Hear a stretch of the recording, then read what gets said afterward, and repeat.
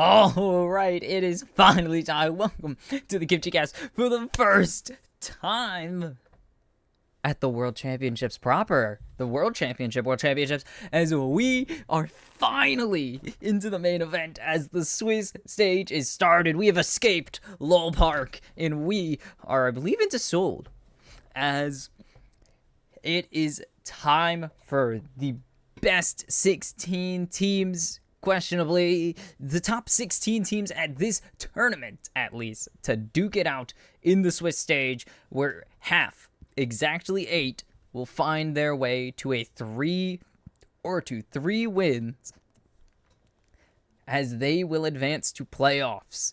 Now, the new system is that it is Swiss stage with advancement in elimination. So not perfect Swiss stage, but, well, Swiss stage, not Swiss tournament.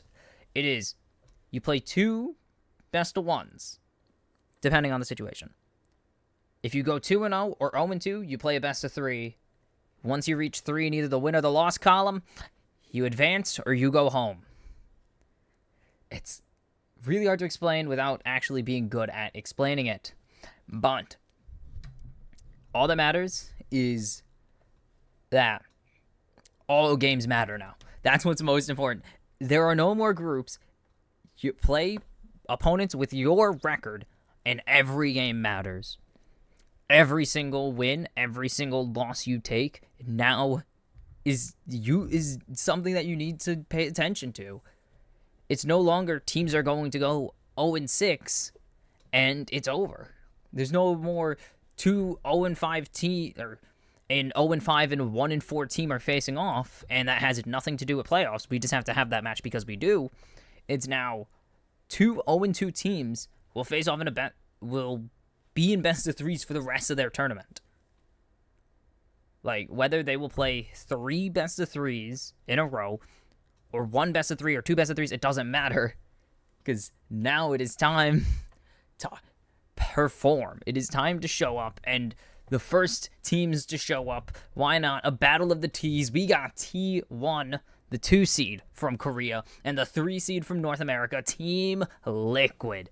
And, oh my god, I don't care who's playing. I just am so excited to finally be in the World Championships, to finally get into the meat of the tournament. It is so much fun, and I'm so excited. And it's all best of 1s for now. It's best of 1s for the first 2 rotations of the Swiss stage. We'll get into the best of 3s in round 3 when we get our 2-0 and our 4 2-0 and our 4 0-2 teams, and this will get exciting. Like, this is going to be fun. It's going to be real exciting.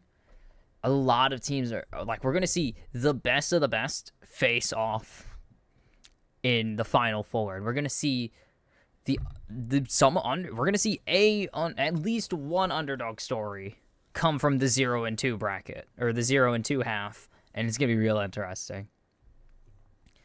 Now, to actually start talking about the teams, T1 are going to be something to watch, because if you remember, Faker was injured in the middle of the LCK split, and it's only about now that they've pulled it back to barely make it to playoffs and then pretty much cruise. And there's Ziggs banned away from APA. And Team Liquid were not expected to be here, really. They weren't one of the teams that were expected to not go through play-ins, at least. That was supposed to be Team Liquid and RG were expected to go to play-ins, and Golden Guardians were expected to be the champions of LCS, and that did not end up happening. And Gumayushi already getting respect on this Caitlyn ban. And the Kalista ban away from Yon.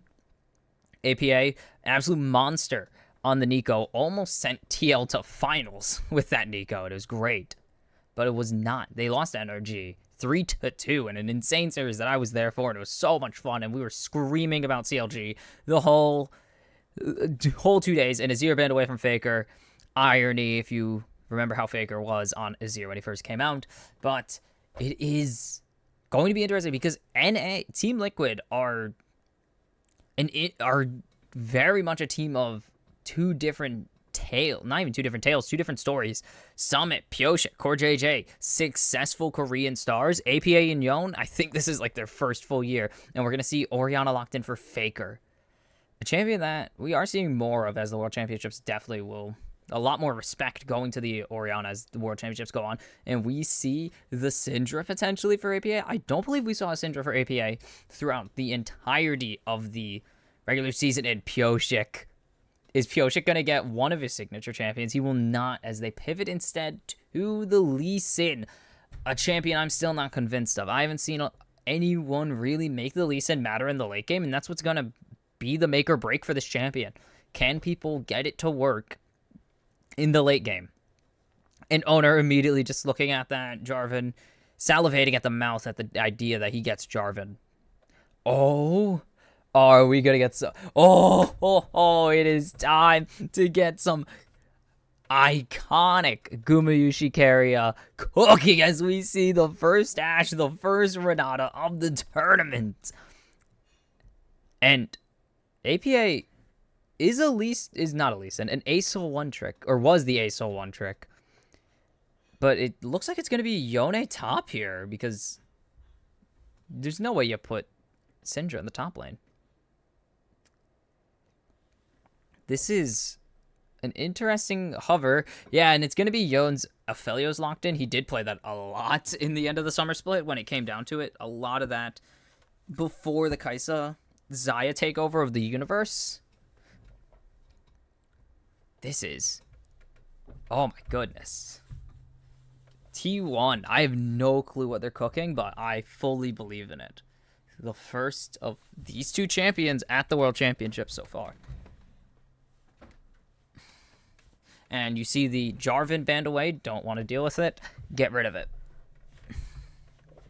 Kennen banned away from Summit. T1 know that he can absolutely cause a nightmare for them if he gets ahead on that champion. What the heck? Sorry, I got something. Ah, that's appetizing.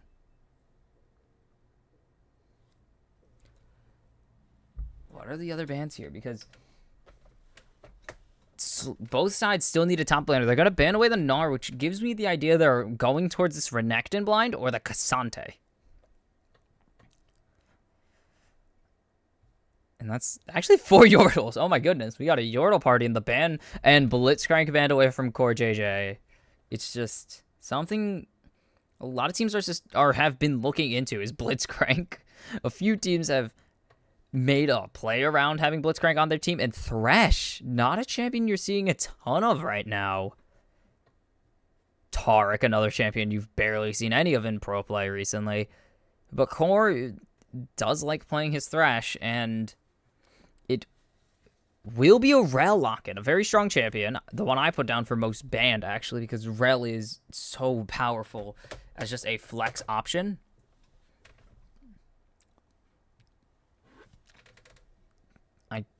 It's going to go to Core, and this is just going to be Owner going back to old reliable on the Sejuani.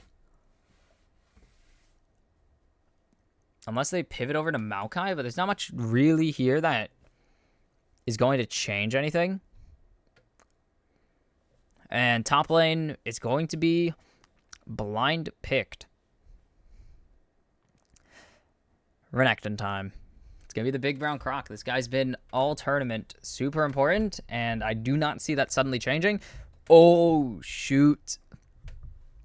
This is Zeus's Jace locked in. I'm interested. I don't think it's the right choice.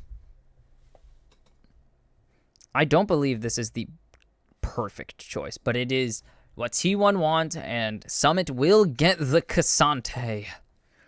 A very safe pick. Very safe, very competent, very good pick.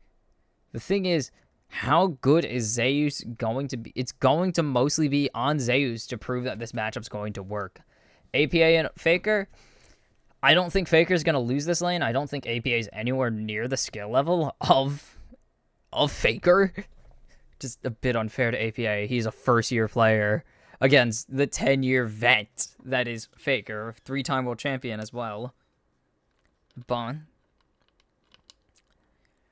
I do think T1 are in a position where they need to prove that this draft is going to work. TL have a very good draft. Like, you can see that they wanted to adhere to the meta for the most part. I mean, first picking Syndra is kind of or second picking, I guess. But your first picking Syndra is kind of a thing right now. And this could be... I mean, I do not believe in TL's ability to win this game.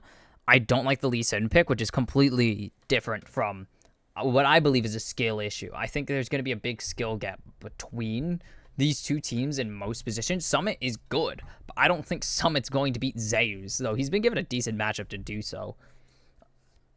But I don't think TL's bot lane's even close to topping T1's. Keria, Gumayushi have been one of the best bot lanes in the world, let alone in Korea. Oops. This one. Whoops. But time for Tonk is over. It's time to prove it as we get into the first game of the Swiss stage, and this feels awesome. I'm so hyped for this, honestly. I'm so excited. And I don't imagine anything crazy happening. These two teams, the level 1 from T1 is pretty useless here. It's insanely useless. I don't see any level 1 shenanigans coming out. TL have a decent one, but can't imagine them wanting to face check a Sejuani, especially with Aphelios level 1, who just isn't a champion really, doesn't have any abilities besides swap, besides his very useful W, I promise.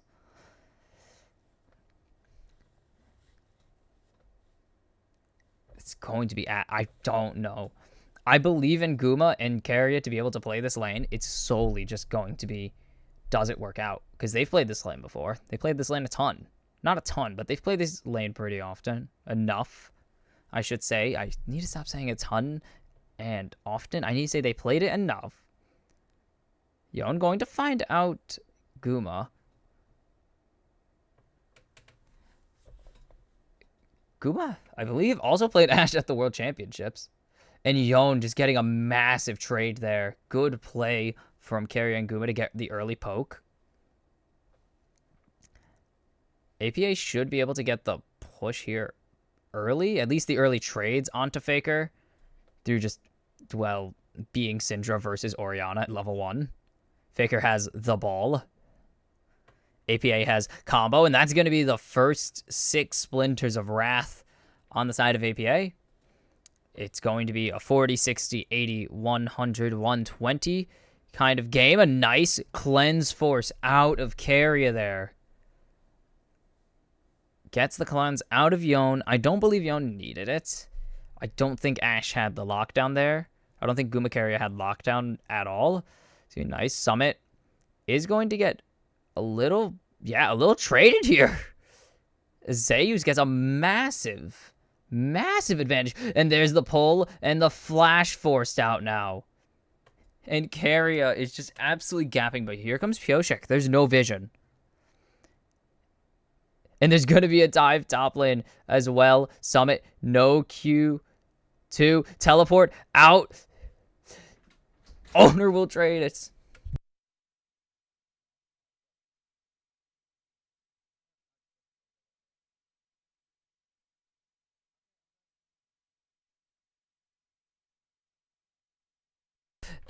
And Team Liquid with a massive play across the map. They dominate. Sorry for going quiet there. It's like to talk. Someone came in really quickly. But T1 take too long on this play. Owner waited a bit too long to engage, and it gave all the time for both members to get traded by Team Liquid. And that's the advantage TL want. Pioshek fully off vision. Core, flash for flash, just gets the auto in time. And Guma's just in the middle of Pioshek and Core JJ. Socksat Core gets the kill, but it is what I mean, hey, kill's a kill at this point of the game, and Team Liquid find themselves with a good early trade.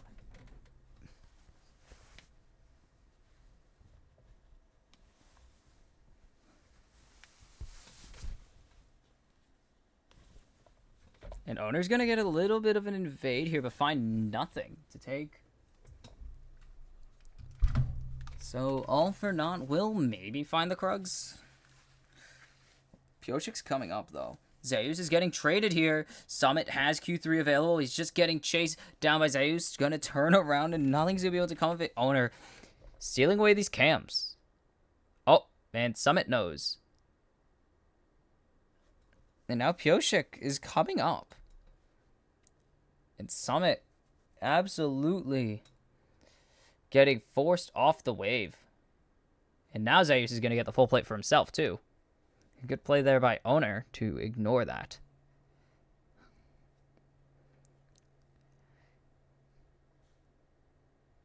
And they've evened up the gold lead, especially since most of that gold is on Cassante and Rel. Nice kill onto APA. That's a very useful kill. But it's just, your Aphelios is behind, and your gold is mostly on tanks. It's not what you want. It's what you gotta take sometimes, though. Faker, nice shockwave trade onto APA to really get this wave pushed out. And Piochik is trying to steal away these camps. He's no idea where he's going, though. Just going to try and trade Owner, which is not an option. Meanwhile, in bot lane, a nice trade is coming through for Guma. Chase down. And Piochik, yeah. Wastes a lot of time there just having to run away. Summit lane mostly going well. About a wave ahead. Should still be able to stay pretty ahead here.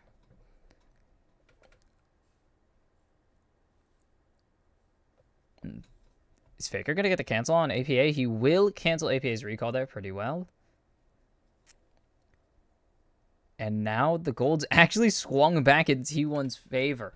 Just by being Jace into Cassante and denying so much early CS on Yone is just a massive deal.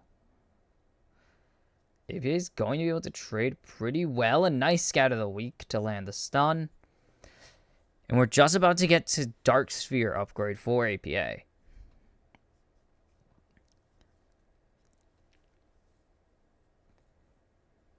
And again, while they did get a nice lead, it's dissipated completely.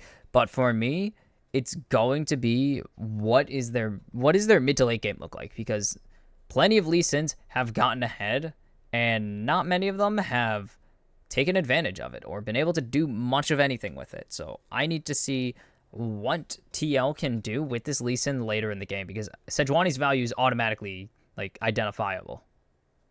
You can already tell what Owner is going to do for T1 here. Owner should also be able to get spotted out here in a moment. He's going to walk on vision, and yep, there it is. Owner is very well identified. It's just going to back. Piochik doesn't have kick, so it's all on Summit to hit the CC. Zeus, no mana. And he's just going to walk away. And Piochik is not going to pull the trigger, knowing where Zeus is. Still doesn't pull the trigger. It's just no Dragon's Rage available. Actually, though, if he comes back, this could be a huge deal. And the all-out onto Zeus. Oh, but Zeus almost trades it, but the smite. The Q, or the resonating strike, will take out Zeus. Well played there by the side of Team Liquid. Herald, is it going to happen? Zeus almost traded that back. That was kind of scary for a second. They do know Carry is here. And Owner's coming up, actually. This could be... Owner is here. Carry is here. Faker has Shockwave. They're going to ignore it, though. This arrow's going to land. And this is the chance. T1 need to push forward. Put the ball on Owner. Nice flash. Q. Shockwave. Goes berserk, and that's going to bring it back, and Faker's going to secure the kill onto Pyosik. And you can run away, Pyosik, all you want, but you can't escape Faker's grasps. And now they're going to dive. A 4v2. Teleport coming in, and that might dissuade the whole play. Nice Q on. Nice accelerated shock blast onto APA as he teleports in. And so they waste APA's teleport again. Well, actually, the first time they didn't even waste it. He just used it and killed them. But APA's teleport is going to constant push in mid-wave. Or in the mid lane. As Faker's going to just shove this out. And then back. So APA will miss part of a wave. Thankfully for him, he's still ahead in gold. And this play, Summit almost goes down in trade, but Zeus just isn't. He knew what was coming after a while. It just didn't matter, really. Just did not get the last bit of damage. He didn't have anything available because he switched out of gun form recently.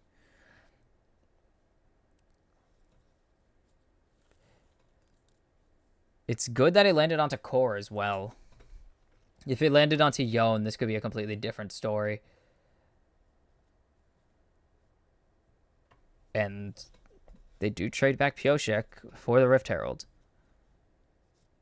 Might not be the value you want, though. Owner's coming back up top lane. Maybe looking on for a play onto Yone. Core JJ is identified. They know Core's here.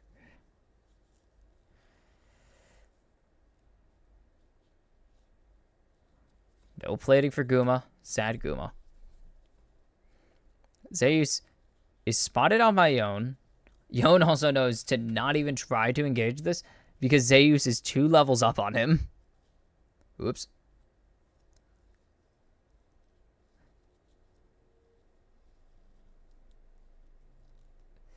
Core is going to be able to trade this back. Zeus might actually get the kill here. But no trade back. Ignite out, flash, and ulti out. Pyosik's coming topside.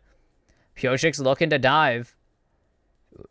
Would be an interesting call here. Herald's going to drop, and this is a dive angle for Team Liquid. But there's no cleanse for Yone. And now it's just Pyosik alone. Going to get knocked back. Nice. Eats the Moonlight Vigil for Zeus. And T1 avoid the dive perfectly.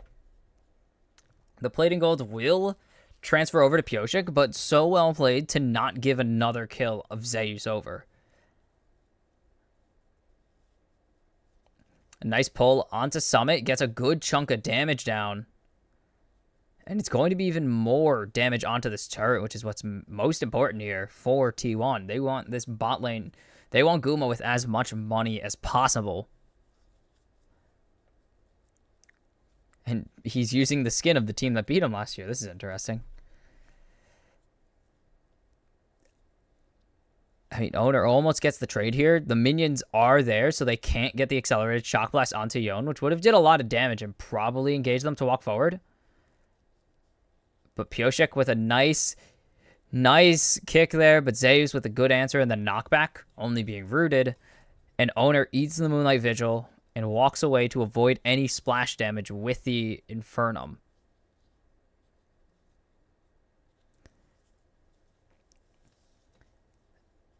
And it's still really close here. TL have the kill lead and most of the platings, but this bot lane has been eating up plates.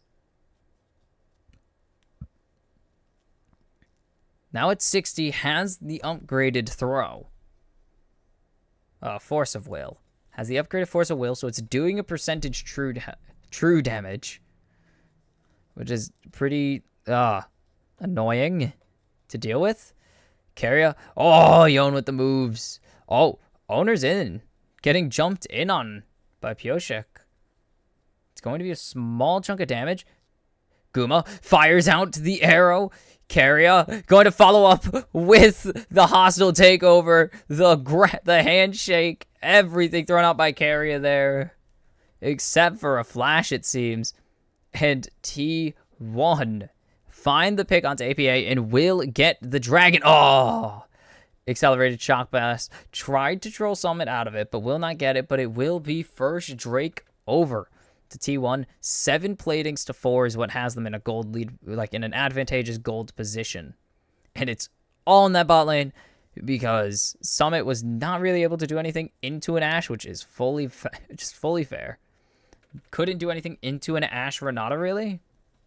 And just accepted he was going to be under turret for a while Yon was farming up top lane. Trying to find a play. And there it is. Hostile takeover with the Glacial Prison. The handshake to pull APA further into T1 with the QW of Faker. And, oh boy, did T1 just find the perfect pick onto APA there. And the rest of TL just ignored. Now the Scout of the Week onto Owner. And it's Herald time. They don't have anything. Zeus is backing. Owner doesn't have Glacial Prison. They're just going to back off here. And it seems they're going to give it. Team Liquid have both Heralds now. As they fall down 1,400 gold. Both Heralds are available. Or, well, the other... First Herald only took out a plating and a half in top lane. And that turret's still standing. They need to break open this mid lane right now. Zeus just going to clear out the wave. Is only 6 minions ahead. And is actually behind in top lane, I believe. The arrow. And flash out of APA. The arrow cross map. An arrow in a dream. And Pioshik is here. Scout of the Week onto Zeus. APA is going to get the solo, and Zeus is going to steal it. It would have got him with the burn, if you were wondering. APA, a nice play from the Fog of War. Pioshik was essential to the play. Yeah, he really was. But Zeus, once again, just on the side of T1 are fine with sacrificing. But that will not be first turret. The bot tier 1 did disappear. Get absolutely obliterated first. Faker doesn't know Pioshik is here. Pioshik, nice insec into the Scout of the Week. But now they're going to have to trade it back. The teleport coming in for Zeus. The flash forced with the shockwave.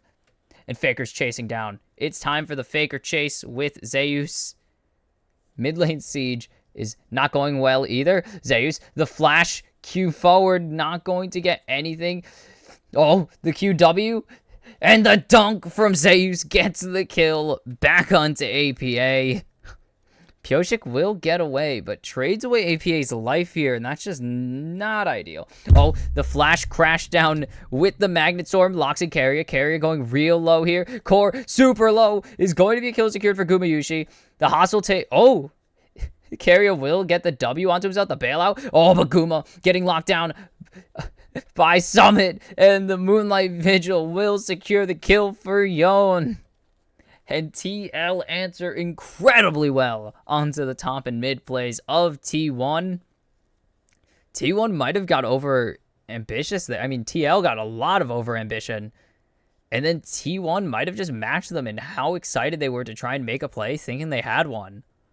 I mean, the top play was great, but this is just disrespectful from Guma and Carrier. Just overexpand. Maybe they thought they knew they had flash available and thought they could get away with it. But Guma's just out of position. He can't run any faster. He can't run anywhere else. The Q throws it upward. Ooh, that was a good Q there by... Good Q3 there by Summit.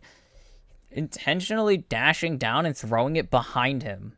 Or not behind him, but throwing it at an angle that just wouldn't have been expected. And now Faker getting dove. I don't think there's any escape for this. There will not. The Scatter of the Week into the unleashed power. And yeah, APA, another kill into his pocket. It will be a mid tier 1 dropped. I believe bot tier 1 will also be dropped with the assistance of the Herald. Nope, no Herald. I lied. Summit taking so much damage is going to... The Glacial Prison didn't even land anyways. Tier 2 traded in exchange for Yon just getting a tier 1.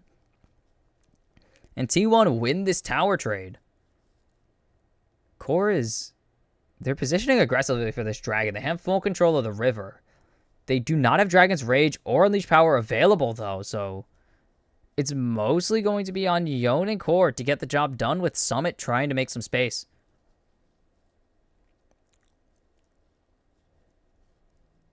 Can they? They're just going to burst it down, and they will not get the steal, and now Yone's going to try and get some damage in with the turrets, and it will be nothing special, actually. TL, just take away the second Drake. No Drake stacking here. So what happens here? Oh. Just walks forward. And they're just going to keep going for aggressive plays. They had the dive available. And very well played on the side of Team Liquid. They are making some advantageous plays. They're really trying to make it advantageous plays because they need to. And it's working out for the most part. They're getting really good aggressive plays. But T1 are just answering in the gold lead. They're answering with a almost 35 CS gaps in the bot lane, like a 35 CS gap in the bot lane, a 30 CS gap in the mid lane. Like, Oder is pretty much matching Pioshek in activity and in farm, and it's going to be really, really valuable for T1 to keep making these plays and just answering with turrets, answering with cross-map plays. If TL are so keen on making these aggressive plays in coordinated aggressive plays in one position. Both teams are playing very well right now, though. There's really nothing to say either team is doing super wrong.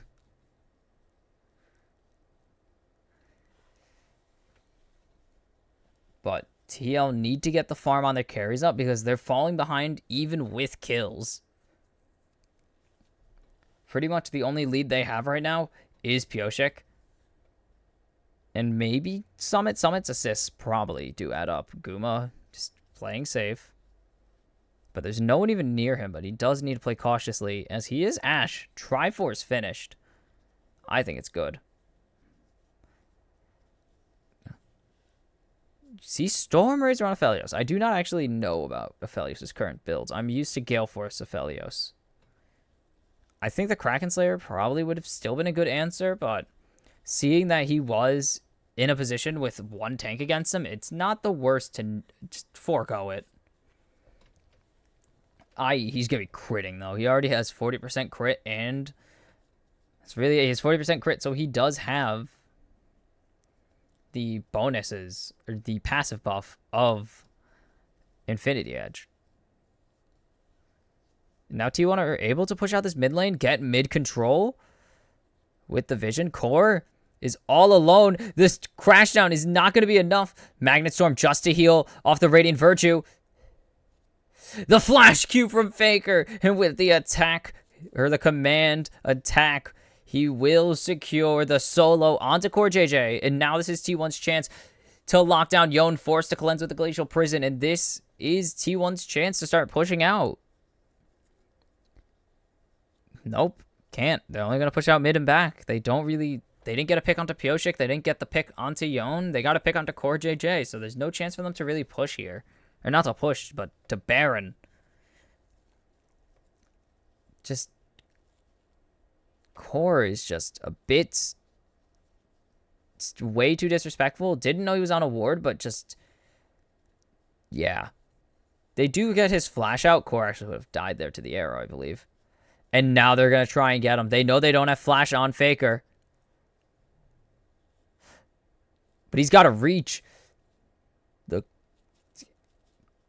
Pioshek's going to land the Q. Faker, this looks familiar, doesn't it? But the crash down after the stun, and with a Dark Sphere APA will secure the kill. And it's going to be a pick onto Faker in the other direction now. And they're going to Baron. They can Baron. There's everything available, though. They have hostile takeover here. And APA is so low. If anything lands, it's over. The stun onto Yone. He has nothing to answer. There's no Glacial Prison out yet. They need to use his hostile takeover, or Owner needs to get in the pit. A nice scout of the week. But it's going to be the first traded. Summit goes down. Carry his ulti, forcing out a flash. Goes berserk! But Yon does get berserked, but he has so many stacks of crescendum. He will secure the kill into Oda with like 25 chakrams chasing him. It's Yon versus the world, though. 3 members of T1 chasing him down. Nothing's going to land, though. Guma, but now he's on vision and shut down for Zeus. Yon does trade 1 kill, but a teleport out from Faker will just go bot lane and start pushing Pyosik, looking for someone to walk behind. The only member of Baron left. Guma can solo. Or Pyosik can land this, actually. Pyosik just can't show. The teleport out. But, wait. They know they're coming in, so they're just gonna... Summit's here. And now Summit needs to start running away. Doesn't have anything to all out. And a teleport wasted from TL for nothing. And this is just a chaos match. They've done TL. I mean, they do really well to pick off Faker here so they can go Baron. And they find the position to Baron. Look at that. That's so well played. And meanwhile, T1 are taking the Cloud Drake. They're second of the game. So Drake stacking, not important. But Yon gets hit and he's not doing any damage at the moment. That's going to be a big deal. With the green and white, nice. Oh, is that Dragon's Rage, actually? I thought it was a Scatter of the Week. Oh, that was an all-out. Wow. But Yon just kills his teammate.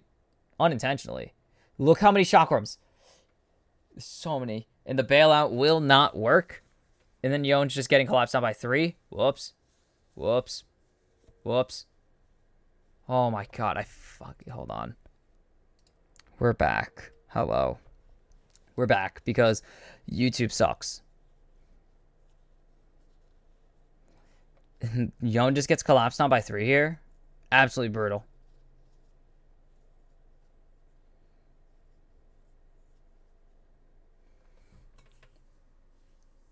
I'll try to fix the problem in between games, but otherwise, it's going to be difficult. Pyosik, only member with Baron. It's negative 500. Nice dodge on the Scout of the Week with the Arctic Assault. There we go. My hair looks so bad. It looks like I have a goddamn, like, pompadour. I don't.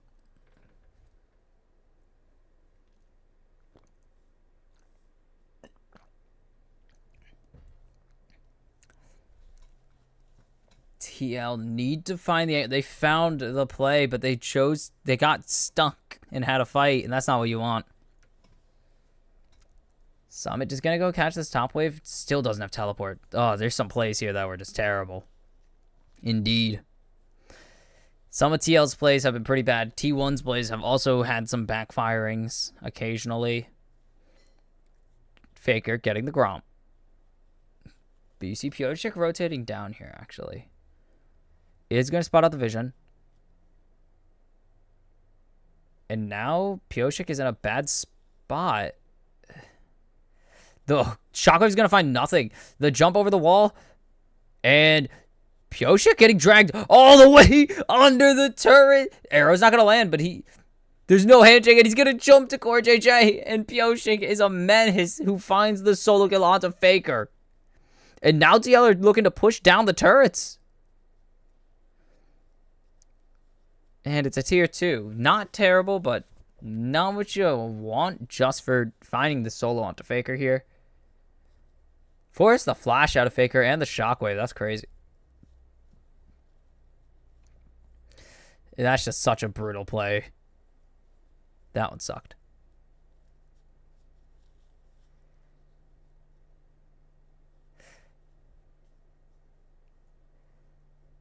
Oh, man. That ward hop to dodge the shockwave is so good.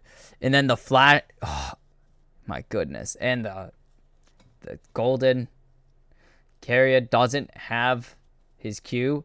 Has the Radiant Virtue. That's an interesting one. I have not seen... I don't think any of us have seen a Renata in a long time. Anyways, in solo queue. So it's nothing new. But this is an insane game one. This is such a back and forth. And now...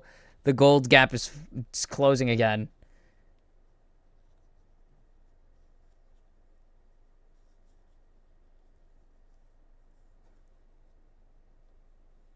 Oh, boy. It's still a 1 minute 30, like 1:30 waiting. It's it's just a matter of time. It's just going to be the waiting game. Who wins the Drake fight? Because if you win, oh, it's not even 1:30. I think both teams are going to. Is it going to be a Baron posture? That's the question. Is it going to be Baron first, then Drake, or are T1 going to wait for the dragon to spawn and then try and get a Baron? Because they can also get a third dragon simultaneously, as we are crossing the 30-minute mark. We're nearing the late, like we are almost in late game. LDR finished for Guma. LDR, even with one tank, LDR is pretty much needed. That's perfect for, that sums up ADC. They're just going to deny T1 vision. They're going to get or TL vision. They're going to get vision in the enemy jungle. And Pioshek gets the Sonic Wave onto Keria. Owner's going to get chased. And now TL are retaking the river.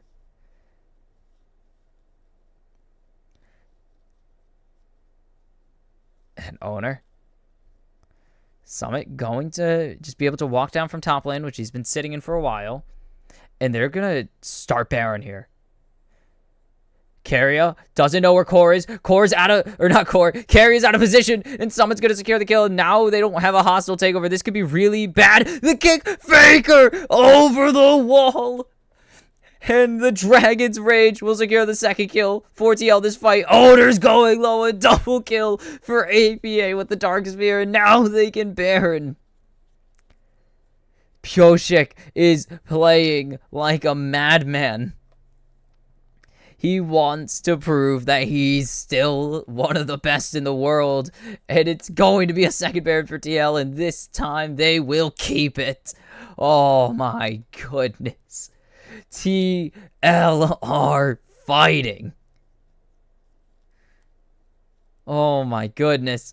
A 3-1-7 game. This is the game I needed to prove Lee Sin's going to matter at this tournament. Pioshek with no regards at all for himself. He is playing some psychotic League of Legends. An incredible catch out here by Core onto Keria, who just face checks his own jungle, assuming no one's going to be there. And just what a ward hop. Oh my god, not even Keria. Oh my god, Pioshek. Incredible plays by the Team Liquid jungler. And this is why he's a world champion. And you see TL popping off in the backstage. Is that Huni? Wait, what? That's so much damage. Zeus needs to keep this going because he kind of is that damage security. Oh. And winning this game does matter a lot. APA going real low. Zeus landing some absolute just banger shots. Summit should get this turret here too. Has to run away. Nice dodge on the shockwave. But he only has an all-out available. And he's going to get knocked back away from his target. And Faker will secure the kill onto Summit. This should be a tier 2 falling in mid, though. They spent so much. They only have the hostile takeover available. Pioshek just going to kick Owner away. But T1 get what they want. They get T1. Oh, but they still get the dragon. They thought they stopped TL. And look at that. Level 16 for Pioshek. Owner is just not. Pioshek is just going super aggressive. Owner getting hit by the Sonic Waves, but I don't think the resonating strikes are going to come through. He has a ward, doesn't have Dragon's Rage, so it'd be a waste. It would be such a waste of everything to go for a goddamn insect with no kick. And Team Liquid are in full control. They only lead by 1,500 or so. 1K now. I think it's actually 2K. They went up. I counted the wrong side. And then nice all out to dodge the arrow, but Zeus just hits him away anyways, and Summit just has to get out of there. But Team Liquid are taking full advantage of, well, their advantage and are pushing with the Baron. They're playing mostly well. Look at that damage, though. The damage charts will tell a different story to what the game is. The game will tell you Yone is picked up a few very important kills, and that Pioshik is playing like a psychopath, and it's working out so well. Look at half-healthing Yone. That is the danger of Jace these days. Like, that is how strong he is. And that's what you fear when you face a Jace. A level 18 Jace, so he has all that AD buff, that natural AD at least, all his leveled AD. Summit will finally get that bot tier 2. And now Team Liquid can push. APA barely escaping with his life. That probably would have been Owner jumping forward with the Glacial Prison had that landed. And APA would have been in very much a boatload of danger that I don't know if he would have escaped. Ash has four items now, but what do you go last? So much. Like, this Ash, Guma's gonna have to take over this game. Pioshik in a bit of a pickle here. Nice play. Pioshik gets out of there with his life, and that's what matters.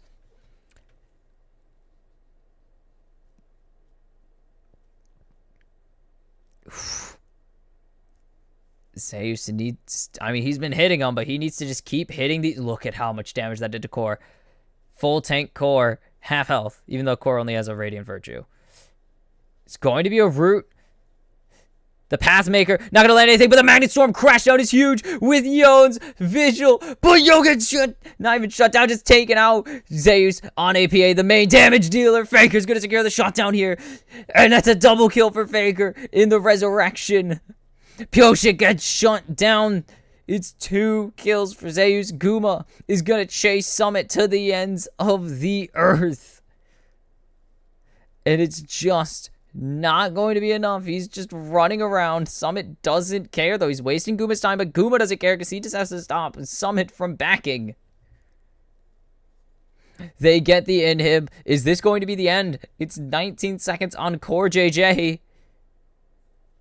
And there's going to be no recall. And T1 in a chaotic game 1 take their first game of the tournament. Absolute chaos as T1 go 1-0. Series win. That's not a series win, but absolute chaos. Like, absolutely crazy League of Legends. And Team Liquid had, I mean, they really did find some insane angles there. They found some crazy team fights. But in the end, T1 will take the game. We'll go 1-0. And that matters a lot because that delays your elimination match. The only goal is to really, of the Swiss stage, is to delay your elimination matches. Yes, obviously it's to win 3 games. Obviously it's to win 2 games and a best of 3. But it is to delay your losses for as long as you can. As long as you are 1-0, 1-1, like, as long as you go 1-0, you're guaranteed a chance to advance before you get eliminated, before you have a chance at getting eliminated. And for Team Liquid, I mean, if they're gonna play like that, they might find a win here against some big opponents. Like, that was an insane game. They took Team Liquid, they took T1 for a ride at some points there. They really took T1 on an adventure. And so, I mean, keep playing like that and maybe you'll find things. T1 embrace the chaos after a while, which is really weird to see. Like, to just start scrapping. To see any teams just start scrapping. And it was crazy. But, for the time being, well, at least for one day, Team Liquid, winless, T1 undefeated as we head to game 2, which is C9 versus Mad Lions. we'll be back. Alrighty toity, we are back for Game 2 of the World Swiss Stage, Round 1, the 0-0 round, if you will, as we have Seed 2, C9, versus Seed 3, Mad Lions. I don't know, honestly. I don't think C9 are very good. I saw them live. I didn't think they were very good. I saw them before. I saw them at the finals. I thought they weren't very good. I'm just not really bought in. C9 is not a wild card, more so than they are just a team I can't really find a way to believe in. Same with the Mad Lions. I really don't believe in the Mad Lions either. I don't think they're a team many fans have hope in, as they are the Mad Lions. They're historically not great internationally, besides one MSI appearance as we get into draft. And I have different reasons for that. Mithy is the coach of C9? What? Okay, I'm just learning that. I just think C9 they have a weak top and mid, especially because their mid just got in serious trouble with Rito. That's unrelated, actually, at all. I think Jimenez, honestly, that doesn't matter in this situation. And Ivern banned away from El Yoya. Very interesting.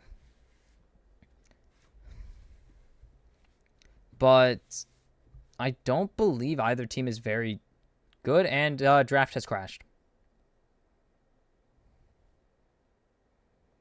I believe the draft has crashed, so we will be restarting it.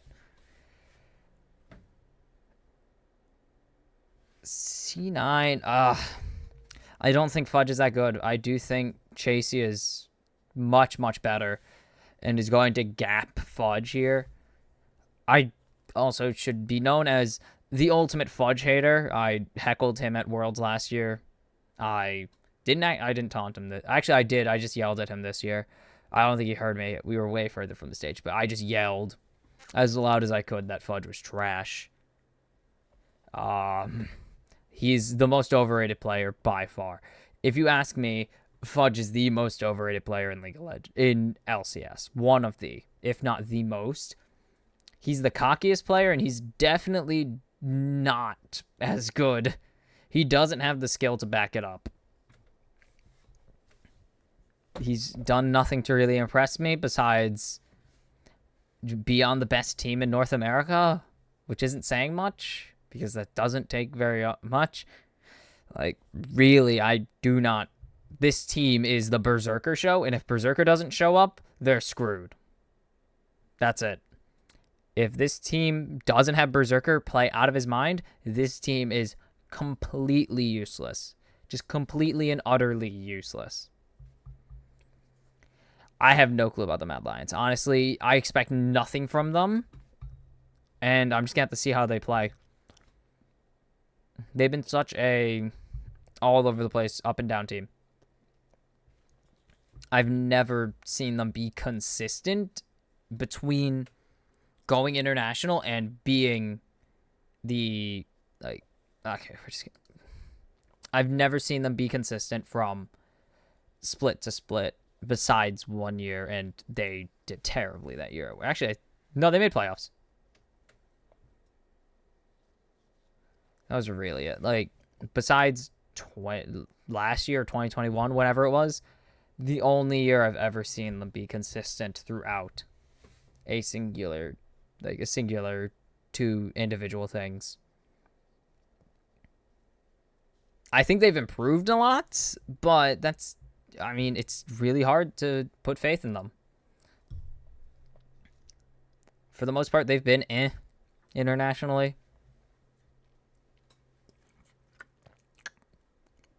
So this is two teams that, to me, need to prove something internationally. C9 really haven't made noise in 5 years, and that's not a good thing. I believe they clapped Gen G in 2022, which is really weird. Or 2021. That year was really weird. We see the Ivern banned away again, I believe, because that was already locked in. Oriana banned away from Jimenez.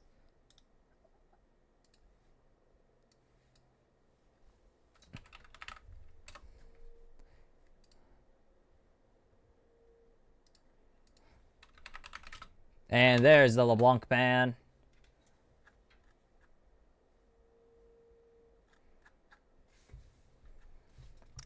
Azir getting a ban here from C9 onto Niski. Yeah, they've been pretty bad internationally. Anyways. LeBlanc, an interesting ban, as LeBlanc hasn't really shown up at this tournament. I mean, once, I guess. It did show up one time. Nope, they got 3-0. Never mind. My faith in C9 was very misplaced, even in previous years. Maokai banned away, and this is going to be an immediate lock-in of the Talia. Something I was really hoping we'd stop seeing, but it seems that C9 want to keep it going, and we'll just immediately lock in that Talia. As, yeah, Mad Lions lock in something a bit more valuable with that Rakan. At least they should. I think it's way more valuable than most picks. It's insanely good. It's just such a good pick. Why would you not? And this could be the Xayah locked in. This is just an ADC lock-in moment or a jungle. You could take Seju here. I mean, that's really Seju, Jarvan. If you really want the Lee Sin, and it's going to be Aoyoi on the Jarvan. I do think it's more important to get with the Rakan. I think it's more important to get the Jarvan or a strong jungle than it is to get the ADC at times. It depends on the situation here. I mean, obviously, it depends on the situation of the draft. If the enemy already has an ADC locked in, you have no pressure to lock in an ADC. But it doesn't even seem that they have the pressure to lock in their jungler yet, as it will be Fudge on the Cassante. Menez is kind of in a position to make or break this draft. It's jungle or ADC. It's like, you got to lock in. Yeah, you got to lock in jungle or ADC here, and they will take their ADC. Berserker will be seeing the Xayah. And is this just... Oh, Evelyn. Good hovers, good hovers. Good hovers. Niski's having a good time here. Should just be an ADC match or a mid lane hover here. Or a mid lane lock-in. With the Kai'Sa available, they will take the Ezreal, actually. And that's interesting.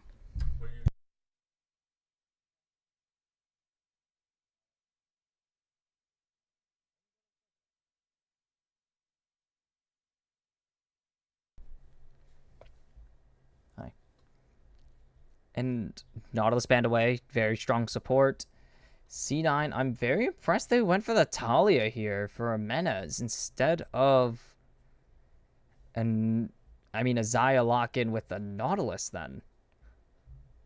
Just does seem like a less valuable draft. Talia B1s have been pretty useless this tournament. I've only seen it used effectively once. Chasey not going to get his hands on the Rumble this game. And now it's really just down to ban a jungle. Get rid of Sejuani. Like, get rid of Sejuani, get rid of Rell. One of the two. You might just have to leave the Alistar up, though. That's going to be the downside for Mad, is they're going to have to leave up one of the strong supports or one of the jungles, and they will take away the Rell, giving C9 that opportunity. What? Okay. Giving C9 that opportunity to lock in the Sejuani or and the Alistar, I should say.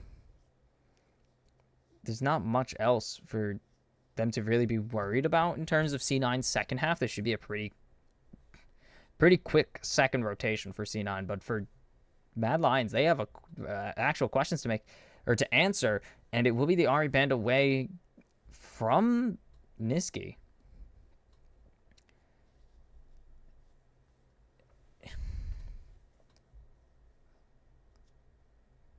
Oh god.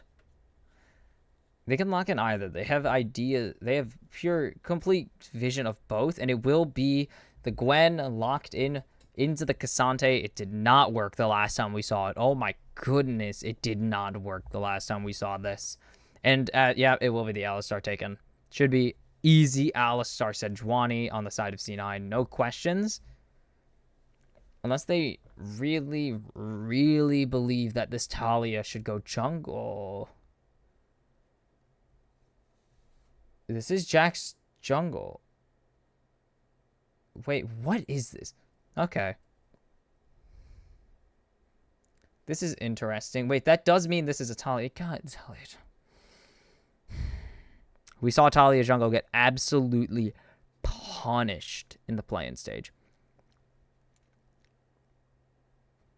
What the?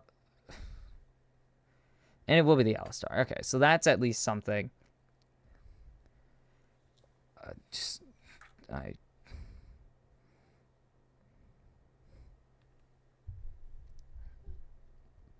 Such a... And it's going to be Syndra. Yep. Silas would be an interesting choice here. But into the melee matchup, you should just take a Syndra here. Yeah. Syndra Victor are really the only options left on the table for the Mad Lion, or for Niski.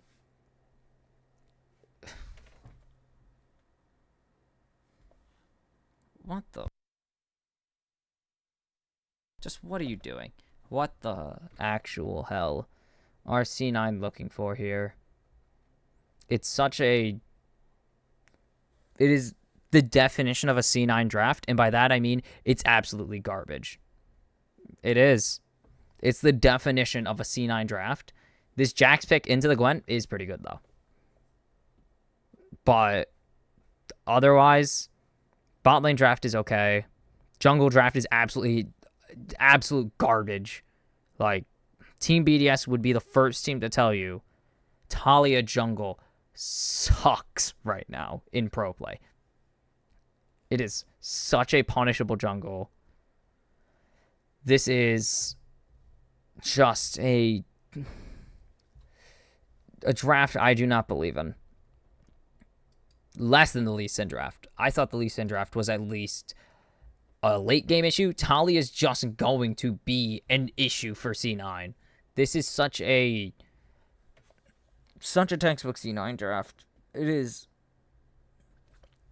the definition of what I expect from C9, and it's nothing.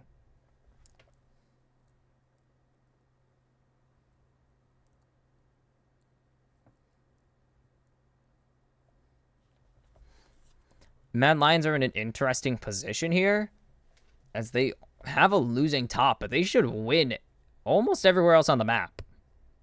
They should. This Jarvan will decimate Talia in jungle, and if they don't, it is purely because Mad are truly the bad Lions. Seriously. I don't even think into the Jax Chasey's gonna have a problem. Even into a matchup that Chasey shouldn't win, I think Chasey still gaps Fudge. Fudge is such an underwhelming player. Such an overrated, underwhelming player. And that's a good featured matchup, actually. These two teams are very jungle-centric.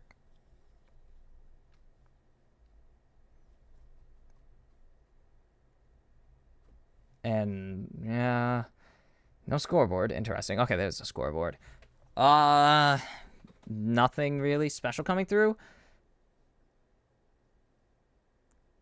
I don't see many losing matchups for the Mad Lions here. And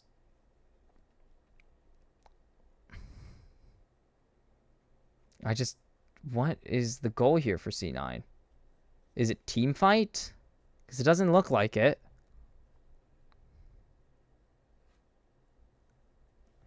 I don't know. C9 have the uphill battle to fight. Niski, yep, going to take this advantage to run the first strike into Jimenez. Not going to really be able to take full advantage of it just yet.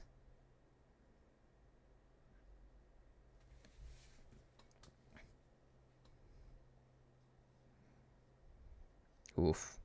This is going to be interesting. At least it's going to be something to watch, but this Jarvan, yep, this is exactly what we expect from Jarvan. Oh, yep, this is exactly what... Yep. That's it. There you go. That's the downside of playing Talia into Jarvan. You first pick Talia. This is your punishment. He is going to get his chickens done, but you're already flashless on Talia. Already flashless. A good invade by Elyoya. Still wins. Doesn't burn anything. Doesn't even steal anything away. Still wins. Because Jarvan doesn't care. He's level 2. He's reached what he wants. It does not matter. Amena is going to get a nice trade here. And going to get Scatter the Weak. Does not get the punish, though. That doesn't get hit by the stun. The orb was behind him. Hilly's up here. Jimenez might have to flash, but I don't see an angle where Jimenez is so pushed up that... And Fudge should be able to get the push here. Not a hard position to get push in. You did save the counter pick. And Niski's just going to take just take a trade. Not even going for splinters just yet.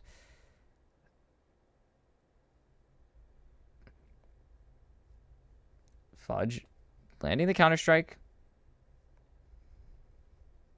Besides that, Elyoya is going to be very behind in pacing, though. He's going to get double scuttled here. He gave up so much to actually take that early fight. Yeah, now Jimenez is just going to be able to get this. This is going to be a double scuttle for Blabber. Crabman himself, not shocking that he goes for it. Karzi, a nice root there by Berserker. Karzi standing right on top of the feathers. Probably not giving the respect he should to Berserker, who is easily the best player on this C9 team. Without question. Is going to be the difference maker for C9 this tournament. And as always, is the difference maker. Splinters of Wrath taken by Niski. About to hit 20, which doesn't do anything. And Elyoya just had a seed early pressure because he gave so much of it for nothing. He didn't do much with that pressure either.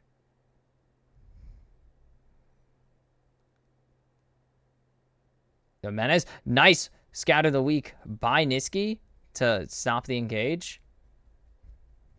Chasey just going to sacrifice a bit of the wave, but still it should be pretty even with Fudge. Fudge not really in a position to kill just yet.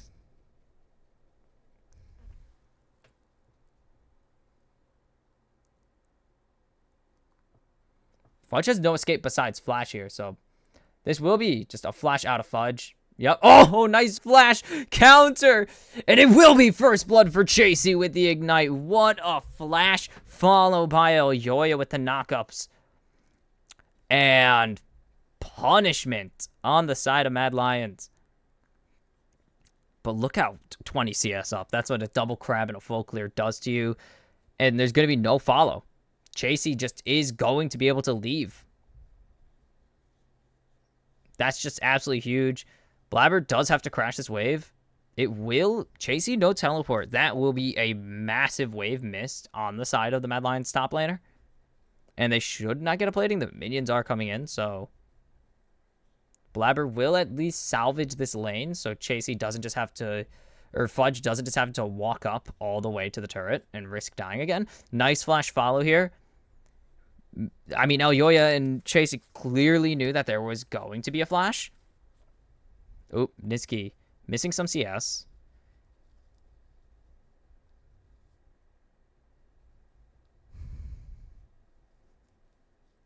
And now Blabber is just going to sit here. Chasey isn't a bad spot right now. This could be a good play for Blabber. Chasey should not get over aggressive. Gets a ward. And you see that Blabber's backed up. Blabber, I believe, is in that second brush now. And he's just waiting for Chasey. And Chasey knows something's up. At least something is up. I don't know if he knew where Blabber was, but he knew something was going on. And he will clear out that. We'll survive. And now Hilly's up here. So now it's Hilly's turn to return the favor.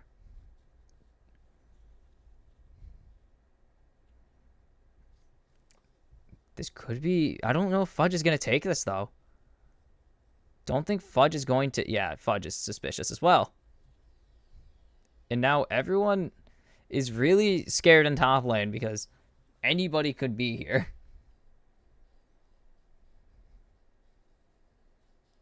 Chasey just slowly, and Hilly's just going to help push out this wave.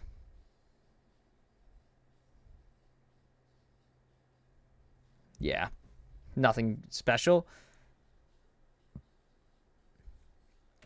And because Hilly's gone and they kind of knew he was up there, C9 will get the first plating here in this bot lane. Should. Oh, Berserker. Not really able to without risking a lot of damage on the side or coming from Karzi.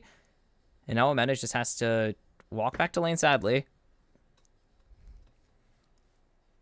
Niski not going to go for anything. And this should be a push in. Niski has the first upgrade now. And that will be the second charge of Dark, or multiple charges of Dark Sphere. Dark Sphere. Yeah, Dark Sphere available for Niski. Elyoya going to get caught out a little, but doesn't really care.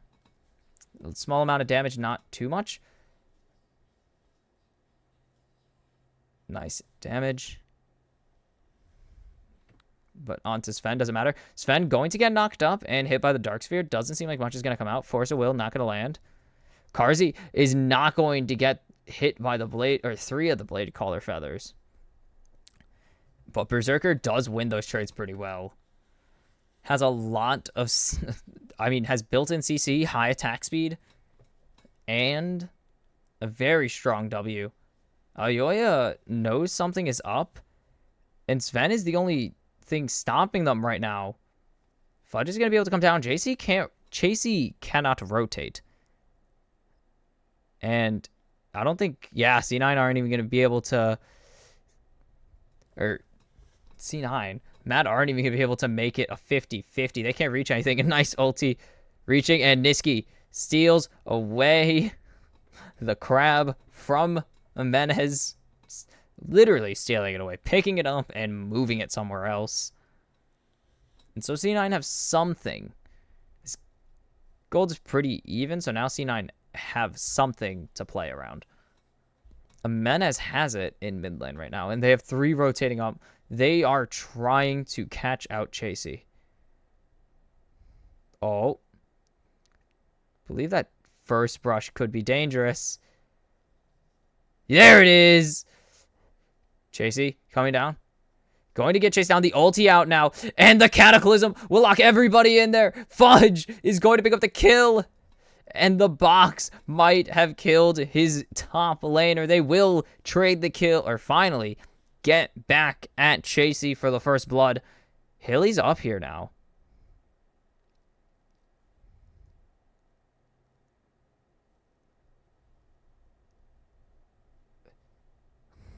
Fudge has flash available. Flash now out, but the quickness comes down. The ignite out. No healing, in the Q will secure the kill onto Fudge, and they will trade it back eventually. Again, it's just a series of answering kills. And now Chasey's going to be able to push out this wave. Fudge does have teleport here. Blabber's coming down. Karzi might be in a bad position.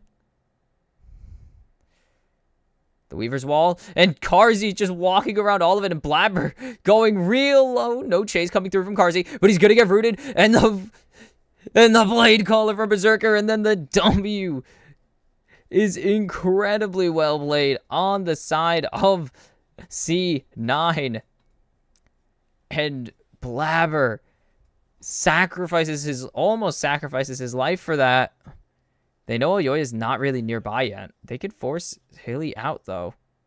But there's no chance Elyoya is going to even come close. And with no ADC, it's going to be another free objective for C9. And C9 are playing this pretty well for the most part. They are making use of Talia as much as they can, and clearly it's working out. I mean, how... Okay. Carzzy had the moves and got way, way, way overconfident. Like, has the dance moves, but way too confident in this kill. And the auto from Berserker, the W, the EW, is all that Berserker needs to secure a kill. Just way, way, way too confident. Chasey spotted out. No steals. And now it's just going to be... They find nothing. Because Elyoya has put so much into trying to get Blabber behind, and Blabber's just ahead. Hilly might have found... Hilly is just not in a good position. A nice flash quickness away. And it's going to be a lot burned to escape there, though. So, a good trade for C9. No quickness, no flash now on the side of Hylissang.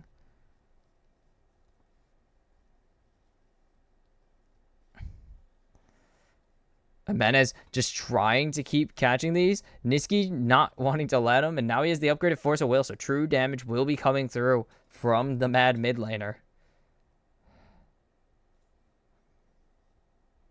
Carzzy's just kind of here. As long as Berserker's not wildly ahead, Carzzy's going to be fine. Niski going to get a second plate and a teleport out of Jimenez. You see Carzzy getting diffed here by Berserker pretty much. I mean, as much as he can. One kill does hurt. Chasey not able to really trade as hard as Fudge can. Blabber's looking for another pick out. Chasey needs to be very careful here as they're pulling up another play, and he just doesn't have vision control here.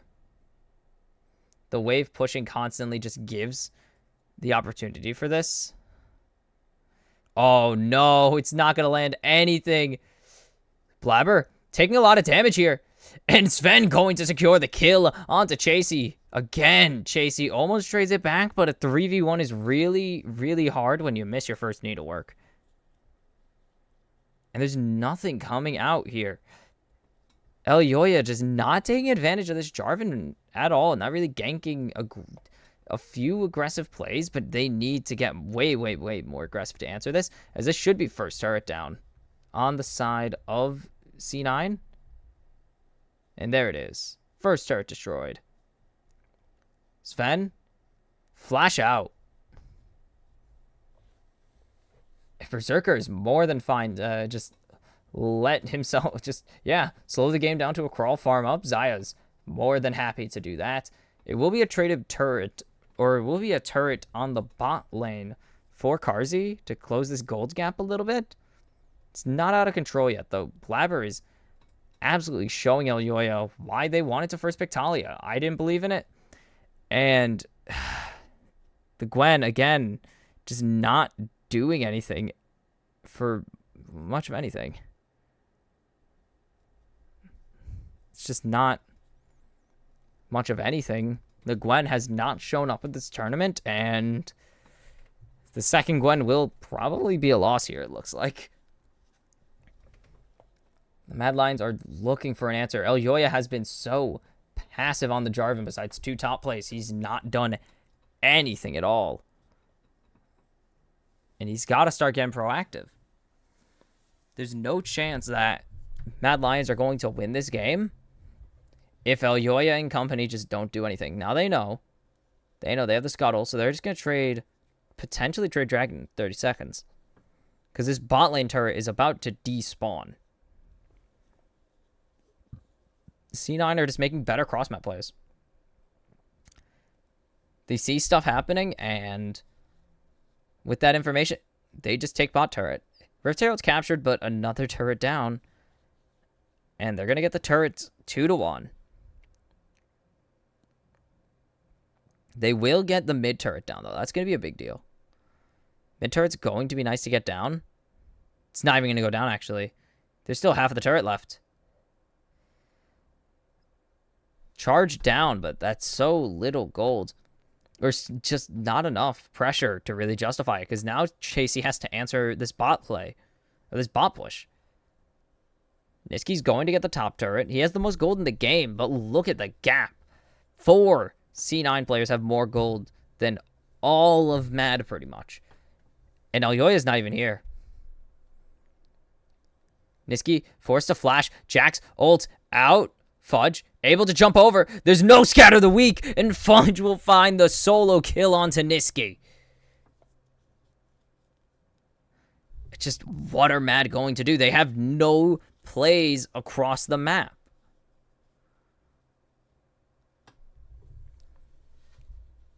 Just where is the play? And Niski disrespects Fudge. Just completely. Just doesn't respect the Jax at all. Jax has all his spells available, and just Niski face checks him.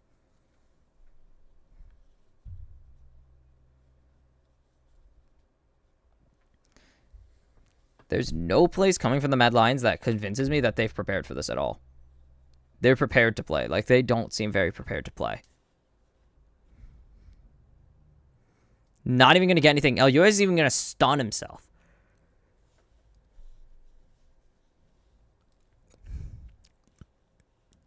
Just they need to find an answer. I think the Kai'Sa would have been the better choice here. Hilly and Sven are staring each other down over a ward. And there's the play. Hilly's in a terrible spot. Is he even going to get the ward? He's going to get the ward. He wins. Hilly wins supportal combat by getting that ward down. Absolutely massive. This mid turret is so low. The Mad Lions are really going to need to just take this. They can't leave this up. There's no chance the Mad Lions can leave this up and continue to play this game. They will trade. Actually, they won't even trade that. They'll even out the. They'll take the lead in turrets, and all the tier 1s are down on C9. It's hot. Whoa, that absolutely messed up my camera focus. Holy cow! My camera focus is completely out of focus. What the heck?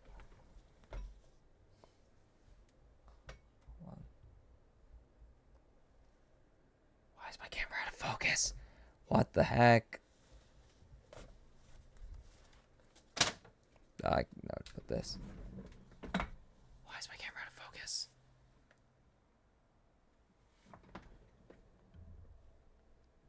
It's become nearsighted. The Weaver wall coming down, not going to really do much of anything. As Elyoya can still walk around it. Noises. The Baron's up. No one's taking that Baron just yet. Dear God. There's no one taking that. Why is my camera out of focus? Oh, I gotta fix that. Damn it. Yeah, it's out of focus. Okay. So I need to fix my camera. I'll do that simultaneously.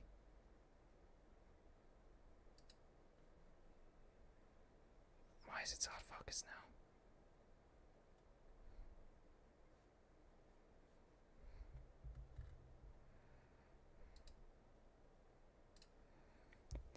But C9 are very ahead.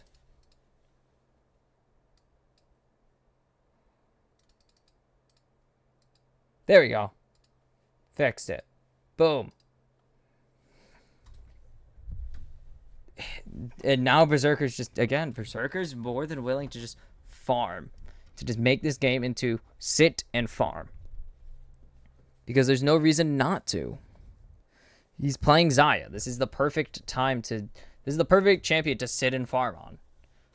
So it's going to have to be an answer from Mad Lions, and they haven't been very keen. They haven't shown very much willingness to do that.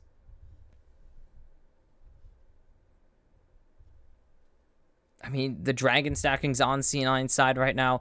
Gold is barely in C9's favor. They have turret lead. But they have gold in more important places. Karzi with a nice jump.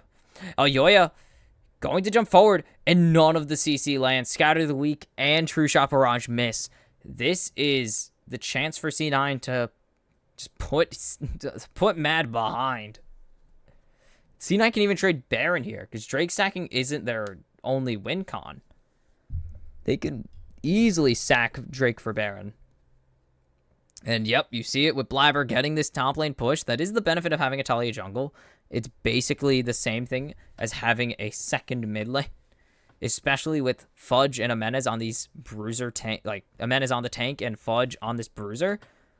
They have a very safe 1-3-1 with 2 tanks mid with Berserker, while Blabber and Fudge can rotate very quickly to the mid lane should fights break out.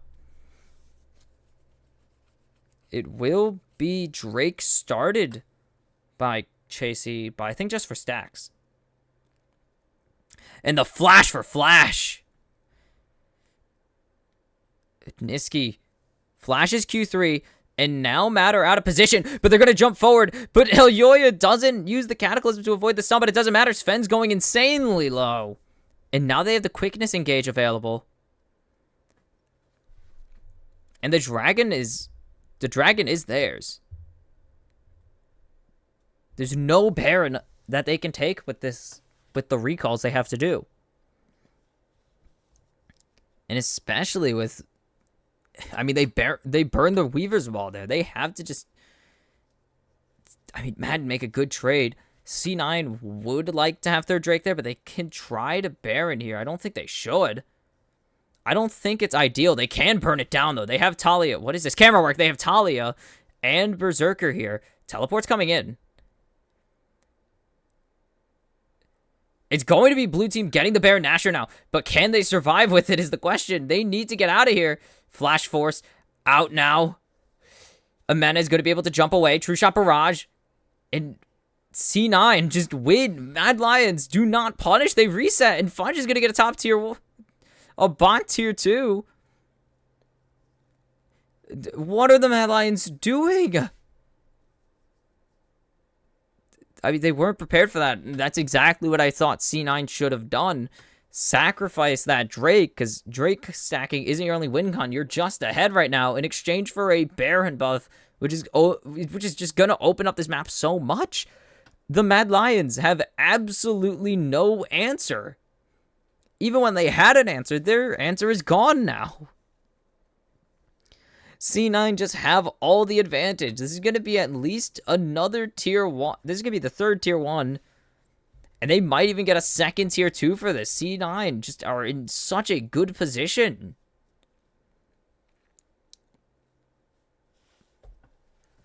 Just what on earth were the Mad Lions thinking? Just resetting after that play was not the super ideal play.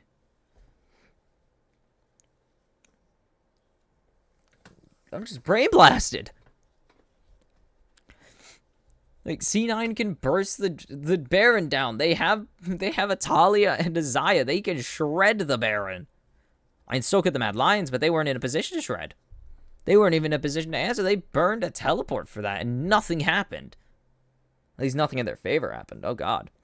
And Fudge was just allowed to split. There was no fight that broke out, so Fudge never had to... They knew they had all 5 members of Mad going up towards the Baron, so Fudge was just allowed to split.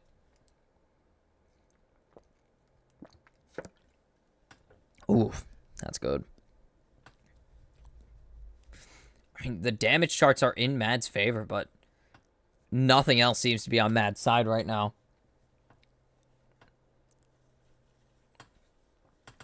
And as we enter 25 minutes, this is kind of where games have been ending. Just around. A lot of playing games were only 30-ish minutes. Some reached 40. Elyoya is going to get CC chained here. Is going to get the gargoyles. And now the running begins. Hillsong in no position to really play. Has to use the quickness and the grand entrance to lock down Fudge. And the Mad Lions are still searching for an answer.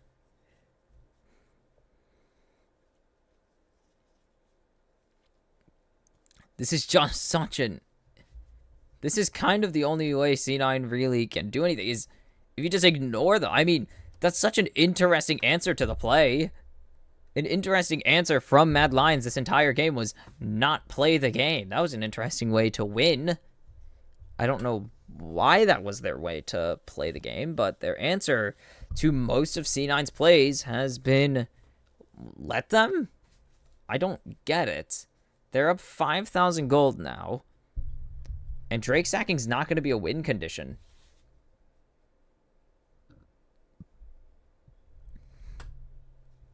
Like, there's no win condition I really see for the Mad Lions right now. Like, Karzi's behind. They're kind of even in items, but a 30 CS gap is really, really bad no matter which way you cut it.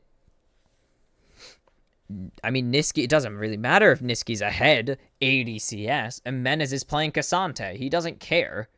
Fudge is massively ahead of Chasey. Chasey just has not been able to play, drafting Gwen into the Cassante, which didn't even work the last time I saw Gwen drafted into a Cassante in Pro. And Hilly is just forced to flash. And now Fudge is all the way behind. They can just run into them now.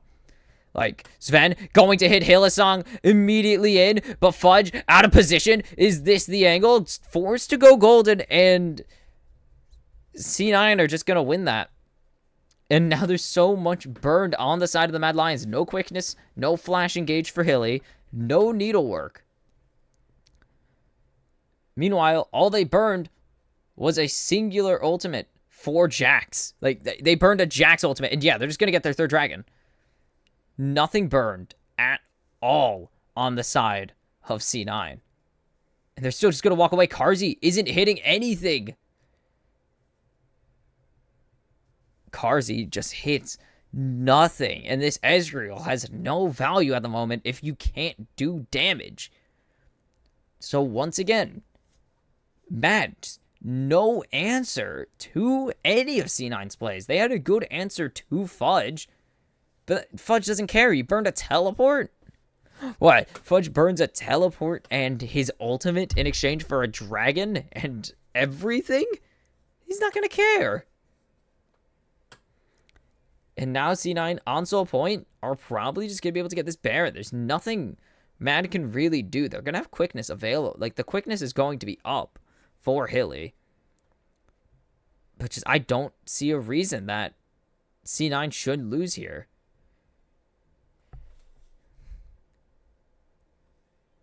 It's just such an easy answer on the side of C9 now, as Hilly's just out of position again. He's just going to get juggled. Like, what are you positioning for, Hilly? You are so far forward into 4 members of C9, and this is just going to be a Baron attempt. There's nothing that C9 need to worry about, because Hilly is just running it down. Karzi's not going to be able to steal it, and now he's just going to get all outed on into Menace. Should be able to get this kill as the rest of C9 are coming in. Weaver's Wall, he follows it all the way down. Berserker's just going to flash and they go on a killing spree. And now it's on to Elyoya. Nowhere to go. Double kill for Berserker. Chasey is going to just stare down a singular turret as C9 are opening the base of the Mad Lions, and this should be the easiest win of the tournament for C9. No questions asked. There's already an inhibitor down. They got the Baron at their backs. This should be free. And it will be. The first turret's already down. They're going to jump onto Blabber, and he's just going to go golden. He doesn't care. Berserker going into the Featherstorm isn't going to be able to take any damage. The Mad Lions are just covering for the first turret, but it's not going to matter. Chasey flash forward, hits absolutely nothing, goes golden. Niski is just getting jumped on by Fudge, and there goes a double kill for Fudge, and C9 will smash the Mad Lions somehow in unbelievable fashion. And we'll go 1-0 in the Swiss stage. Just what on earth was that?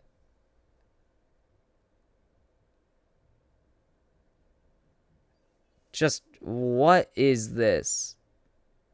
Very sweet. C9 and the Mad Lions.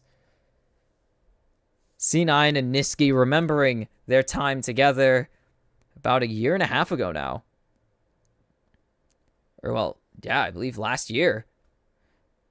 And they're going to get their first win as they advance to the 1-0 half of the Swiss stage. And, I mean, yes, it was a dominant win. But was it impressive? Was anything super impressive from C9 there? I honestly don't know. I'm biased against C9, yes, but that win was just such an anti-climax, such an underwhelming win. there really was nothing happening. Or nothing I consider... I mean, nothing super impressive. I don't think C9 did much that game that blew me... Not even just blew me away, but just... They didn't do much that game that seemed to have any larger implications for their tournament. Their play style didn't really seem to change. They did seem pretty comfortable with the flexibility, which is something that a lot of teams have gotten a lot better at. It's no longer just a G2 thing, an FPX thing. A lot of teams are a lot more comfortable and seem way more confident in the ability to flex champions who are multi-role and draft them early to create that draft pressure. More teams are going to go for that. And that's what they did with the Talia. They kept the mid open. They kept mid jungle ambiguous. They let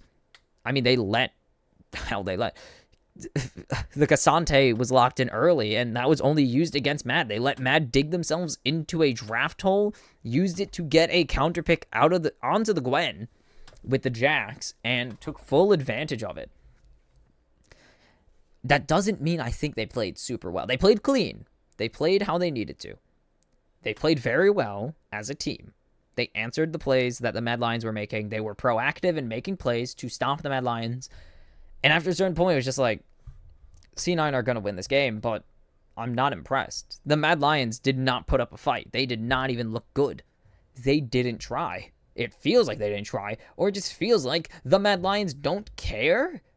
They have a Jarvan, and they made one proactive play all game, and it was a first blood. It was a good first blood. It was a good play onto Fudge, who was pushing very hard. They could punish that because Elyoya knows how to flash follow with his EQ. Good. What did you do after that? You did nothing. You allowed Blabber to reach 6, take over the game. You allowed, unpunished, 2 lane ganks onto Chasey, and you didn't punish once. You didn't go bot lane once to punish a pushing bot lane. You didn't go bot lane once to help out Carzzy, who was just getting absolutely pushed in all game. You didn't go mid to try and get some pressure back. What are you going to do? What is the point? C9 didn't play that well, obviously. They won the game. They played well enough to win the game.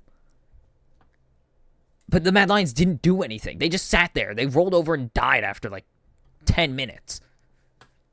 They saw Chasey got dove twice and just gave up. What am I supposed to be impressed about? You beat an opponent who didn't do anything all game? Whatever.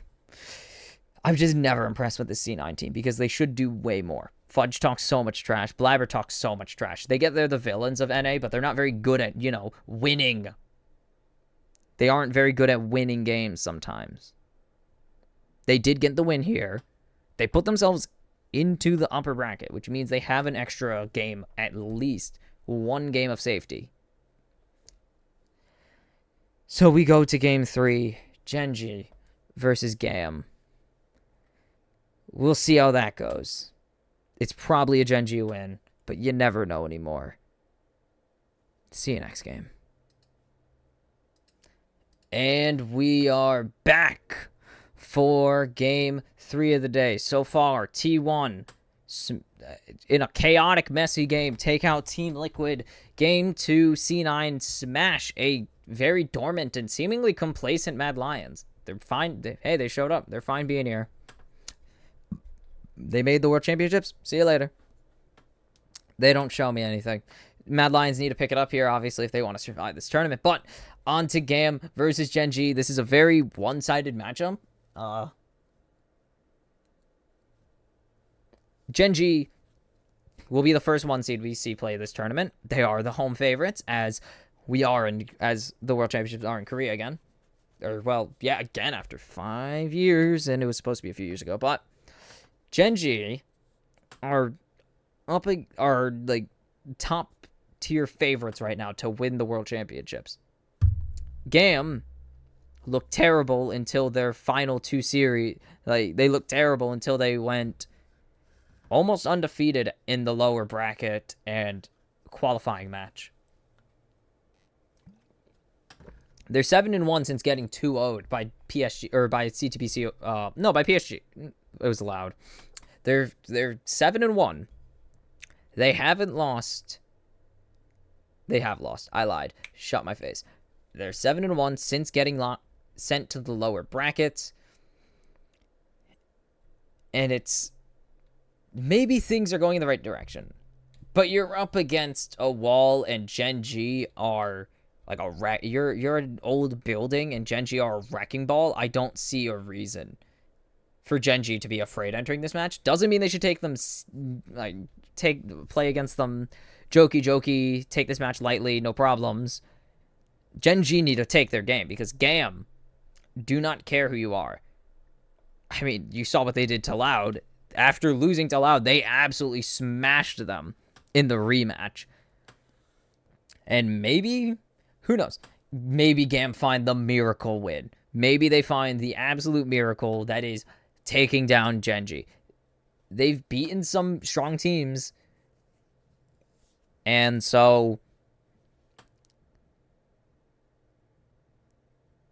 they need to really bring their A game today, because for GAM to rise as one, they're going to need to just absolutely raise hell against Gen G, because it's not looking like it's going to be a very competitive match. But who knows? Maybe they're battle-hardened. Maybe. Gen G haven't played on stage in a month. GAM got the warm-ups. That kind of is a thing that we've seen play-ins do recently, is act as the warm-up round for some of these teams. DRX absolutely used it to get all their flaws ironed out, or enough of their flaws ironed out to win the World Championships last year and use it as momentum to win Worlds. So maybe it is the year Vietnam assert themselves competitively again. It's been 6 years since GAM have asserted themselves competitively, and after a bad showing last year, GAM are more than eager to prove that they are top dogs at the World Champion. Like, they are the top team and a team to be feared at the World Championships. Meanwhile, Gen G are looking to prove anything because, well, for the past 3 or so years, people have been saying that Gen G is going to take the next step, that Gen G are going to be this terrifying, monstrous team, and it just hasn't converted yet. They've done so well in the group stage 3 years running now, and haven't even escaped. Like, they have, one series win in the past 4 years? It's time to not only get into draft, but it's time for Gen G to really show what they're made of. And immediately banning away Kati's Syndra, which pretty much was the champion that got them here. It was such a big deal for them. The Poppy banned away again, and Rakan taken away from Delight. A lot of people I've seen a few people categorize Delight as a Rakan one-trick, which is just super unfair. He's insanely talented. Delight is such a good player that it's just unfair to put it. He loves playing Rakan, and he plays boy, does he play a lot of Rakan in the competitive and solo queue. Like, in competitive and solo queue. But he's still very good. Maokai banned away from Levi, though.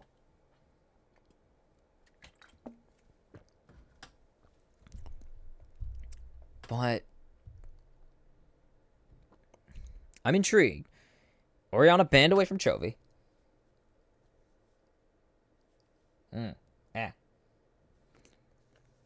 And instant Alistar lock-in. We haven't seen an aggressive support lock-in in a while, so to see Delight instantly take that Alistar is very interesting. But do GAM just answer with the Xayah here? And they will answer immediately with Slater Xayah. Pentakill for Slater already. He's one of 3 players to have a pentakill. He's one of 2 still here. It was Route. Route got on Kaisa. Route is no longer here as he was sent home in the play-in stage. To GAM, he actually did beat. He eventually took out his anger of being pentakilled by 2-0ing them. And Levi will get his, I believe, 3rd game of Lee Sin now. This is crazy.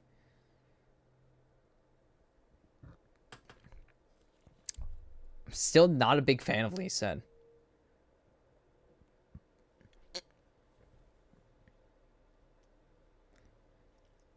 I'm really waiting for it, and we're gonna see the Kaisa locked in. Oh, the Vi. We haven't seen too many Vi's, but it's a really good answer into the current ADC meta, and Vi is just very strong, and we will still see this Kaisa come through. Oops. We're still gonna see Kaisa come through, but it just was clear that Peanut wanted to take the Vi as well. And this should just be a support answer. Palette should just take the Nautilus here, honestly. I do not see a world where they just don't take the Nautilus or Rel in response. Ooh. Kati will lock in this Nico 4. It could still be Flash, but I do believe it will be going to Kati. We have not seen... Yeah, my nose. Yeah. Sorry if you could hear that. It's gross and it's annoying me. But it will be interesting to see the support left up, as now Gen G can get rid of at least one very strong support that Palette has played a ton of. Like, Palette's almost exclusively played Nautilus this tournament.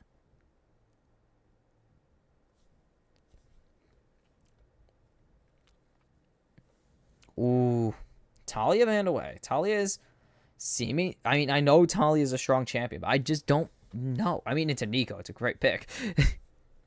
And the Rumble taken away from Kiaya once again. It's so great to see that Rumble's still a must ban.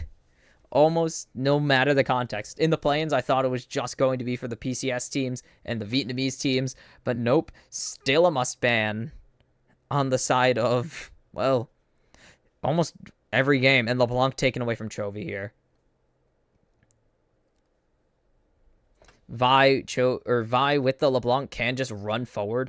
Same with the Talia. Renata banned away here. That actually is not bad, as this is a team comp that does want to run into, and this is Slater locking in the set for Palette, I believe.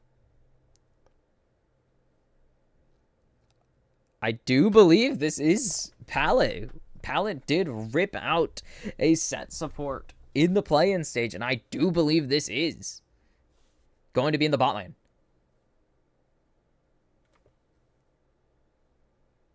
And Ahri, yep, the Vi Ahri taken on the side of Gen G, a very strong combo. And what is the blind top going to be?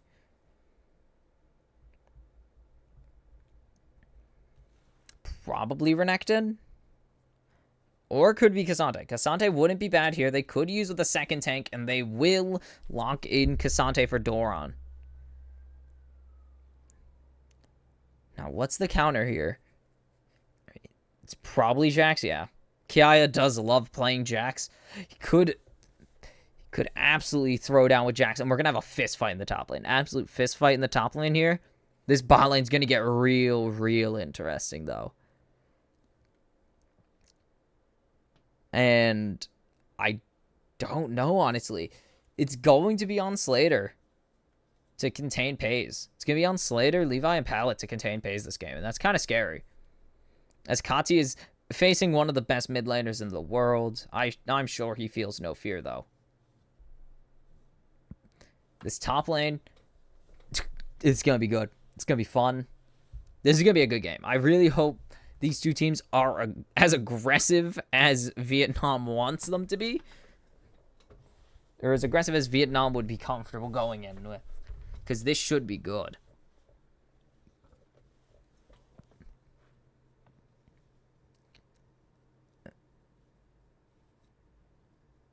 But this Vi Ahri, it's really a threat how good this Vi Ahri can be. And I have no doubts that Gen G are going to be very good at playing this Vi Ahri. Whew. Because it is very good. And no questions, Gen G can absolutely run you over with this team comp. There's a reason they're the best, one of the favorites entering this championship, or entering Worlds, because they're really good at executing and they're really good at playing together. But maybe Gam, with their set support, can throw an absolute wrench into Gen G's plans and assert themselves as the surprise dark horse team of the Swiss stage. It could be. A singular win and a singular loss changes everything. A single win, a single loss for Gen G could mean that they are on the brink of elimination way earlier than expected, or even at all. Could be absolutely brutal. What are the refs? The refs are inspecting something? I believe it is an audio error that the refs are looking at. They were intrigued in the microphone, I believe, of Pallet. I do believe, yeah, I think it was an audio error. I'm assuming Pallet's mic wasn't proper or sounded funny or wasn't going through at full volume. So with the help of the coach, looked it through, made sure the mic was functioning, and it seems everything is A-okay on the side of Pallet.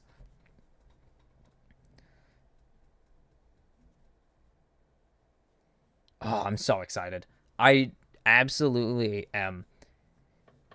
Honestly, I really do want to see Gam bring out something, because Gam should be more than willing to throw down the gauntlet with any team. They should fear nobody and be able to throw down the gauntlet and just go for it. And nothing is going to be more important than your first game.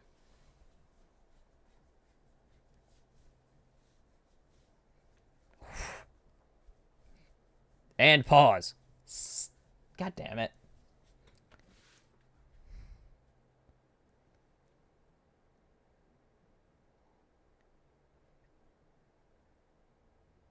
Okay, so now this is a good pause. Second pause of the tournament. Of the Swiss stage. There was one pause in the play-in stage, I believe. Yes, it was Team Wales. Had a monitor issue, actually. It was very weird. Very weird monitor issue that was called. There were notifications on the monitor that were making noises, apparently. Very weird. Very interesting. Anyways, no clue what this pause is about. No clue.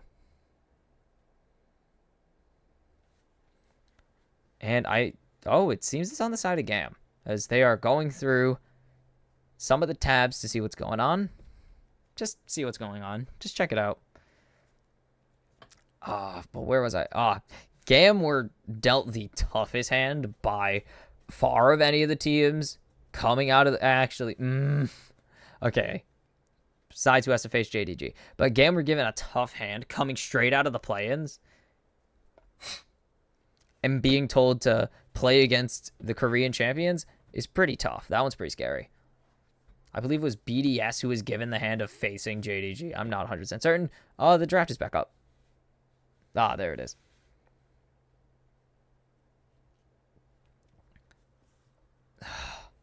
If you're wondering, they're talking about where Gam's wins are going to come. Where's Gam going to win this game? And it's going to be Kia or it's going to be Slater. There's no middle ground. Kati's going to be great for setting that up, but Kia and Slater are going to need to step up here. Levi's going to need to work to get his team ahead, and then Slater's going to need to actually go do Zaya things, or Kia is going to have to jax this game up.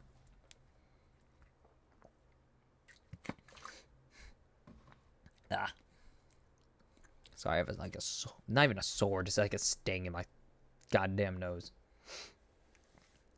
The Korea cast. Yeah, Korea.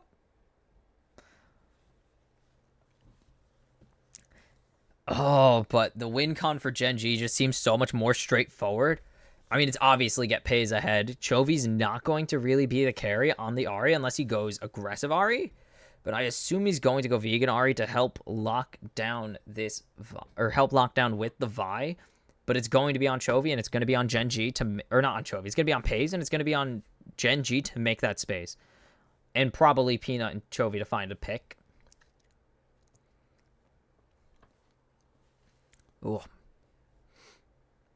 It's just going to be really tough, honestly.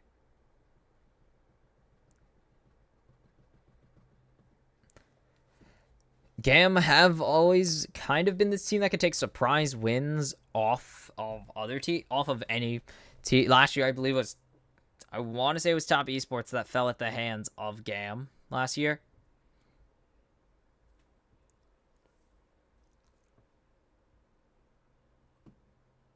Hey, BDS fans. K-Core fans, welcome to the LEC K-Core as Astralis has sold. Astralis has sold their spot and K-Core has bought it. So welcome to the LEC. Really sucks because Astralis was going places. Please bring in their roster.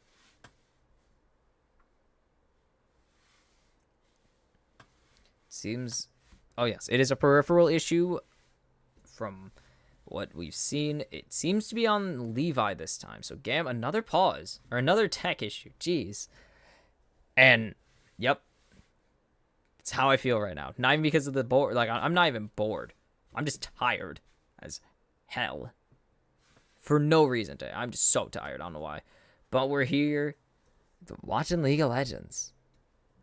It's going to be nap time.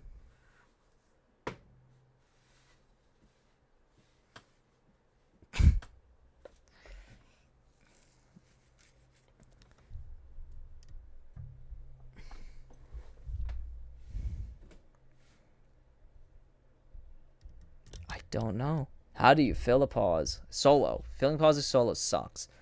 Because usually you have someone to play off of to fill pause. I really, really want to see us later. Or how Palette plays this. I think Palette is going to be crucial in turning this around.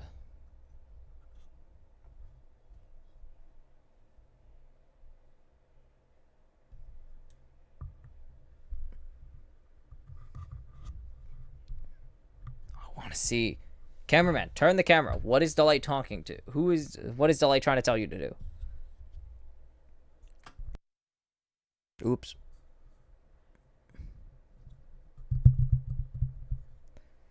Weibo! Xiaohu. LCK win, the grind, the glory.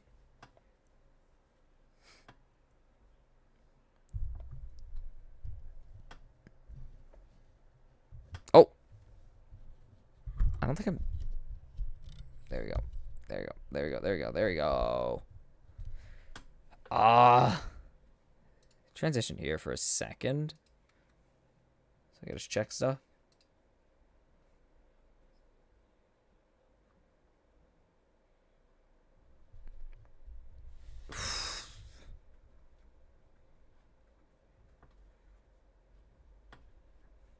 I'm just waiting, honestly.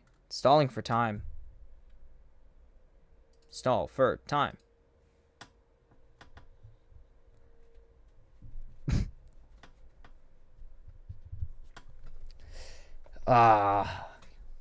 Pause. We're gonna sit through the pause this time.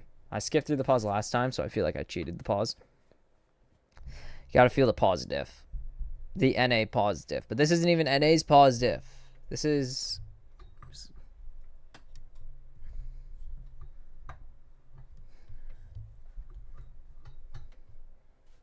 Hey, C9 fans. They got to see a C9 win today.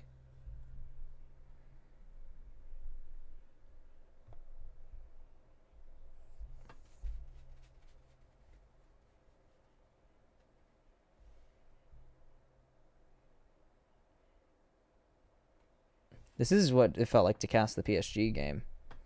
The reason you didn't see that is because I quit. I was so... One, I was tired as hell. Two, I was mad. I was very upsetty. Spaghetti. I was very upsetty spaghetti about it. So, this is very akin to that. I was so tired that day. I just could not finish that cast if I tried. It would have been an ad... Actually, I did. But I stopped talking at the end, and I was so pissed. It's funny. You see the casters there waving to the analysts waving at the casters.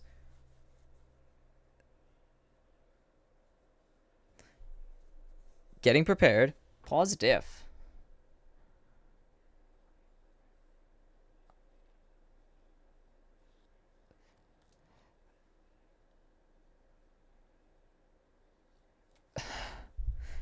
Oh, you guys didn't see that. The analysts have become involved.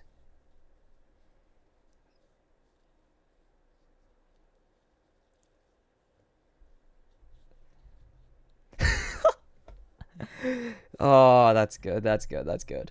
I love it. I love the banter. I love it. Love this banter.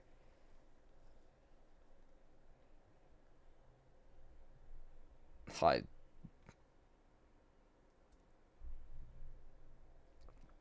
absolutely trolling. I think that okay, this is going a bit long. This is crazy. So we're gonna do this cool transition thing, even though you guys like it's not gonna matter. I'm gonna do it anyways because I really do want to skip this at this point because they've gone to the analyst test. This is gonna be a long pause. All right, we are back, and I transitioned before we started the casting on, but I do not care because the game is back. Yes, I accidentally skipped right to when they transitioned it, but we're back now officially. Let's go. This might be the longest start to a game ever. Okay, that's not true.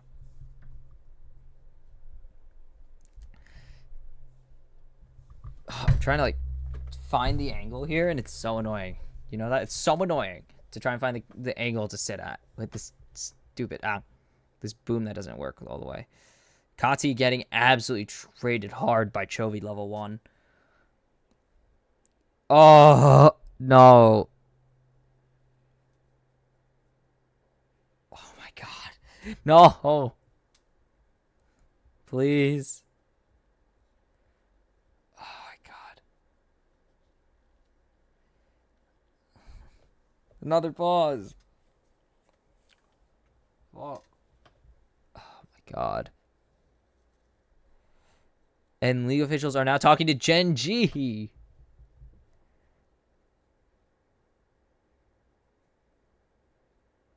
And the camera zoom out. Ooh.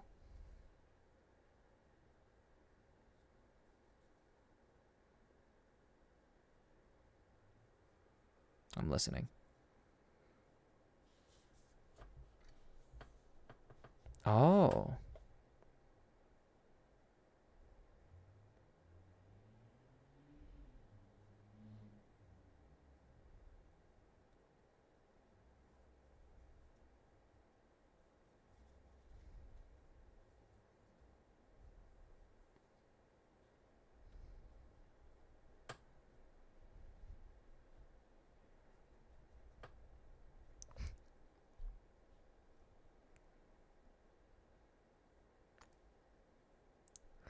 Ah. Okay, they're telling stories now because, dear God, do we need to pass the time?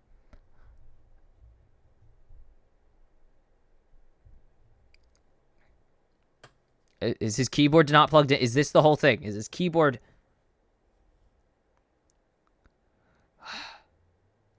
And the Shy fandom, they've pulled up. The Shy fans, they've pulled up to Korea. Okay, so if you're wondering, the story is that someone built Static Shiv week 1 of summer, which wasn't allowed. Static Shiv was banned. And then, the very next week, a top laner, was a Quinn, was asking why his Static Shiv wasn't proccing. And he built a Kercha. He only had the shard. He only had Kercha's shard. So that's really it. Anyways, oh my god. We'll be back again? Second fade in one game. Dude, this is awesome. I'll be back after the pause because I can't be bothered to do this. And we're back. That was actually insanely perfect. I'm a god. Anyways, we're actually in the game. Oh my... Oh, it feels so good to actually be in game. You know that? I just want to see League of Legends now. Just play anything. Are they invading? They're calling for an invade. They pushed in level 1. And they know. And now Levi's just going to steal away this red buff. Or try to. Peanut doesn't have smite, though. So Levi might still be able to get this.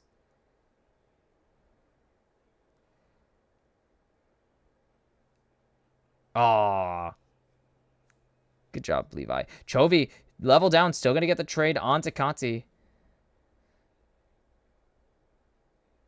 Gets the root, but doesn't have a Blooming Burst available, so Chovy really didn't care. And now Delight and now Gen G's bot lane have taken over the river in exchange for them trying to steal away the red buff from Peanut.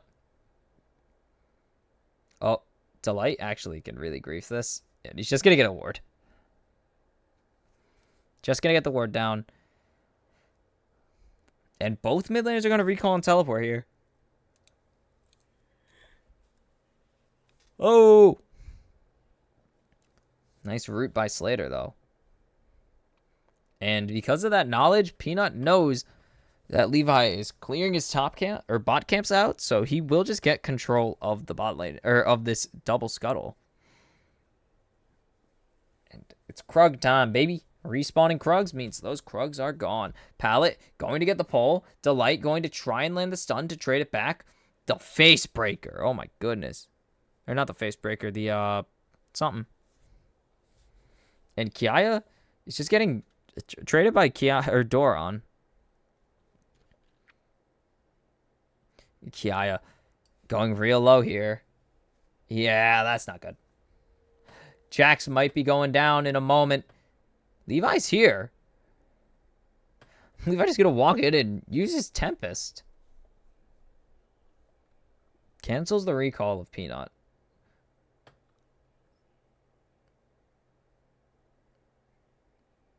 And Kati is trying to disguise himself as not Kati. Doran going to get a nice trade onto Kiaya again.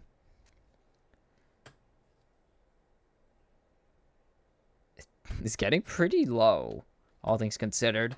He's not really going to be able to trade back super hard here. Does Doran get the read? Doesn't even. Yeah, it doesn't even. But now Doran's in a bit of a situation, but he has the all-out available, and now he's going to be able to chase. Kiaya has flash, so Doran not going to overcommit here. And now Peanut's here. This dive is doable. You can dive this. Kiaya has flash available, though. Is he going to need it? Counter-strike. Now Kiaya has ultimate. And Doran, she's going to stand there.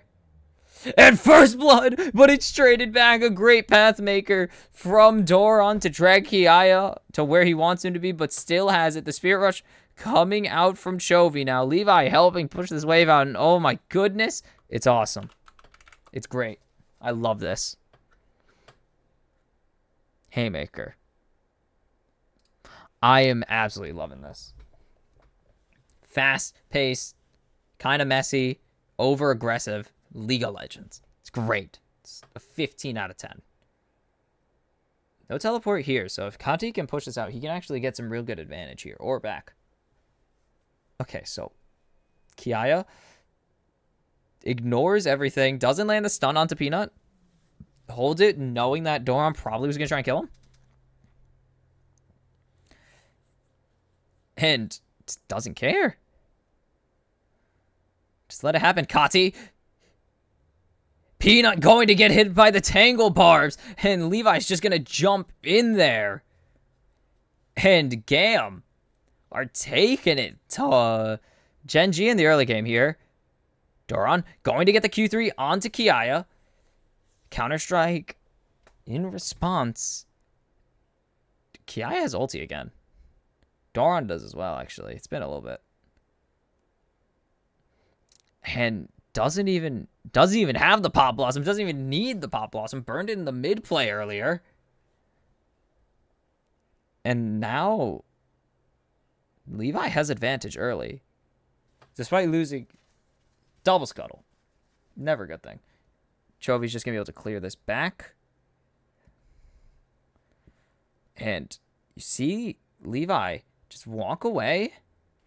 And now with Gam having their bot lane push, or not even push, just in the middle, they're just going to walk up from River, and Pace wasn't there to answer. Pace wasn't in a position to answer. He was trying to finish crashing that, actually.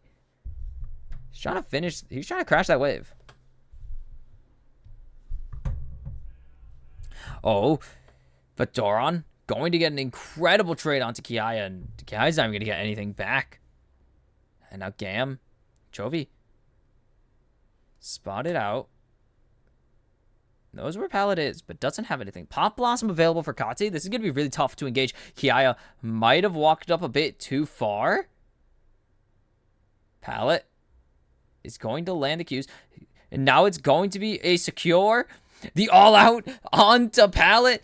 Are they going to be able to return this? A Pop Blossom out now. Kiaya's barely surviving flash away, but Peanut's going to secure the kill. And here comes Delight to stop Levi. Doron's going to survive. The stun comes through from the trample. And Chovy will secure a second kill in that fight. And Gen G turn it somehow. Kati holding his ulti for all time. Oh.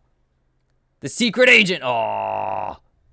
Secret agent minion is not going to get anything. Could have got Doron. But Doron kind of knew. And he doesn't know. Gonna just...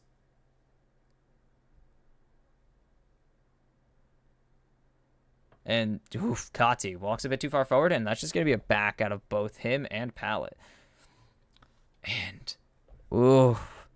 If you're Cam, you're wishing you knew what you were doing. You wish that went a bit better because they kind of weren't prepared, it looked like. And that could have been such a big play if they caught them out, but they just didn't.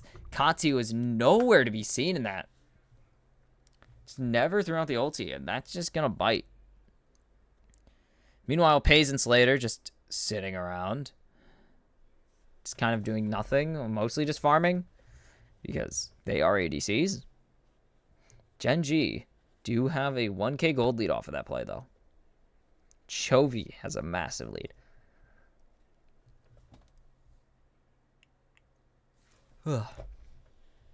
It will be the first Drake over to Gen G as well at 10 minutes.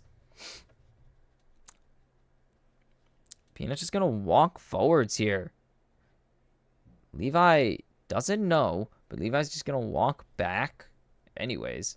Pallet has the showstopper. Levi in a bad position is bound to get chased. Oh, and it's over for Pallet. Caught in the middle of no man's lane. Gets the combo from Delight. Showstoppers into the charm. Conti not even here. He's actually going top lane right now. Doron doesn't know this.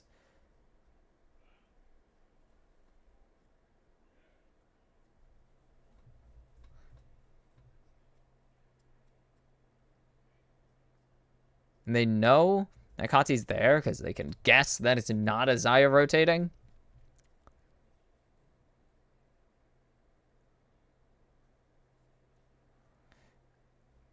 And Doron just has to give that. And is going to get the plating. That, he never left turret range, so fair enough. Spotted out. So Levi. Doron. Oh, hit. Is the flash even going to be able to come out? The Pathmaker isn't going to matter. Levi jumps onto him with a second. Jumps onto him with the Q2, I believe. And Slater's also going to trade the plating back. And Doron just greeds really hard there. I believe uncharacteristically hard greed. And now Gam have 3 members up here. Will get out of there. Chovy has Kiaya pretty much dead to rights. And Kiaya out of mana and gets jumped on by Delight. So no jump available for Kiaya. And now 30 seconds of waiting. 1-3-1 on this Jax. The top lanes are not having a great time, but it's how it is. Not allowed to really have an incredible time. And Gen G still imposing their might. And the Hex Flash out. Kati getting charmed up. Is just going to have to run away. Ulti available. Hits. Oh. Chovy going real low, but will survive. There's no answer from Gam either. Delight just barely tanks enough. And now Gen G are just kind of playing hyper aggressive and getting away with it. Gonna leave the small bird, but that just dies now, so no longer is it an unbelievable hold. Pallet has been spotted out. We'll try to defend the turret. We'll give up the tier 2, or the plating. Not the tier 2, what? Kiaya will get 2 plates here, and just has to back up. Like, notices Peanut is here, so Kiaya's gone. Kiaya dying 3 times. Finally gets to escape a turret plate with his life. Peanut stealing camps. There's nothing on the map right now, so Gam, Levi not farming is kind of a bad thing. Ward spotted out, but Pace has to just give that back, or has to back up, not knowing if it was a ward from Pallet or Levi. They just knew Levi and Pallet were in the jungle.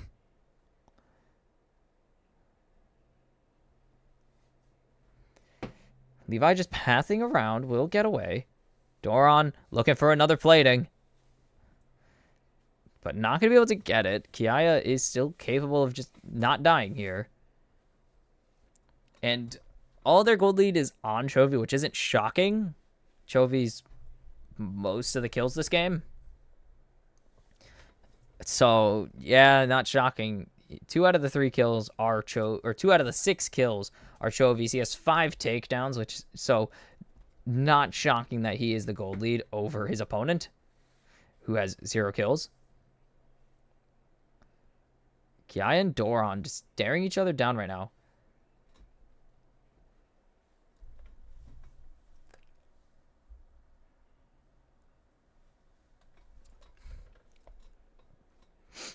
Peanut, going to get it.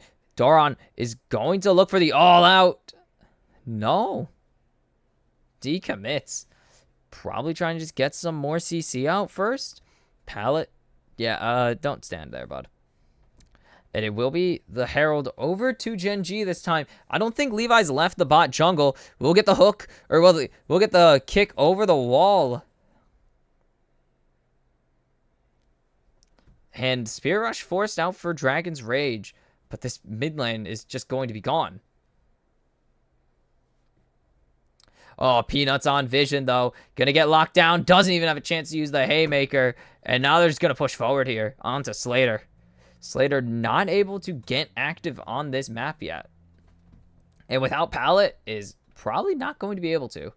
Kiaya in a bad position. Gets flashed on. All out it in the W. The all out Pathmaker will get the kill. The solo for Doron. He gets a turret. And now Gen G are just open on this map.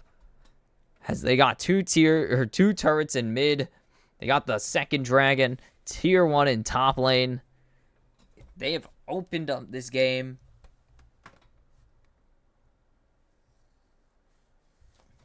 And now it's really just time for Gen G to start packing it in.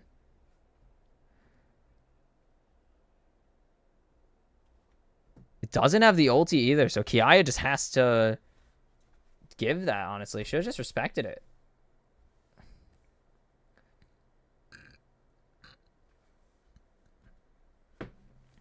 And we have gone from a possibly competitive game to an absolute smash on the other side of this.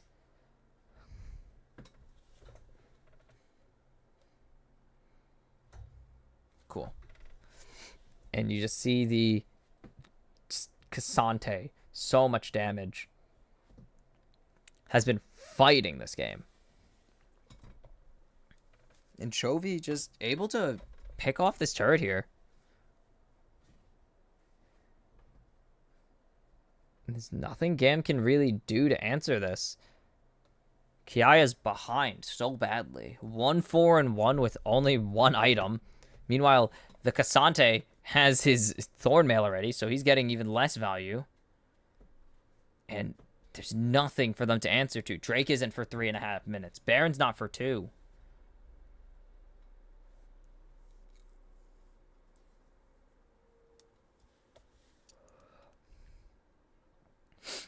And now the teleports coming in to sandwich them. Slater Needs to cleanse Flash away. The ulti's available for Pays here, though.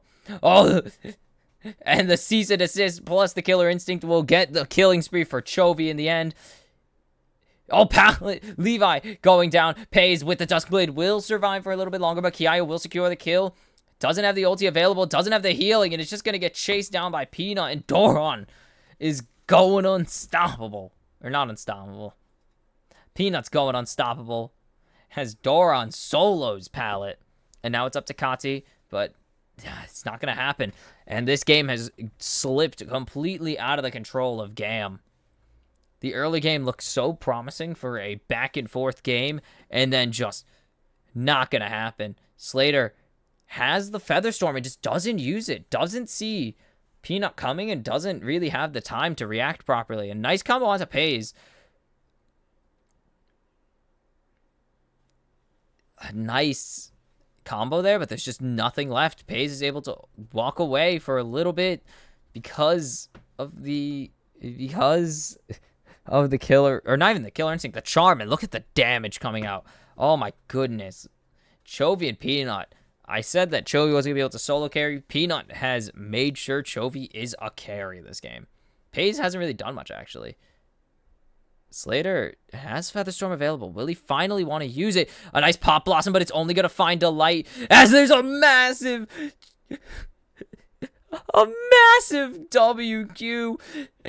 And it's a double kill for Peanut. Chovy's going on a rampage. It's just Kiaya, and it's a double kill for Pays. And Gen G are playing so well. They're going to get a 20-minute Baron. And Gen G are taking over against Gam. And 20 minutes, Delight has decided this game is over with a massive Q. Just jumps into all 5 and lands it. And it's going to be such a big gold injection as well. Oh my god. The Flash Q doesn't land for Peanut, but his ulti prevents the Blade Caller, and then Flash Q is so big from Delight. Catches 4 members of Gam. The only one it doesn't catch is Kiaya, because Kiaya was teleporting in. And then it's 5v1 on the side of Gen G. And that's so good. For Gen G, obviously, is they're almost at the mythical 10k mark. Almost. They're at 9k. They're at 700 now. And this should just be simple. Easy pickings on the side of Gen G, no question. This should be an easy 1-4. They're going to try and grab anything. Kiaya is just going to take the top turret to try and trade something back, which is a nice gold bounty claim. It is value, but Gen G are just going to trade this turret back. Kiaya is not going to back, though. And Doran's just going to keep this mid lane pushed in. Slater has to answer to it, and it's really hard to answer Doran.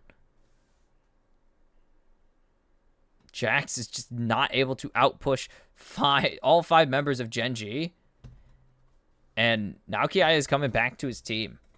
It's going to be 2 inhibs, 3 turrets for Gen G on this Baron power play. And Gen G want to end it. They have determined that Gam have reached their maximum playtime, and their free trial of playing League of Legends has run out, as it's going to be a jump onto Kati. Pays goes on a killing spree. A nice Pop Blossom, but it's not even going to matter. Kiaya goes low. Pays on a double kill now. The double kill.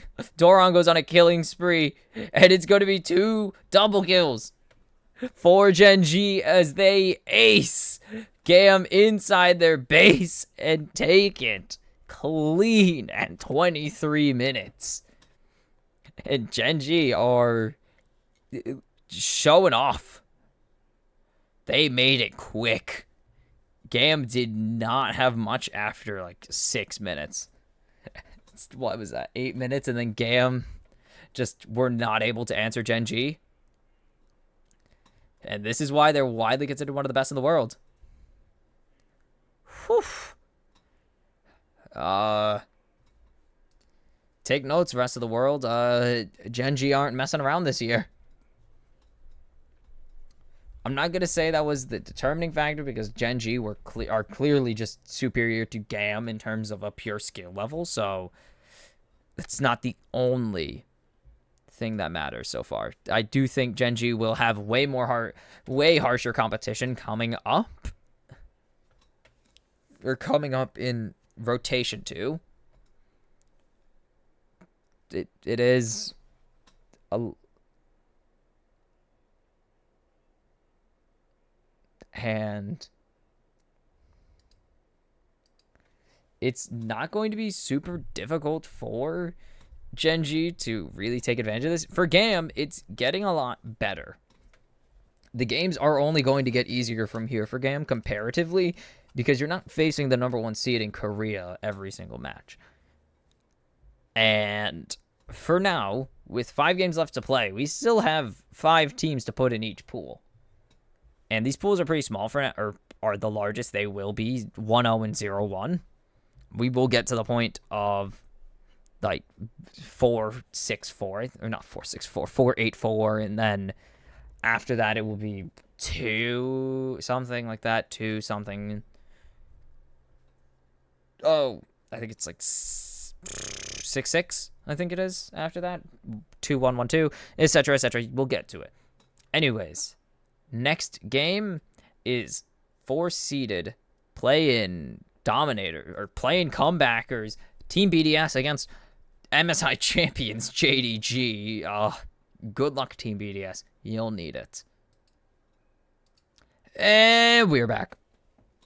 As we are a little bit out from the draft, but this is probably going to be...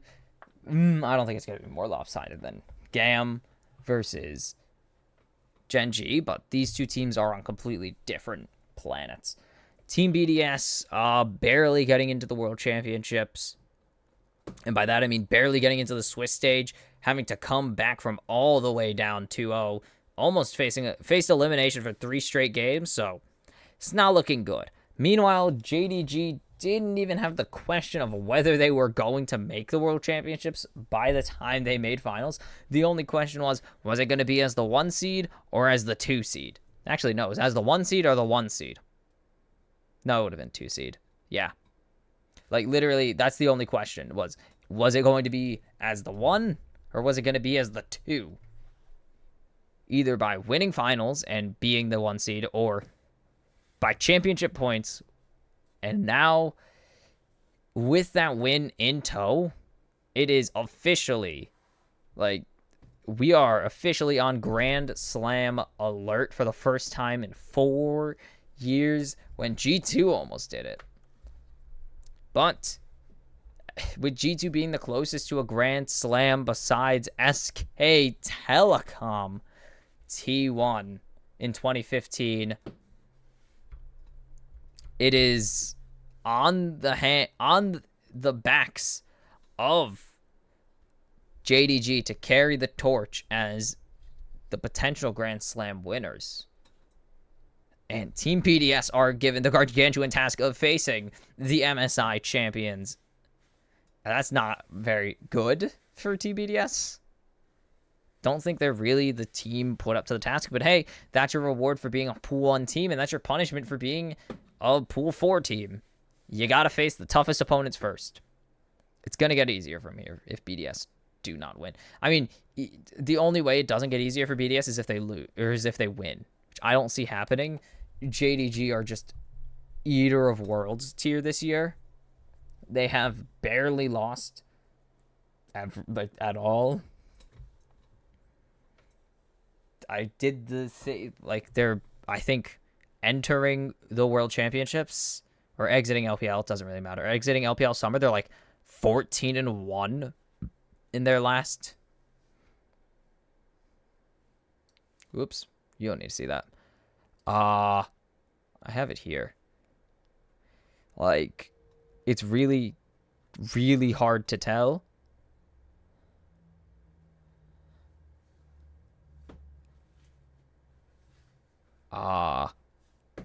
Yeah. They've won their last 13 best of fives. They are 14-1 since Worlds 2022. Since getting eliminated at Worlds 2022, they are 14-1.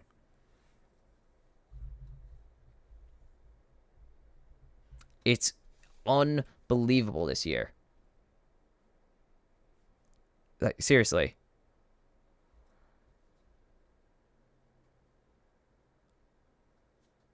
It's not looking good for Team BDS here.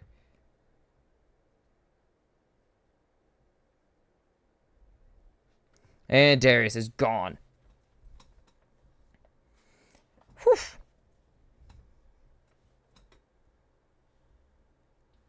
JDG do not care. They could be the best. They are the best team in the world right now, and they're still banning away the Darius. They do not want a piece of the atom.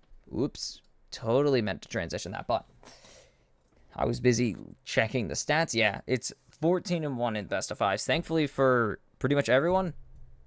And 13 in a row, that is. As they made semis last year, JDG do have the pressure to do that and win it all as the best team in China. Kennen banned away from 369, and this is an interesting first pick. Ooh. Can't really spell out gods, instead spells out ads. We'll lock in the Zaya, though. And this should be... Ooh. Oh, no. I don't think those last two were the option. I'm pretty sure Ruler is very, very confident into Crowny to take this Kaisa, no questions.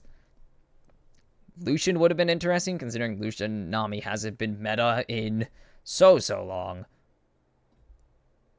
And missing, going to take a champion he's very, very adept at. With the Alistar. Sheo. We haven't seen a Viego yet. The two teams who have played Viego in this stage, or in the teams that have played Viego at this tournament so far, have avoided it, as they will go with the Vi and lock in Lebrov's Rakan. A lot of supports are very, very, very well acquainted with him, but Lebrov does love some Rakan. And by that I mean he plays him a lot. Like a lot, even for current support meta. And it will be the Jarvan locked in. Oh, that sounds gross. Jarvan locked in for Kanavi, and right there, that man in the mid lane, I forgot to mention it, but a lot of people consider him the best player at the tournament. Like, a lot of people are saying Knight's the best in the tournament. Nuke going to get, or they're going to get rid of Azir for Nuke Duck. Nuclear in. That's not Nuke Duck. Nuke Duck is on 100 Thieves? Yeah, he's on 100 Thieves as the coach.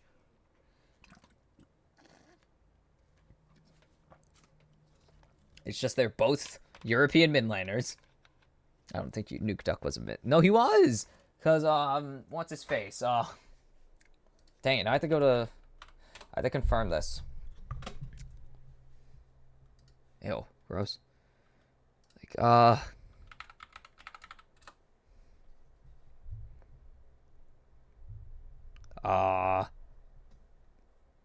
yeah. I was right. Nico banned away from Knight. I was right. European mid laner named after a nuke. Like, come on. It's not my fault. And the Olaf banned away. We got the odd of gods banned away today. It's a GS. GS ball. There it is. That's the reference.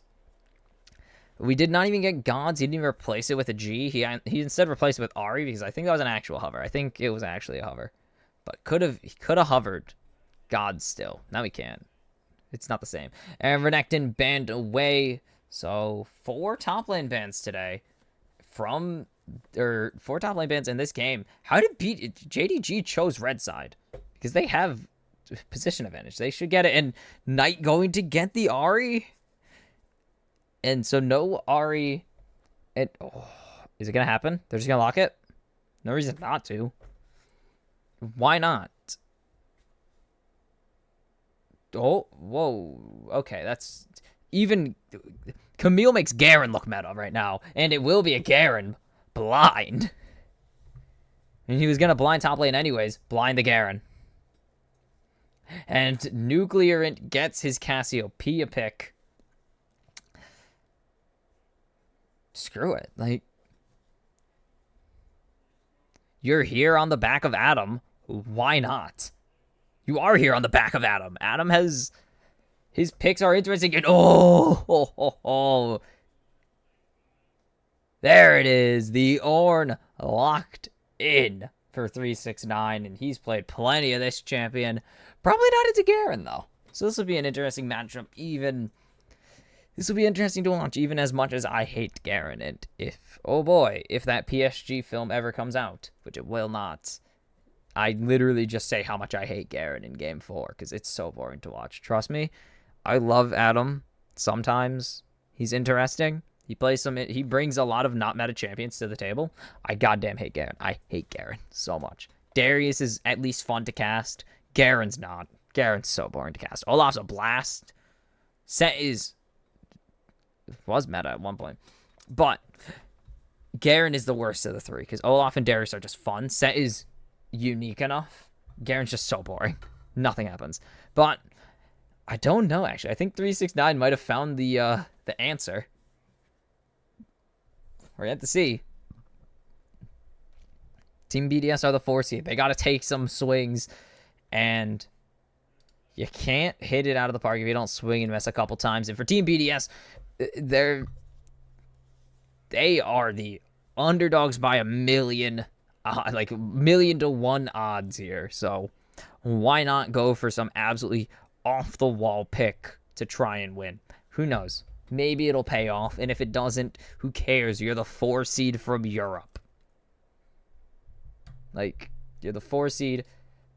JDG are tournament favorites. It's time to get into the game. It's time to see JDG's first game in a month. And this is going to be more important to me because it's JDG. It's more important to me than it is BDS. But we got the Garen. So another G. It seems teams are very fine with handing over the G in Gods, and very much not okay with handing over the D or the O in Gods. And another Hextech Alistar. This is the second Hextech Alistar today. But we've also seen Moo Cow Alistar. So that's 3 Alistars today, though. 3 Alistars, 2 Hextechs, and 1 Moo Cow. It was Blue Cow. Face Rush. Oh my god, Adam is going to run down 369. I don't know if 369 is going to put up with it, but he's going to run down 369. Oh, wards. Let's go. Why is Nuclear using blue again? Why does he keep using blue Cassio? Ruler only going to get the initial auto off. No Hail of Blades proc so far. Healing for Labrov. Let's go. He didn't need any healing.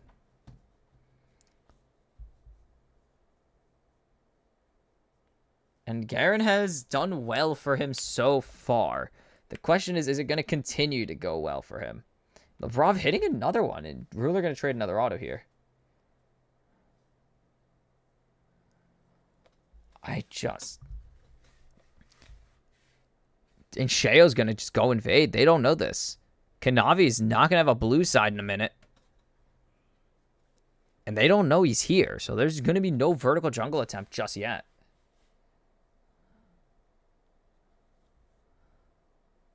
And with the range advantage, JDG will... BDS's bot lane will take full advantage of that. Had a big chunk coming out from the Brittle and Grasp. Uh-oh. Kanavi's going to be in for a nice surprise when Sheo is level 3, but his entire bot side's still up. His entire camp is still up. He's going to be He's going to be in for a big shock when that happens. And they finally spotted out Kanavi, and Kanavi has spotted none of his camps. Oh, Sheo's going to wait.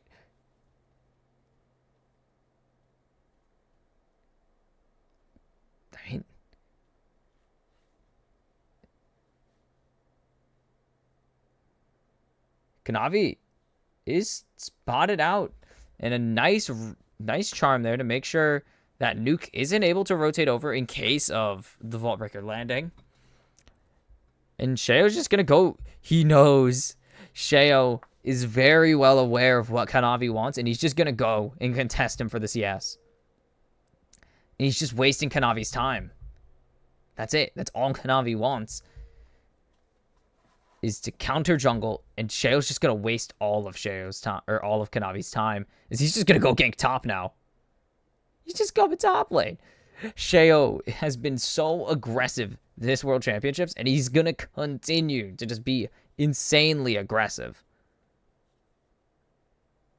And the silence coming through the flash Q with the ignite down. 369 gets first blooded. Adam, the God Slayer ever. The God Slayer even. And now Crowny fighting Ruler, and this is what BDS want.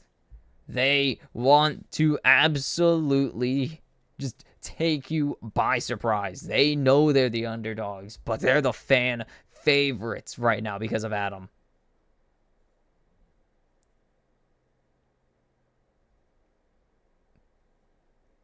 This is just absolute madness. JDG, we're not expecting this, and BDS take the first jump, and now they're 500 gold ahead. Adam in a terrible position, but he's gonna be able to survive. I don't expect to see much. Uh-oh, this is the problem, but Adam knows, and he's just gonna leave. He's just gonna leave, and JDG, oh, he's gonna cancel his back too, and now Kanavi's just gonna come back.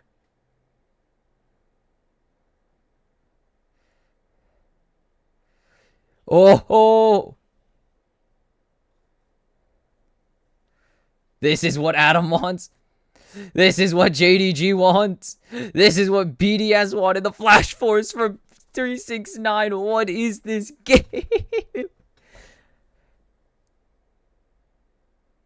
Gets the plating though, but oh my goodness, this is what Adam wants. Waste. This is what Adam and Kanavi, or Adam and Sheo have just been wanting from JDG all game. Just waste your time on us so we can do other things. And it's working so well.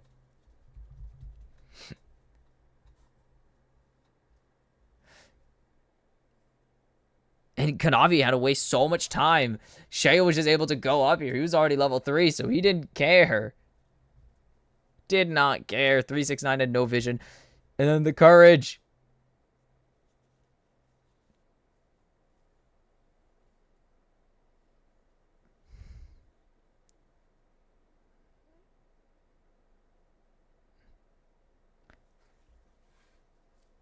There isn't, but he gets so much out of it. Just, again, wasting time. And that's all he wants here. And he's got a proxy. And that's the second proxy set up this game. I've never seen a proxy get cheers before. Mostly because Lehens does it. Oh my god. Oh no, Kanavi, you're in for a rude awakening. Oh, he knows. He's aware of it. I wanted to see it happen. Kanavi was in for a rude awakening from Adam. Lebrov, way out of position here, and is going to have to use his ease to get away. Adam just walks away. Doesn't fear God. He is a god. He plays the gods. Oh. No, this is when Garen gets fun to cast. I did say Garen is never fun to cast. This is when Garen gets fun to cast. When absolute shenanigans come out. BDS are trying to find the trade onto Ruler. Featherstorm available. No Blade Caller, though, so they're able to just walk back here. Nice jukes from Lebrov. Ruler has no mana.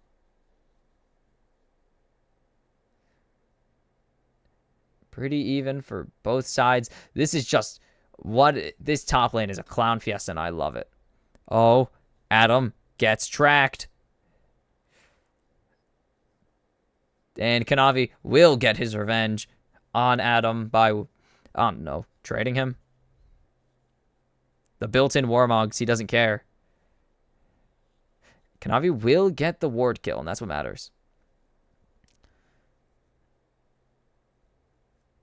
And Ruler going to dodge the Feather Storm. Knows the positioning very well, it seems. This top lane is getting so much attention from mostly Kanavi. Kanavi is hanging around here. And this should be a Herald take as Kanavi's backing. And Adam knows this is the Herald take. Oh, wait, Kanavi's here again. They don't have Call of the Forge God, though. And Knight's not in a position to rotate. And now BDS just had to bail. Herald's going to reset. They're going to jump onto Kanavi. The silence comes through. The justice comes down. And now Knight, the quickness is so good from the Brav, but they're just going to be able to chase down 369, and Nuclear Int gets the kill, and JDG are being taken to task for the time being, at least. And it's going to be first Herald over to BDS, first Dragon to BDS earlier, and now they have everything. 2 kills. Adam's going in. He gets a plating, teleport out, but Adam doesn't give a damn. Let me eat potato. Lobster potatoes. Very good.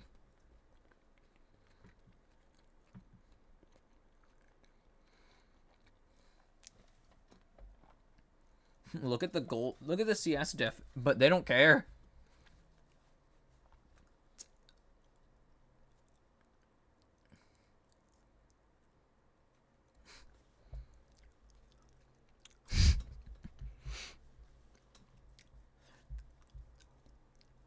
And then look at 369 just running for his life. But you can't run from fate. And by that I mean justice. You can't run from justice. And that is Adam in a nutshell. Uh-oh. The Flash Force.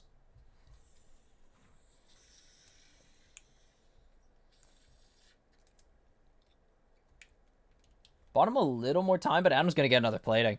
This should have been the featured matchup. Adam should be the featured matchup every day. It's Adam. Adam should be the featured matchup. Even when he's not playing, he should be the featured matchup. Oh!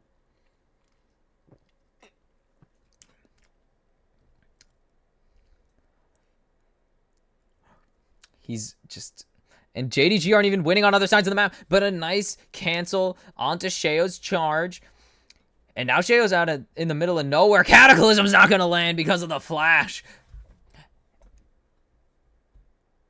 And JDG still are looking for an answer to all of whatever the hell BDS are doing. They don't know what BDS are doing. They're just like, what am I playing into? Adam's just going to ignore the wave.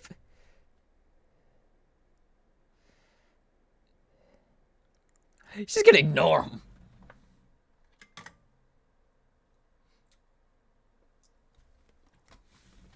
You got the Drake. Oh, and the Lions here to play that big kitty.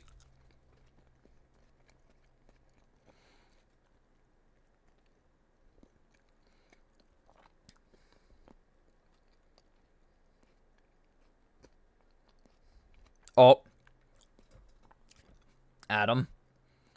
Phase Rush powers activated. He's just running away.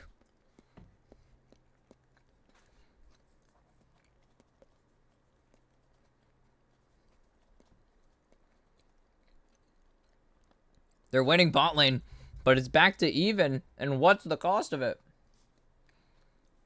Adam's like a 1,000 ahead of everybody else besides Nuke. Look at the damage. Top lane fist fight. Hell yeah.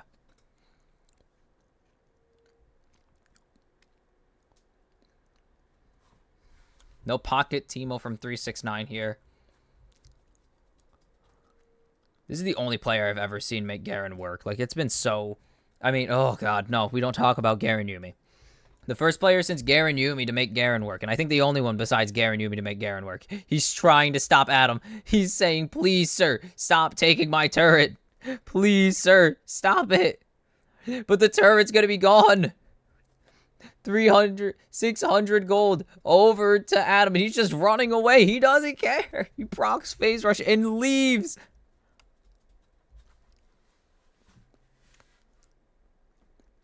Oh my god, he just doesn't give it to him. He saw 369 clearing the wave, and he just walks. He just cues away. He's just like, eh, you can do that. I'm going for your turret. He's playing Bowsian laws.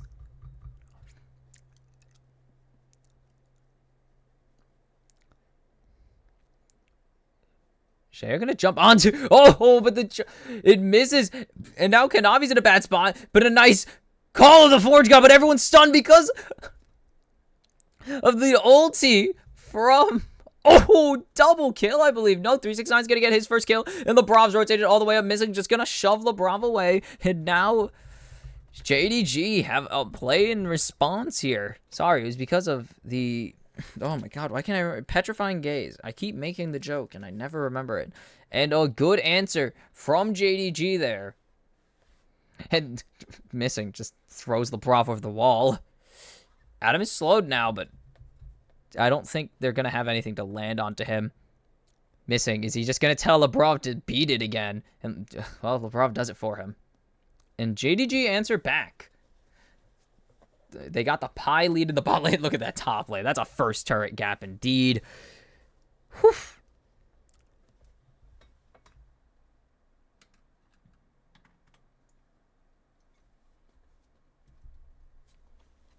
How? Charm was so late from Knight, too. And then missing the flag and drag really punished here. Nice. But the Petrifying Gaze just gets Knight. Just barely. These potatoes are good. This is such a good fight from JDG. Good fight from BDS, but a good turnaround from JDG. There we go. Killer Instinct, he's contemplating it. No Featherstorm, but quickness and grand entrance available? Never mind. Don't contemplate it. Stop contemplating it. I would took it. Adam's here. Adam's here. It's a party in the bot lane. Oh, Adam spotted. Never mind. Adam is taking over. Oh no, Ruler. Ruler, you better start running, buddy.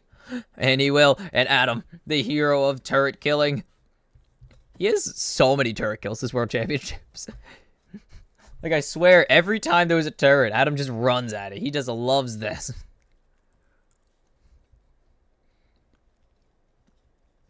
I think that's what I'm going to do with my time. I'm going to go back and look for every turret kill. Oh, nah. Adam has a friend. The ulti away. Nice ulti away by JDG's Ruler. No flash, though, so that's actually better. Lobster water tastes funny.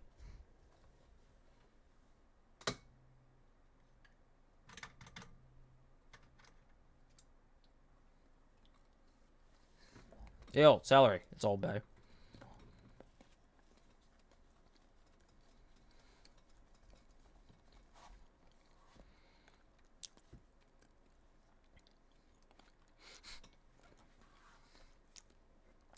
The only downside is most of their gold lead is on Adam, who's only going to be good for one.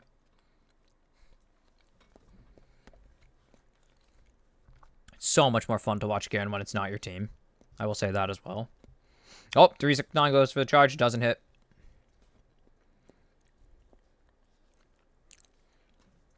Where's this teleport going to come in? Nuke. Where's your TP? Adam. Missing's just bodyguarding Adam. Away from the fight. Adam's going to get locked down here. And they're just going to execute him. The gold lead is gone. Adam did 100 damage, though. And BDS just have to give that. That's your gold lead right there. Teleport to the tier 2 from Knight to keep it alive. They're going to go on missing, though.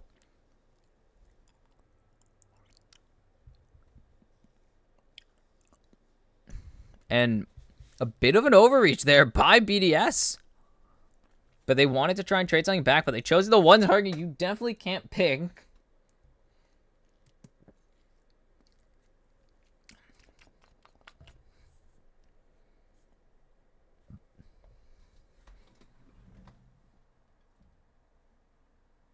What? Oh, man.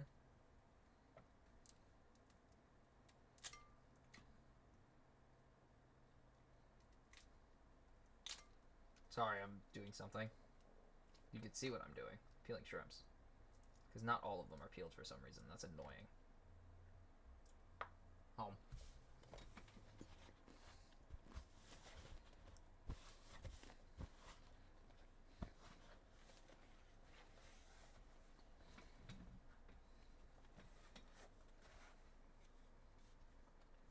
Yeah.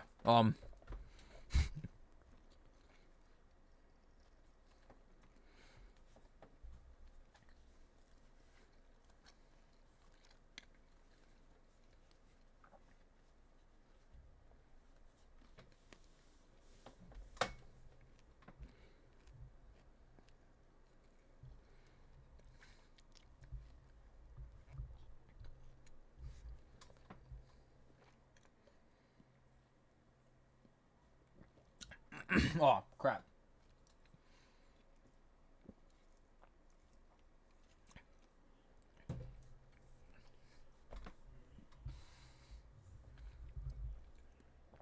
All right.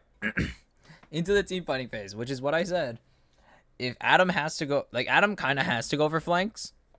Can't really just run at the enemy team, like, into 5. He has to run at 1. And that's kind of where this team might fall apart. They're very much a pick comp with the Rakan, with this Garen. Uh-oh. Knight, speaking of pick comp, Knight's about to learn a lesson in Garen Vi. The Rakan not going to catch anything. The Justice will not finish it. And the Flash Smite from Shayo shuts down Knight. They're going to trade a mid-tier 1, though. And a mid-tier 2.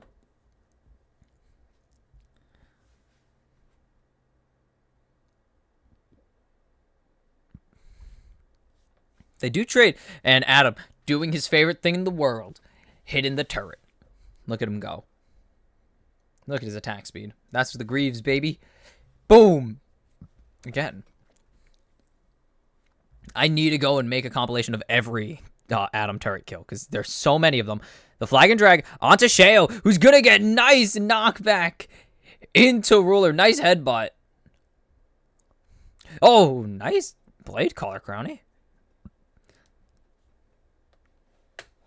And so, JDG have shown in the team fighting phase that they are turning this around. Because Adam kind of just has to split push all the time, or most of the time, to maximize his value. But this is really good. This is really well played. Yep, Knight just doesn't know where they are, and they burn so much, though.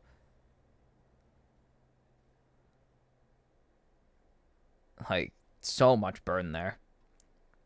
Flash, ignite. Another flash. Shayo's just stuck. Nice kill for Ruler. I believe his first of the game. Crowny steals away this Raptor from Kanavi, which is pretty cool. Uh-oh. Missing, but Adam knows if missing's nearby, that means someone. If missing is found, that means someone's nearby, because there's no way missing is going to be all alone, usually. The win probability is... It's saying BDS barely, but I don't think the win prob is going to be that interesting for quite a while, because these two teams are actually kind of even. They're pretty even right now.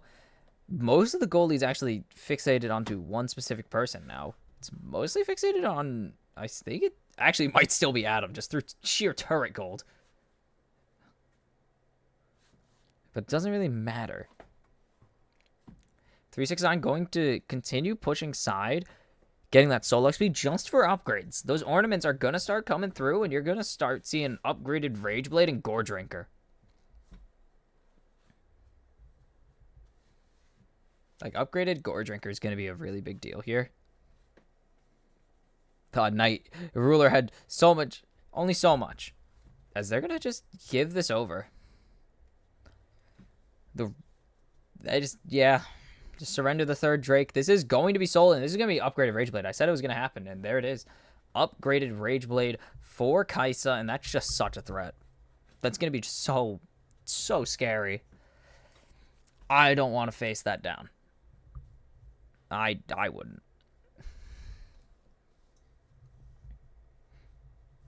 They would know they were on the Baron. And they're going to try and Baron Rush here. Everything's available for JDG. Adam, with the pick potential on the side here, if he could find Ruler, this can be a very good fight. It depends on how far JDG are going to walk forward. They're looking for Adam. They don't see the Garen. Ruler. Uh-oh, buddy. Oh, but the killer instinct over the wall. And now Garen's getting locked down. The CZ chain. Adam forced to flash, but Ruler Forced to cleanse there so he can ulti away because that was going to be a monster. Just an absolute go button for BDS if that connected.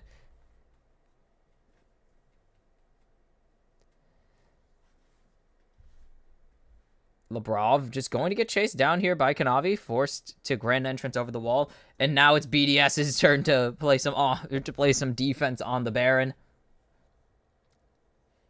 Sheo missing, and it's gonna be a bait as all the CC comes through, and Knight's gonna secure the kill onto Sheo. Now 3-1-1, and now they can actually Baron. There's no 50-50. BDS are going to have to beat JDG in a straight up team fight, 4v5 though. Missing. They can't stop this at all. Missing. Just gonna go into the Unbreakable Will. Jumping onto the Xayah. She's getting CC'd. Doesn't even get hit by the second cast of the Ornhorn. It is going to be Labrov going down now. Adam trying to trade anybody but missing. Jumps over the wall, and Kanavi survives the justice to kill Adam.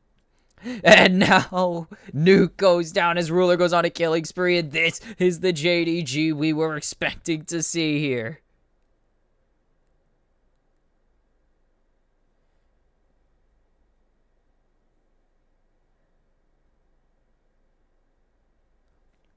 And it looks so good for BDS, but they just get the pick. And when Missing's hiding on a brush, you gotta watch for everything. And they can't out teamfight JDG in a 4v5, in a 4v4, 5v5, doesn't matter. They can't out teamfight JDG right now. It doesn't. Is anyone going to be able to do a nice petrifying gaze? But it doesn't matter because Nuke just has to run away. And then they immediately jump onto Nuke. There's no questions. Good charm, good flash. And JDG are looking like the best team in the world. Just like they were last month, just like they were at MSI. And oh boy, is this just saddening for Garen fans everywhere. There aren't many of them, but oh boy.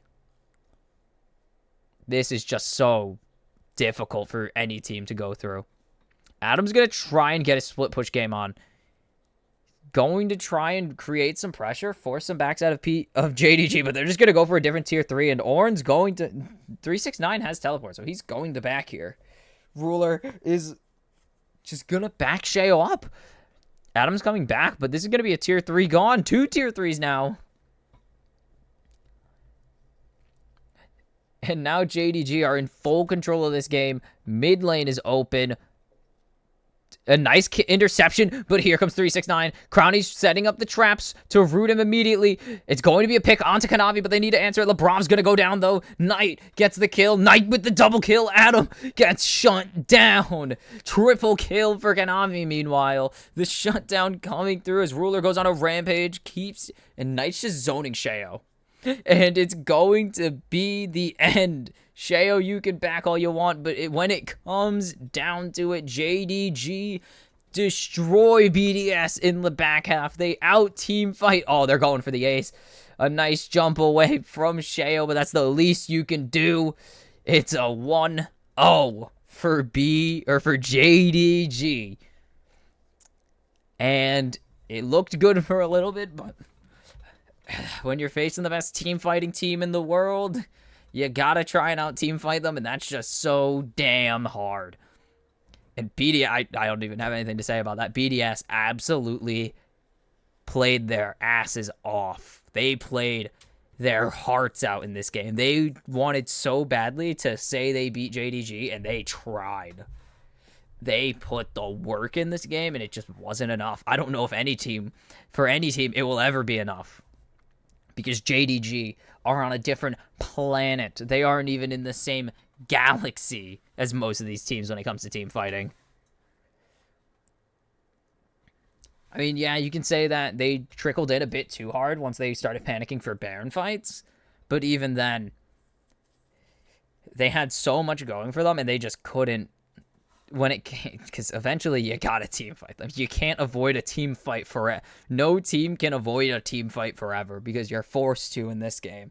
And JDG are the best at it.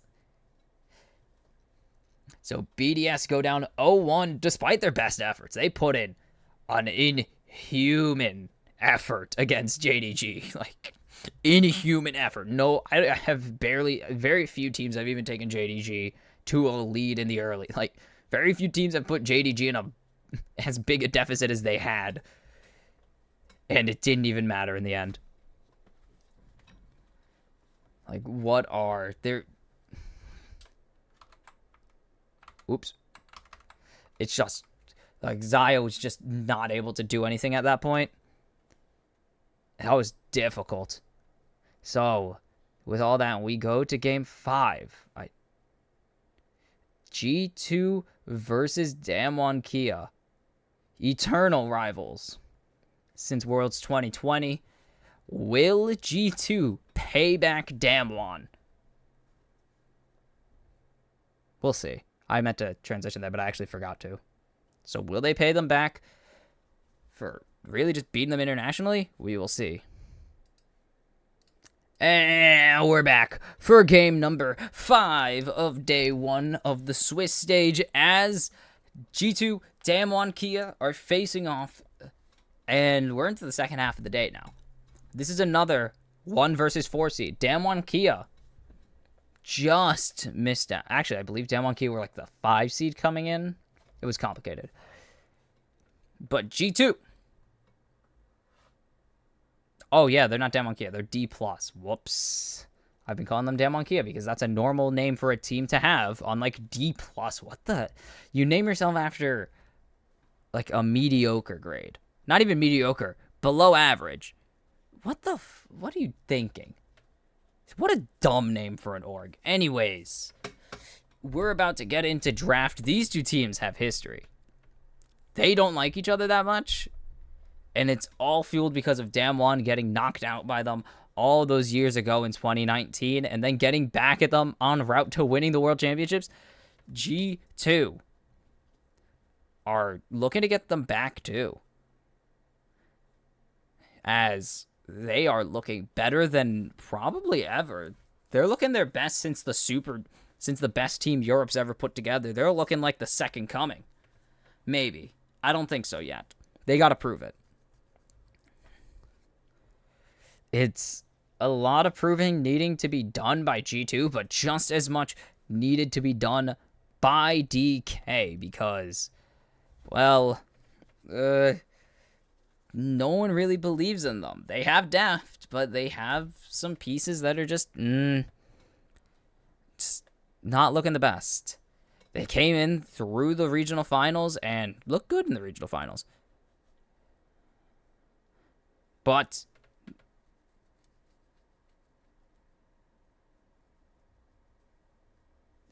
the name of D plus Kia leaves a sour taste in my mouth, so I'm going to call them Damwon Kia because that's what normal people name their teams. You know, after random shit. Not D+, which isn't even a passing grade.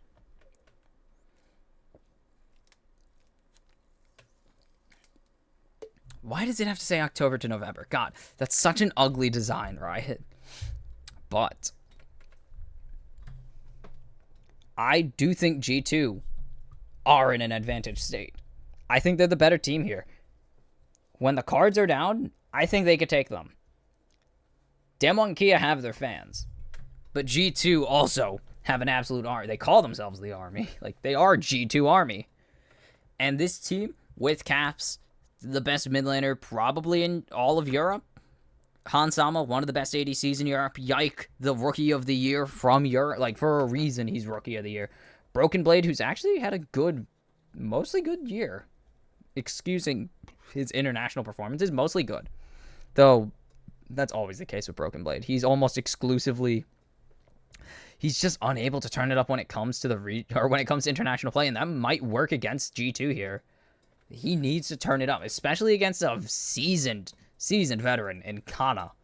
Former T1 player. He wasn't very good on T1, but hey, he was on T1. Serial grief for Kana. Aside, well, it's actually serial grief for Cuz. Kana got a lot of flack for being Cuz's top laner. But G2 need to show up here.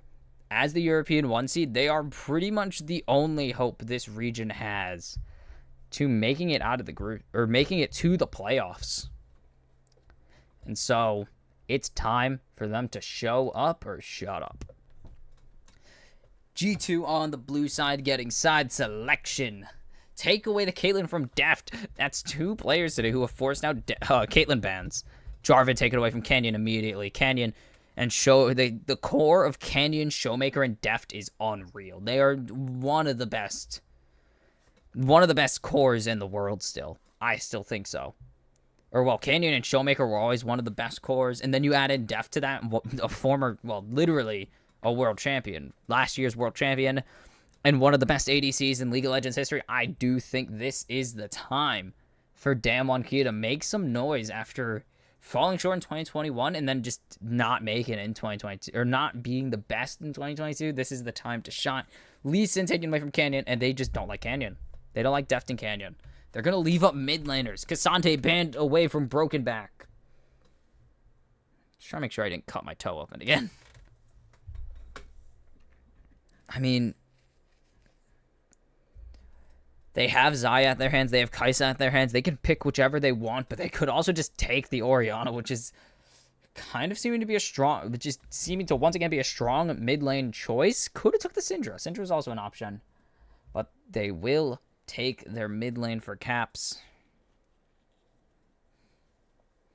And Kellen will be getting... Kellen will be getting the Alistars. We get our first Azir of the Swiss stage. I think our first Azir of the tournament, let alone. No, we had Azir. First Azir of the Swiss stage, though, definitely for Showmaker. And is Caps going to do it? No. Ooh, Hans Sama taking out the Draven. And there it is. We've seen one other Draven, and it went well, I believe. I don't remember anymore.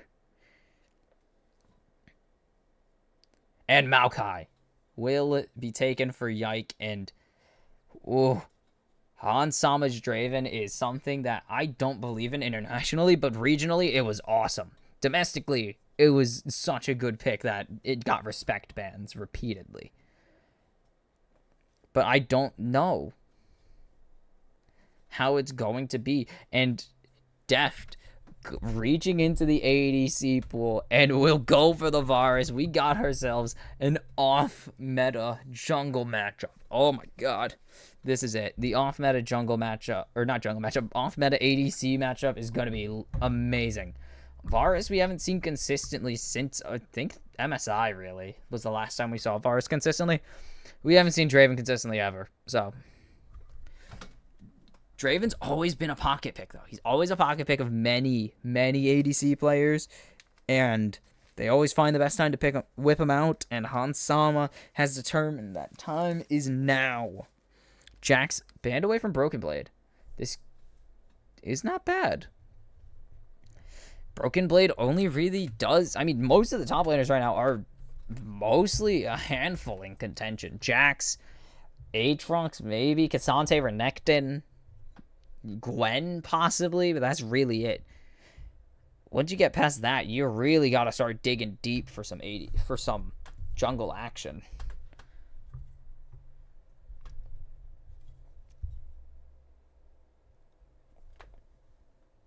I love the pick music they use, by the way. It's so good.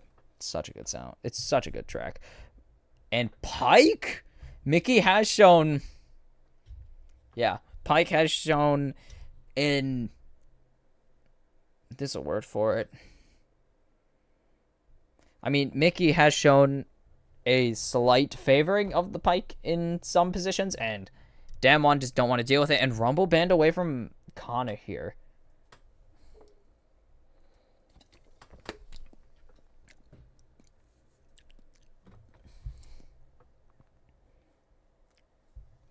And it's going to be Rel locked in for Canyon, it seems. They're going to leave the top lane for the counter. They know. Yep. Canyon has played a lot of Rel. Every jungle has. Rel is insanely strong. It's just really hard to counter. Or not even to counter her. There's just not much you can do. She's such a good team fighting champion. And she has such good gank potential with the crash down flash. And the Q with full tilt into Q. Broken Blade. We were seeing if Damwon Q were gonna get baited into picking the Renekton, but G2 with all the bans, the Rumble band away, with the Jax band away, and the Cassante band away, G2 feel fully comfortable taking this Renekton. And now Renata going so well with this Draven, just a champion that says, Draven, get in there and start doing stuff. What is the last one? Kana taking out the Korean Jace, it seems. Jace, 1-0 in the Swiss stage. I believe Jace was 4-1, 4-2 in the play-in stage. Looking very good so far at this tournament. It's pretty solid. Jace is a very much a skill matchup. Can play well into Renekton. It's going to fully... Why does that look so weird on my... I know why it does. So if I do... Nope, never mind. Doesn't matter. But it's honestly just time to see how this is going to go, because this is just going to be an interesting bot lane. Very meta with a slight meta with a twist of off meta versus a pocket pick and a fringe support. Not even fringe support, just a fringe meta champion. Good, but not in the meta right now, I guess. But G2 are in a very good position here, I think.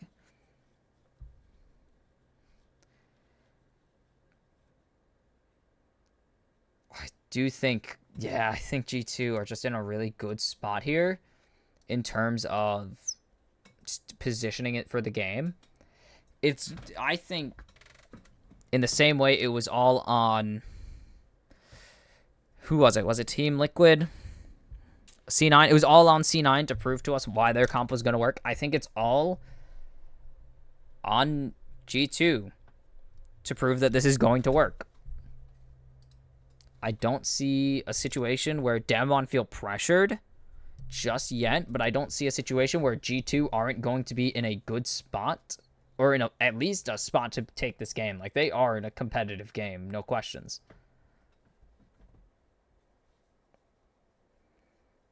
G2, historically good against Korean teams. Let's see if they can keep it up as they face former world champions, Showmaker and Canyon. And Deft now. Not Kellen. Or Kana. Kana was on Hanwha Life that time.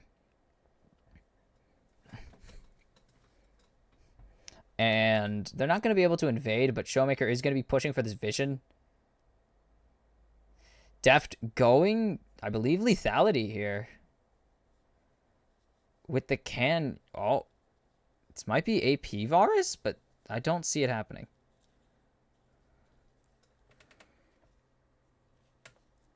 This does seem to be the AP build.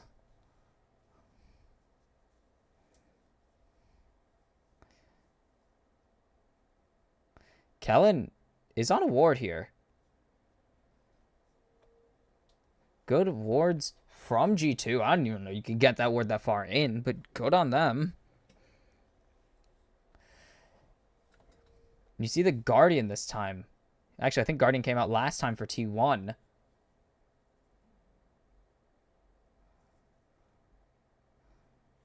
They want to get the early shove, and Yike is coming in hot. Not going to happen. Yike's on vision. They know Yike is just going to try and interrupt Canyon. That's what the plan was. It makes so much sense.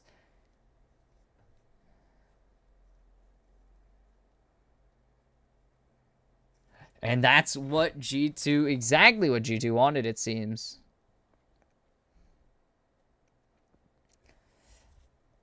And it works so well. They're going to get the Gromp and be able to walk away despite being on vision. Caps is getting traded so hard, though. And both healing. Both potions out. Kana is on the Conqueror again, as we've seen earlier. Jace is just going to take Conqueror into these melee matchups.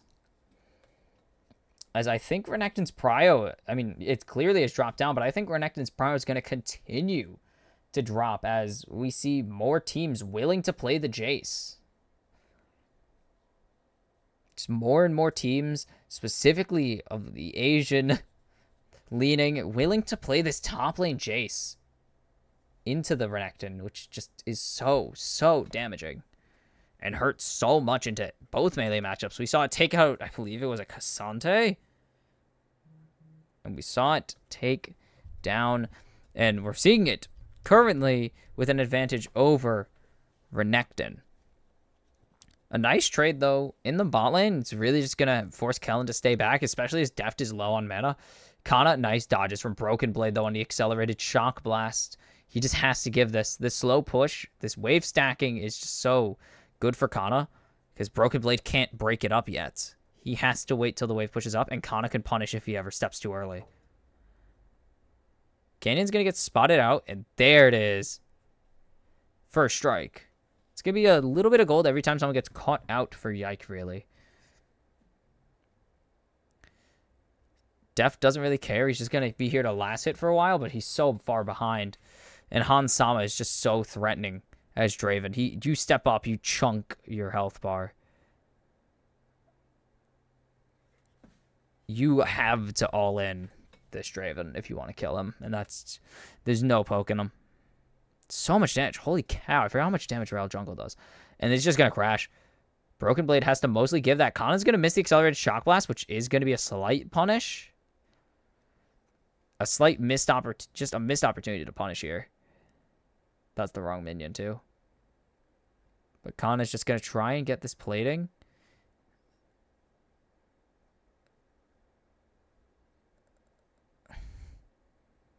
And Broken Blade's just going to get poked out. Yeah, he's not in a good spot. This is why a lot of people probably aren't looking towards the Renekton right now, despite being a very strong champion at the moment. The ultimate blind pick at the moment. Canyon tried to bail early. The smite just not enough. That sucks. Broken Blade's just got to back in TP here. Yike is here. Oh, and that was it. That was the angle G2 need. They need a handshake right now, and Hansama is just going to take the chance to trade. Good positioning from Hansama. Or not Hansama, from Yike to stay off vision. Hans really needs to be aware of where he's going, though, because if these minions spot Yike out, it's over.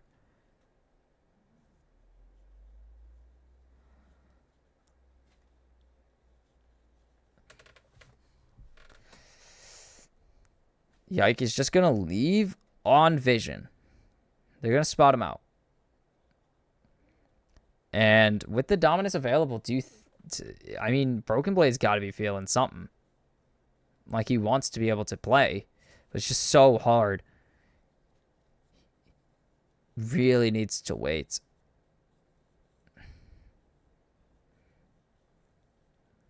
Yep, there's all that pressure. Turning into an early Drake. 4G2. Mickey.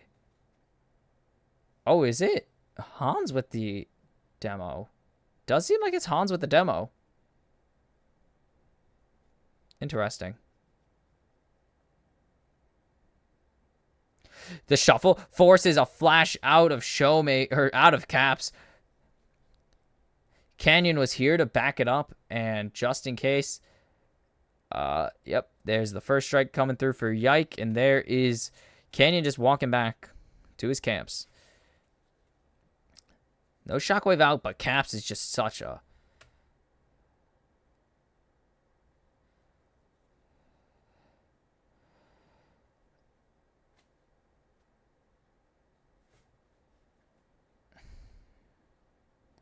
And Caps is just so strong.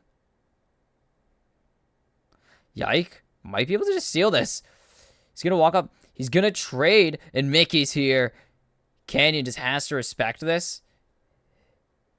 And he smites it away anyways with the remount, giving him the move speed to walk forwards and get that.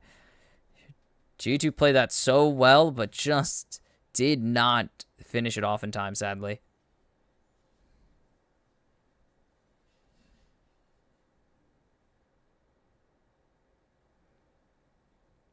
And Kana gonna get a big accelerated shock blast onto Broken Blade.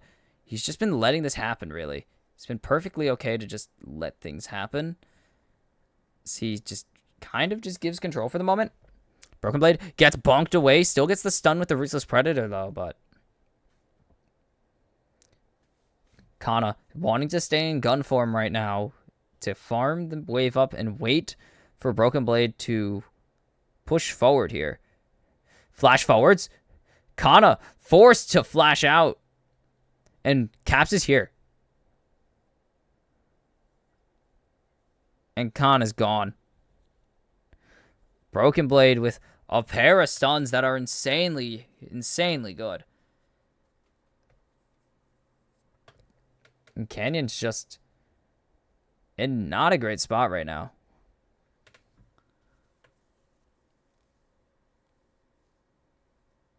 And now they're going to try and trade this. Hans throwing the axes so fast. Yike going to be able to do stuff or get this Herald because Broken Blade put Kana so low. Handshake coming out. The instant cleanse, but he's ignited right now. Hansama going to cleanse himself with the bailout. And first blood for Hansama. Flash auto ulti instantly comes out, and that's a massive first blood. I didn't catch how many stacks that was. I don't know. But that was absolutely so... I mean, we'll see it when we see how much gold he gets.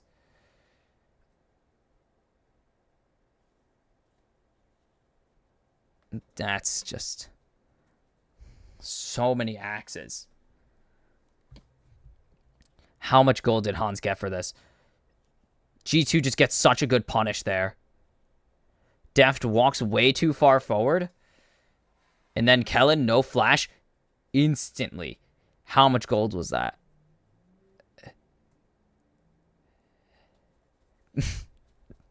Always fun to see the coach's reaction. Oh. Kana, no flash, not aware of where Yike is. This could be a Nature's Grasp coming in, and it will be. It's just Yike with Broken Blade coming back, though. He's hit in. There's nowhere for him to run. It's going, and he's just going to try and get as much of the plate as he will get a plating for it, but Broken Blade will get the kill onto Kana. The Herald's coming down, though. I don't know if he's going to be able to make it back.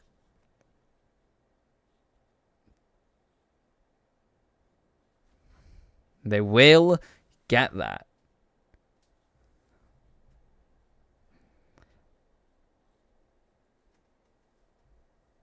And that's so much. And now it is 2,000 gold ahead for G2. I mean, the CS lead for Canyon is really big, but Kana is having none of it. They can check how much gold is cashed in, but the observing team doesn't want to do it. They can, because it would be one cash, and it would just show how much he's gotten.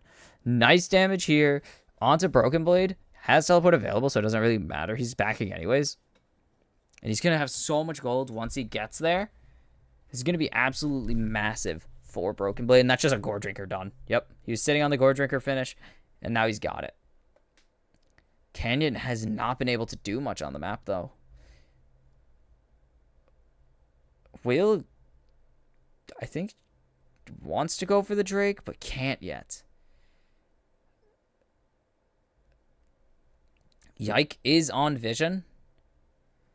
And Canyon is in way too deep. And has to jump all the way into the enemy jungle. Canyon has to hide right now.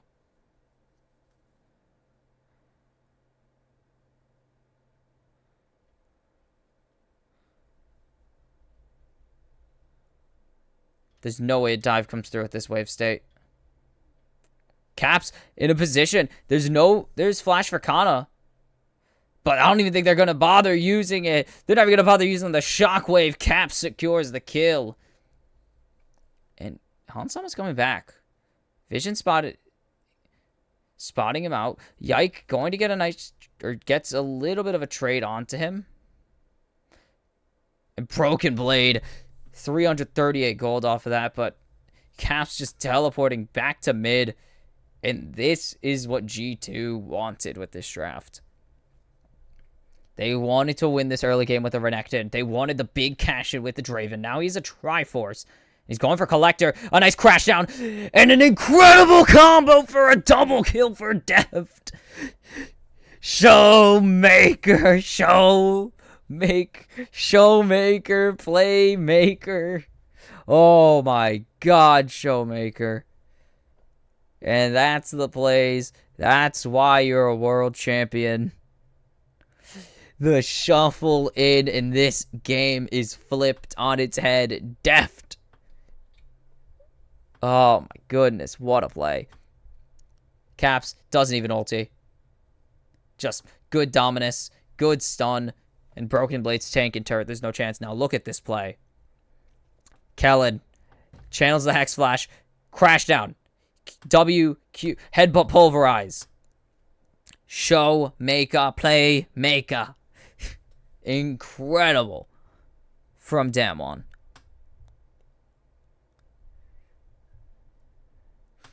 A massive Shuriman shuffle. A Showmaker-esque shuffle indeed, but look at the gold lead. It's still massive. 1,000 from the cash-in pretty much alone. Ow.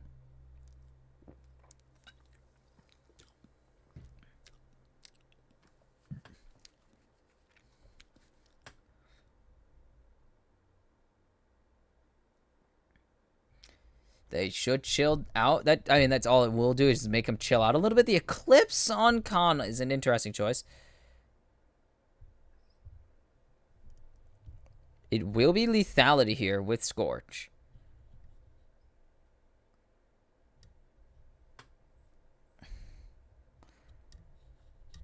Everyone wins. Drake and double kill onto the side of Deft. And Damwon. Meanwhile, G2 still lead.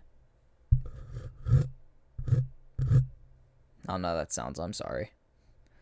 And no one's even here to contest. Canyons and base. This will be a second Herald over to the side of G2 pretty easily. Khan is pushed in.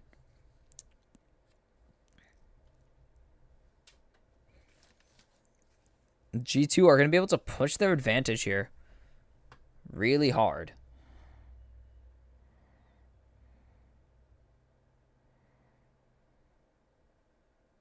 Bang! Massive wave clear. Takes forever. Callan's up top side. I don't think they're going to get Broken Blade down, though.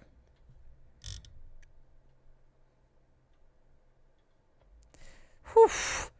And the game is slowing back down now as the teams are looking for angles, trying not to get caught out. And, oh boy, it's still absolutely massive. Showmaker. I'm still on that because that's such a good play. Draven only 130 stacks since cashing out, which makes sense and is completely fair. And this probably is a turret completely sieged. Teleport coming in. Showmaker coming in now. It's going to be some berserks, but not too much damage coming through, especially with the Alistar passive. And they will be deterred from sieging any further with the teleport. Broken Blade won't get hit, and Kana has to back up. Broken Blade clears the full wave in top. Hansama. It's going to be difficult. G2 have such a lead that Damwon need to overcome. Just gonna...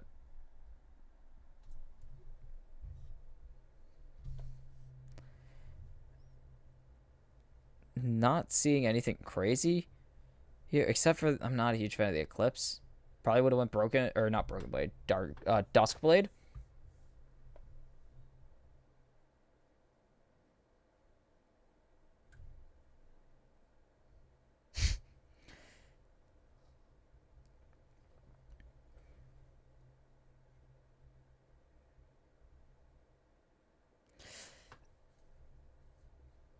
Ooh, nothing really happening. It's a lot of posturing, just waiting for, again, Drake to spawn 30 minutes.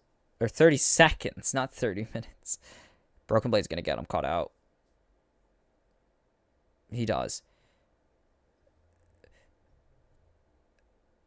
Kana gonna hit him away, but he has so much damage and healing now that for Kana, it's kind of an issue.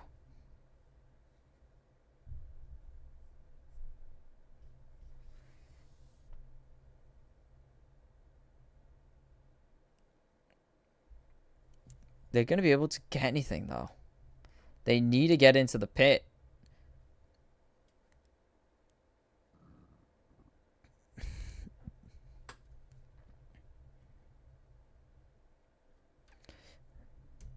And I think Maokai, yeah. They're just going to give it over. Damwon, just give it over. It's only second Drake for either team. They just let it.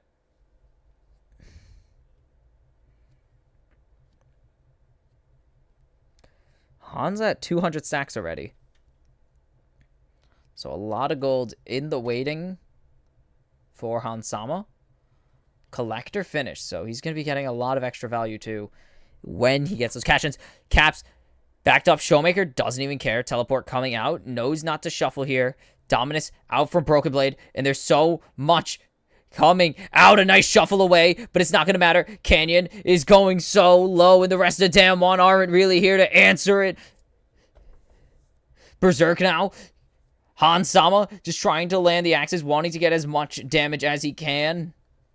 Canyon running away. Broken Blade's going to secure the kill, and that's going to be a massive cash out. 200 stacks for Hansama, and they're just going to get a mid-turret for Damwon. Showmaker jumps out. Oof. And Damwon might have bit off more than they could chew. This is good restraint from Caps, or from Showmaker.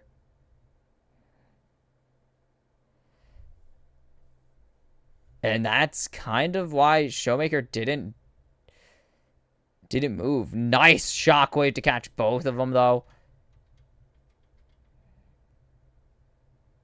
And that's such a good cash-in. And now Draven is a menace. And he didn't have that many to cash in. So that second one doesn't mean much. More than just 300 gold, obviously.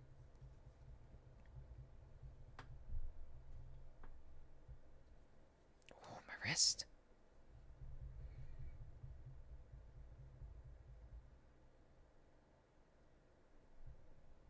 And G2 are playing so well.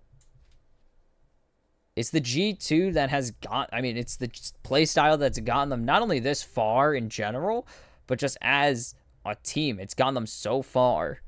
Just play the way they want to. They can do pretty much whatever they want.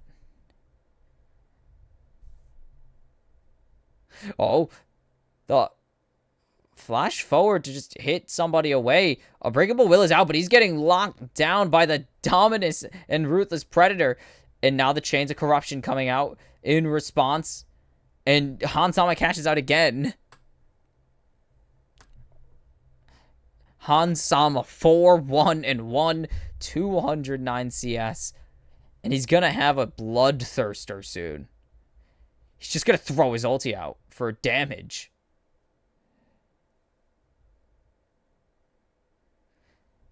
Can Canyon get this? Oh, so much damage from Kana. Hansama gets shut down. Double kill, and they steal the Baron. Are you kidding me, Damwon Kia? And Kana with the triple kill. Are you kidding me? D plus Kia make it an A plus. And Mickey getting scared again. His back is cancelled, and this is what Damwon wanted. Oh my god. And so much damage.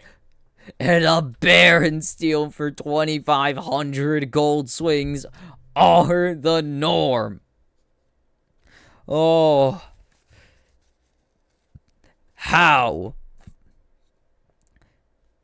This was such a good pick.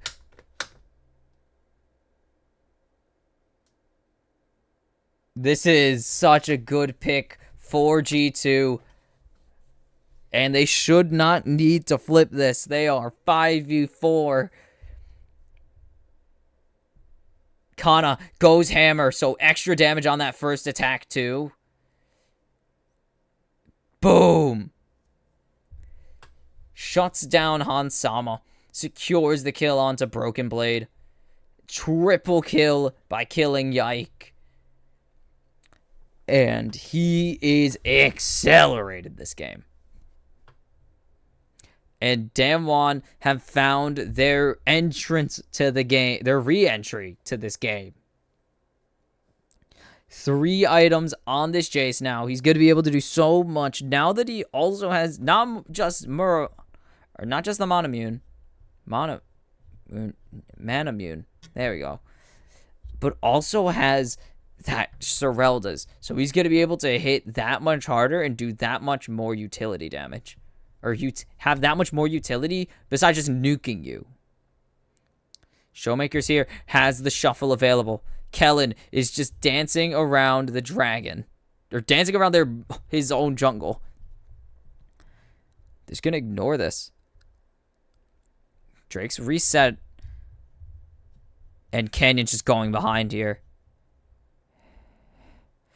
That's so much damage. Not going to get the Drake.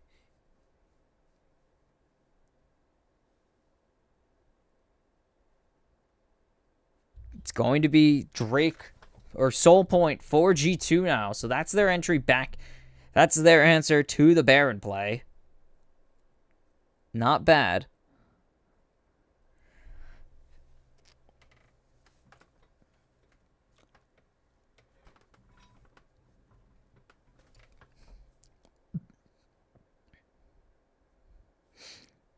Oof. Kana doesn't even have boots finished. Doesn't even need them.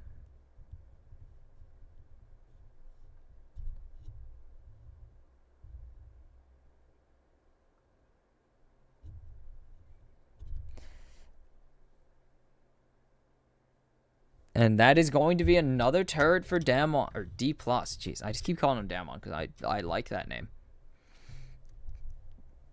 And they don't have a consistent form of AD. They got 2 tanks, Azir, and they have 2 assassins, basically. 2 long-range assassins. And look at the damage Kana has done, though. So much. G2 haven't even needed to do that much damage, and they've gotten something in this. Spawned it out both Broken Blade and Yike there, though. And look at the total gold, though. And it kind of actually aligns with the damage chart, minus Hansama, who's just absolutely wrecking house and making waves on this Draven.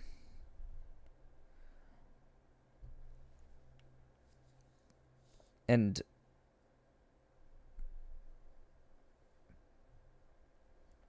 Morello's coming out, it seems, on the side of Showmaker. Just ready for it. Wants that anti-heal for Draven, for Renekton, Maokai. It's going to be big deals. And he applies it so well with his ultimate, with his soldiers. Canyon getting caught out a little bit. And G2 are able to get some poke damage onto the Rel.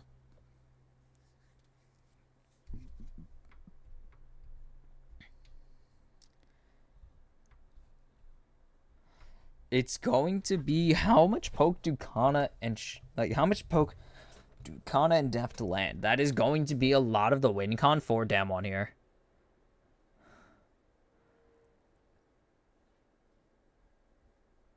It's just they need to really focus on their poke damage.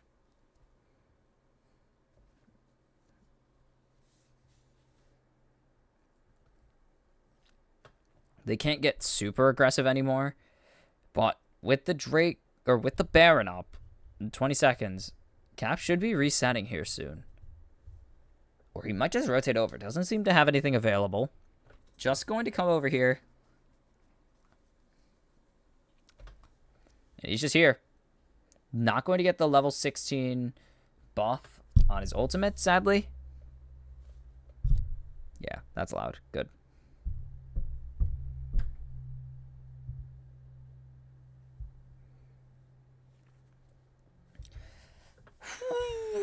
And now, again, it's still how much damage or how much poke can Damwon land.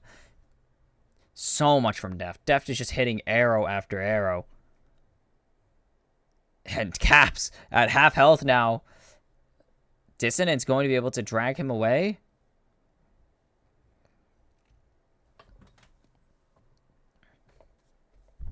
And even with a 2,000 gold lead, that's not going to mean everything. They could just wait for the dragon to come up, though. G2 have advantage here. They can trade Baron for the soul. They can try and melt it. The Gnasher's Tooth is going to be a lot.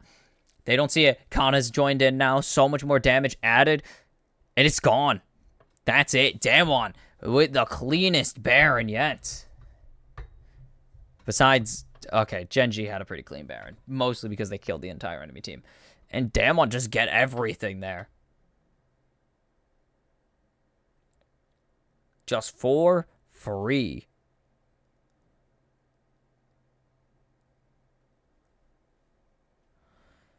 Broken Blade just standing in the Tri-Brush alone. Has vision of Damwon coming down to beat him to a pulp. And now the Drake. This is G2 saving grace here. Uh-oh. And Kellen just before getting absolutely melted off the face of the earth, places the ward, turns around.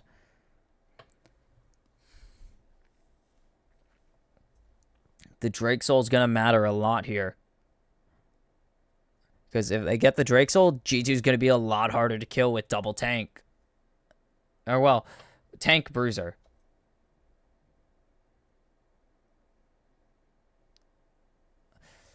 Cleanse.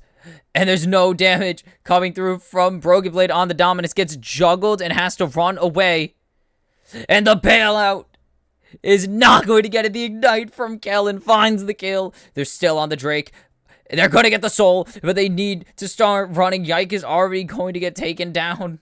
Kana goes on a rampage. Mickey's not going to be able to escape. The bailout onto himself. Showmaker will pick up the kill, his first of the World Championships somehow. And Caps just recalled. And I don't even think Hans was really intrigued by the fight. Now, I believe that is also the first soul of the tournament. And now it's on Damwon to try and fight through this soul. Because that's a permanent buff. They got the Baron. That's a nice temp buff. But Ocean Soul is a permanent buff that you need to fight through right now. And it's a lot of healing and a lot of mana regen. Def doesn't even use the chains.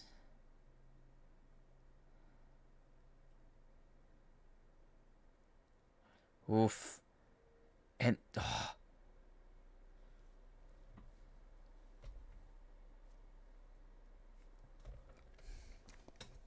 and now Caps caught out of position here, possibly.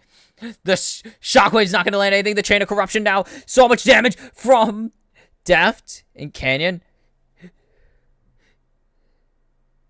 Oh, the shutdown still comes through.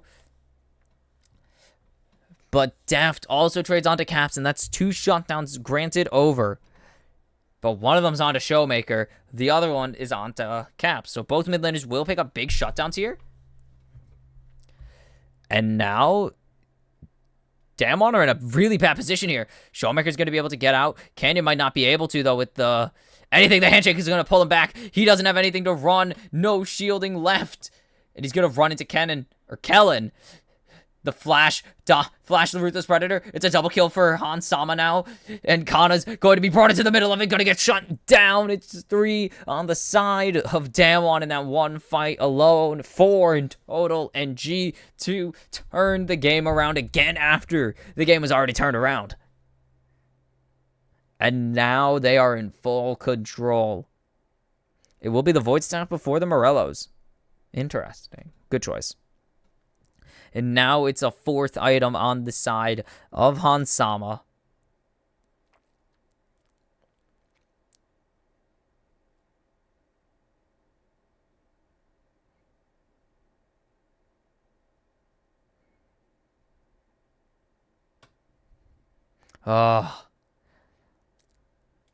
Damwon just didn't pull the trigger there. This teleport from Renekton's huge.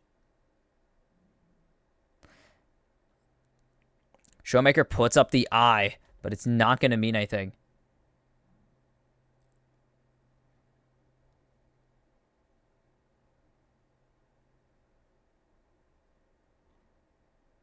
Kana gets found and just jumped on. There's no shuffle left.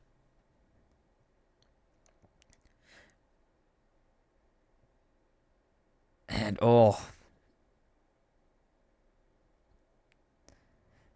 and now Poke is a lot less effective into this comp.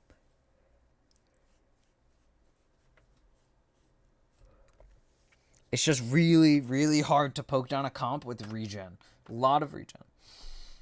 3 Ocean Drakes and the soul buff on top of it is just very difficult for the side of for Damwon to really push through with their poke comp. It's so difficult.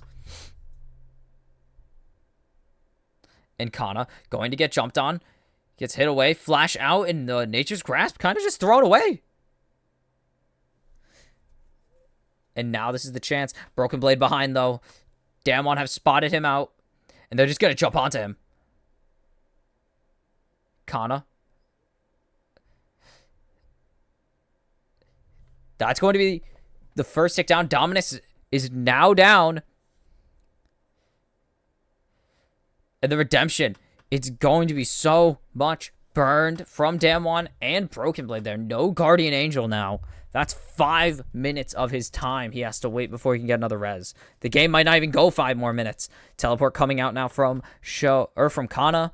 Should be coming out from Showmaker soon. G2 already lost a Baron. 2 Barons this game. Just smite the Baron, G2. Mickey going to get Berserk onto Canyon. This will not be a flip, but they still have some running to do. Damwon need to find the fight here. So much damage onto Broken Blade now. A nice stun onto Mickey, but that's not who you want to hit. The Nature's Grasp going to save people from Showmaker for the time being. Yike, taking so much damage. Showmaker has so much magic penetration. And Damwon do not think they can pull the trigger, and they just won't. And now, with a Baron buff, Ocean Soul at their back, can G2 really stop anything? They just need to find the fight, and this game can't... Actually, it's so hard to end here. They need to end through bot at the moment. Oh, but with the respawn timers, they might still be able to push through mid.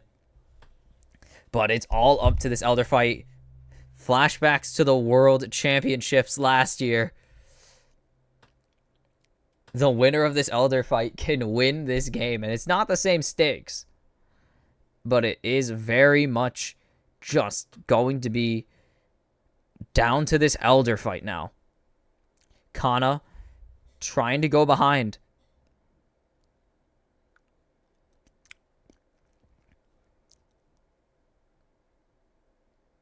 Teleport behind. Broken Blade, they don't know. They know there's a ward behind them, but they don't know that Broken Blade has teleported. Canyon spotted out. Broken Blade coming from the shadows. Gets stunned out, but they're so separated. And Canyon forced to get out of there. And now Damwon are split so badly even further. They're going to make it back, though. Tons of damage landed. Not that item, though. No Triforce for them. Oh, Kellen just takes so much right there. And G2 should be able to start this fight. It's only Canyon, though, who gets berserked. But they have control of the river. That's all that matters. Kellen can't get in there. Nice stun. Kana already at half health, though. So much damage from Kana. They just need to survive the poke, and they can win this game.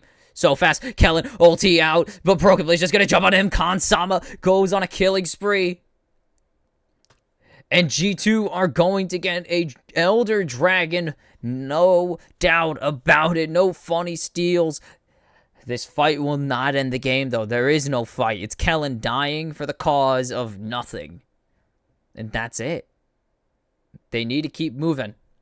Hansama tanks so much of that because of Orianna. So well done. Is this it with the Elder? They're doing true damage to structures now. They're doing true damage to their enemies. They got an execute at like 15%, which is so good for Draven. And they're thinking, and they're going to not go for it. They're going to show restraint. We will hit the 40-minute mark, possibly. This is by far the longest game of the Swiss stage so far. This game is still winnable. But G2 are, I mean, both teams are pretty much one fight away from ending this game. Canyon gets caught, but dodges all the CC. Massive E from Mickey.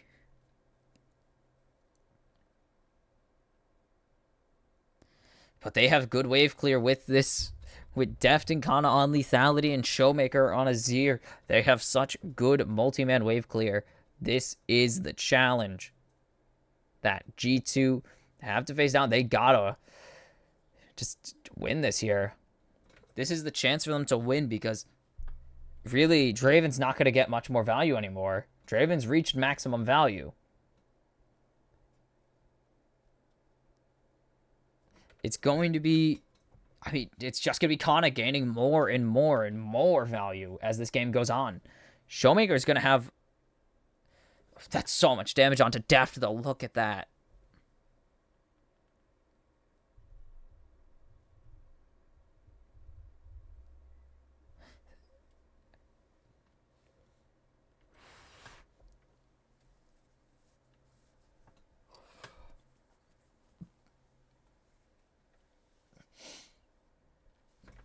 They need to get these tier 2 down. At least the tier 2s. Hope possibly even another tier 3. G2 might be looking to end here, though. The Nature's Grasp isn't going to reach anybody, but without Baron minions, they can't really push. They don't have super powered, like, super Baron minions. But they will get free control here of the top side. Most importantly, they're going to get to reset and come back for Baron.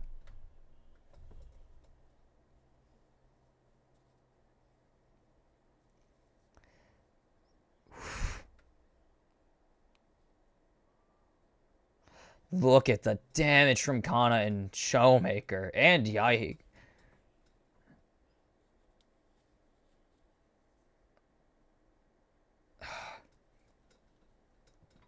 And this is the 4th Baron of the game, which is not super common. Canyon going into a lot, though. Broken Blade going to land. The Crashdown comes through. The Chain of Corruption will land.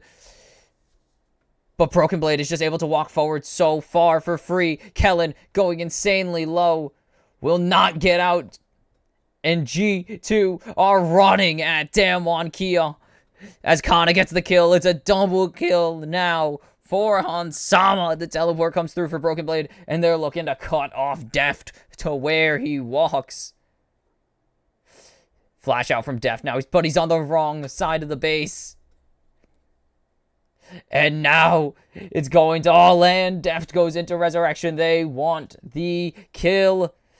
Yike will get the kill, and it's Canyon alone. G2 will take the game in dramatic fashion, finding the fight before the 4th Baron spawns, and they will go to the 1-0 pool. Oh my god. This is crazy. That was another chaotic game with Koreans. It was just, in the end, a diff of just Hansama became unstoppable. They couldn't kill Broken Blade. So many good teleport flanks on the side of G2. And we still have 3 more games. Oh my god. And a well deserved bow for G2 as they battled for that win. And just so well played. Whew. G2, in the end, will not find the win. Or, well, what? G2, in the end, find the win after 42 minutes. They find their fight at the Elder, or just before the 4th Baron. And, oh my god, that game was just so back and forth. Both teams had some insane moments and some crazy throws. But that is enough of that game as we head to NRG, the 1 seed from North America, versus Weibo Gaming, the 4th seed from China. So, I don't know. Wait up, I guess. I don't know. Game 6 coming up soon. Oops. But we're back for game number 6 of 8. Oh my god. And we have another 8 game day tomorrow. But we'll see.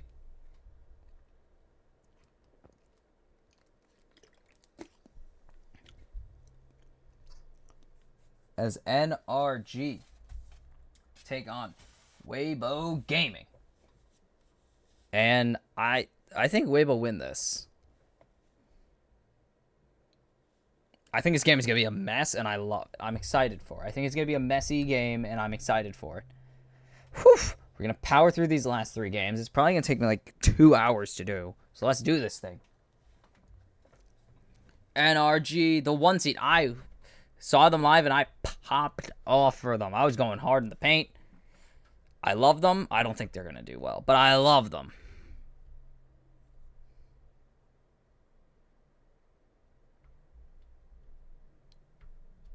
And this is a really interesting team because they probably aren't the best team. But they are the 1 seed, and that's what matters. They're not really the best team from North America, but they are the champions of North America, for whatever that's worth. And so, it's time. NRG, CLG's first international match in forever.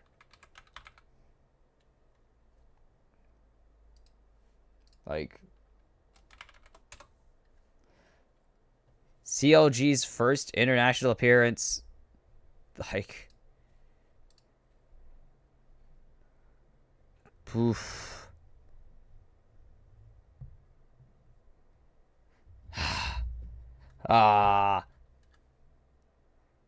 There it is. They haven't been to the international stage in 7 years. Since 2016. When they finished 2nd at MSI and then got eliminated in the group stage of Worlds 2016. It's been a long time coming, including almost being kicked out of LCS. But once NRG took over, they somehow got everything right, and now they are at Worlds. Meanwhile, the prodigal son of China? No, he's not the prodigal son of China. But the Shy is back at Worlds with Weibo Gaming. He's joined some of the Suning boys, the last Chinese team. Nope, that's not true. I'm wrong. Anyways, joined some of the Suning boys with 2 randos. And the Shy is at Worlds again. Whew. Weibo Gaming is a team I really am into. Like, I dig that team so much. And I'm really, really, really excited to see what this team brings to the table. Because they were looking really good early in LPL summer. And just kind of, it just didn't happen in the end. What the heck are those plays? Are those just to stop them from looking over to the side and seeing their opponent's screen? But why not just have them up permanently? I don't get it. It's not like it blocks movement. Yeah, like it literally doesn't block movement at all. This is stupid. But it's really just up to, I don't even know. Like, this is going to be fun. We're in for at least a fun game. I don't know how about good it is, but we're in there. And like, oh no, Weibo got rid. Yeah, that's right. Weibo got rid of their guys. They're on Billy now. It's really weird. But I mean, oh my god, a bunch of a bunch of really good players individually. We'll have to see how it is like together internationally. Like the Shy and Crisp world champions in 2 separate years. Ignar, absolute legend. I love Ignar. I think I was memeing him earlier. Not on cast, but I think I was memeing him earlier. I love him. He's so cool. He's awesome. I love Ignar. Great Rakan player. This is gonna be our first Zayaban of the playing stage, or of the Swiss stage as well. I've been saying playing stage so much that it's just kind of like there now. I'm gonna be saying Swiss stage and play. Actually, I won't, because I don't have to say the word stage. Stage is the key word. And Rel finally banned away. I believe this is the first ban of the Swiss stage as well for Rel.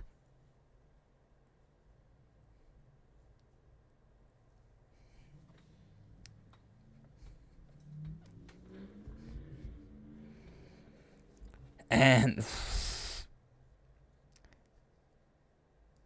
Jace has lost finally. Only 1-1. And Vi banned away from Weiwei.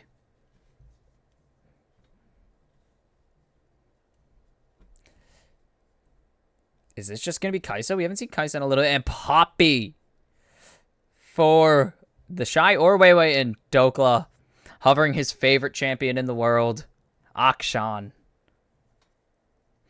There it is.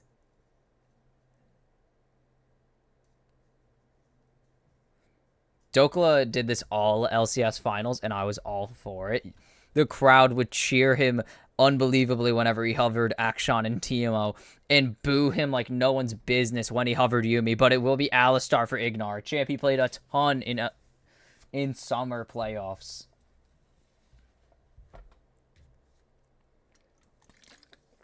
Dude, I'm not the same. I'm not alone in that, Veti. Thank you, Veti, for reassuring my Rakan.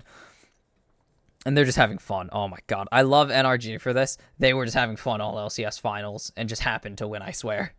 As it will be the potential flex of Talia picked up again. And there's interesting hovers from both parties today. This is two teams that know what's up. They're having a good time, it seems. This is the first time Rumble's really been left open, and they will take it. And Xiaohu instantly looking for the Kai'Sa and locking the Kai'Sa for light. So with the Xayah gone, it's up to NRG to find the answer.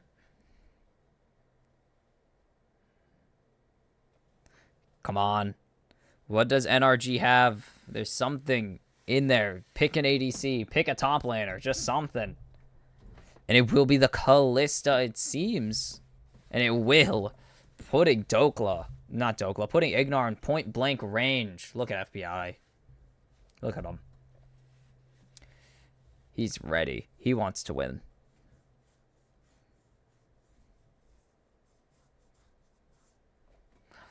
Whew. Yeah. Not shocking that Weibo are more about the mid lane with one of the best mid laners. Nautilus banned away. Great pairing with the Kai'Sa. Don't want Crisp touching it. Crisp, Thresh player. Plays Nautilus. Played with a Nautilus. Not as Nautilus, usually. They can get... I don't think Douglas is going to go towards the Jace here. I think they're safe.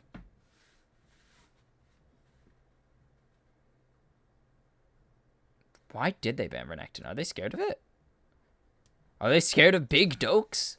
Are they scared of Big Dokes' Renekton? Big Dokes' Killer Croc? That's the question. And Blitz banned away from Crisp. Crisp crank.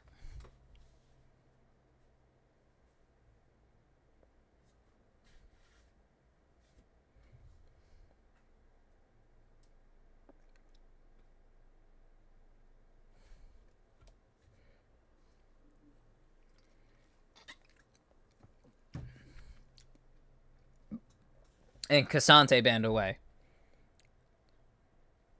Very interesting bans, especially into the Rumble. And Palafox just doesn't care. He's gonna just have some absolute fun with the hovers. And it will be the Jace, actually, I think. I do believe this is the hover and the lock. And it will be into the Rumble. Dokla. And you're also going into NA Jace, and I'm not a big fan of this pick, honestly. I never like NA Jace. That thing looks ugly as hell. And we've seen a Leona. It did pretty well. Leona very strong, and it will be locked in for Crisp. And Azir instantly taken for Xiaohu. And that will be Weibo's draft. And what is the top lane, or the mid laner here? Now that Azir is shown, Syndra is an option here. They could flex the Jace even, if they really wanted to. No Orianna, which does suck. They have Ahri available. And this is going to be Jace mid. Dokla onto the Ornn into the Rumble.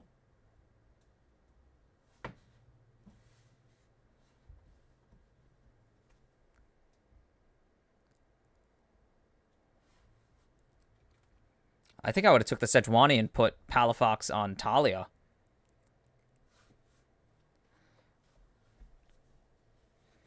Big Dokes. Not the heart and soul of NRG, but a fan favorite nonetheless. Big Dokes just walks at the enemy, and things happen. The fear of Big Dokla.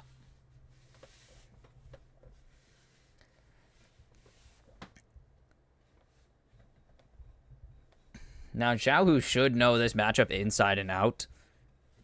He's Chinese. He has to know Jace matchups.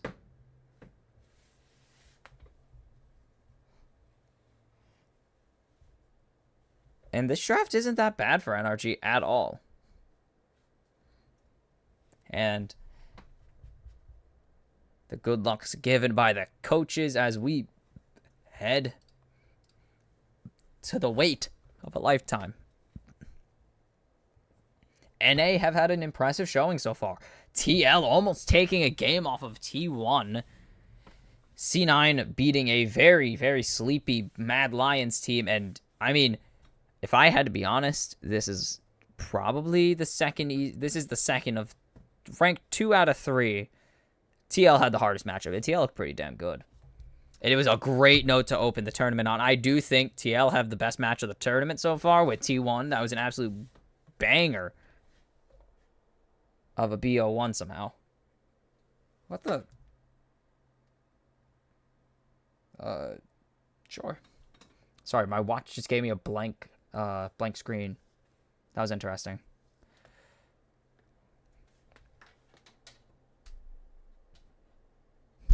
Ow. And now it's time to see if NRG can round out a very, very strong day for North America. All things considered, NA have looked pretty good. I mean, they have good records, mostly. TL looked pretty good. C9 won, which is enough, honestly. But NRG need to show some life here against Weibo Gaming.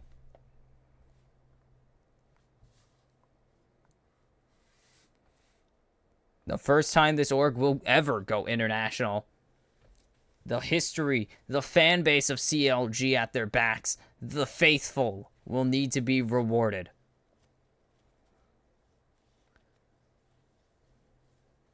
The faithful will hopefully be rewarded today, as one Kobe has put it. The faith transferred to NRG once they bought out CLG. Once they bought CLG as an org, or merged with them, or whatever you want to call it, the faith transferred, and clearly it carried them to a World Championship appearance and an LCS Championship. NRG's first, and would have been CLG's 5th? 4th? They're very misfortunate. They were a very misfortunate team.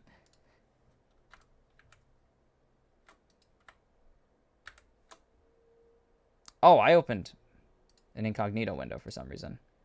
That was an accident. I didn't mean to do that. That was just for my Wikipedia searching.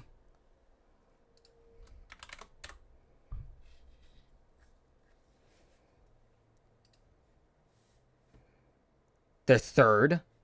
Seriously, it would have been their third. Wow.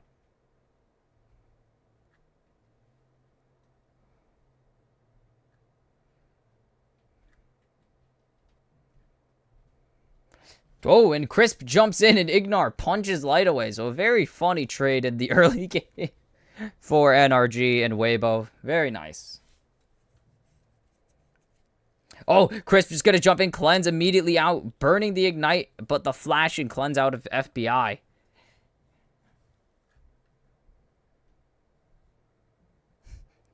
And Crisp does not care.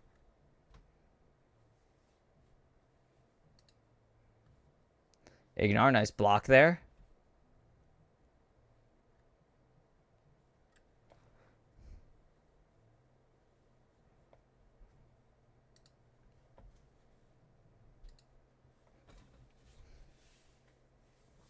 Weiwei's going to just invade, but not going to find anything. Bot lane. It's Weiwei looking for the dive. He's excited, but they have vision. But I don't think vision's going to save you here, FBI. You have no flash. And the flash forward, the Q. Is it just going to be a solo kill? No, it does not count as a solo, but Weiwei just flashes forwards. And now it's Ignar's time to get locked down. Flash for flash. The root coming through. Weiwei, does he have anything? Weiwei gets pushed under, and Light's gonna get the second kill, and Weibo Gaming are playing their hearts out and playing so well, and first plating's already dropped at bot lane. This is a crazy play from Weibo Gaming, and it works out so well. Kind of the punishment you get for being pushed in while your jungle's in top lane. And Shy, not Shy, I should really say that, will actually steal away the scuttle.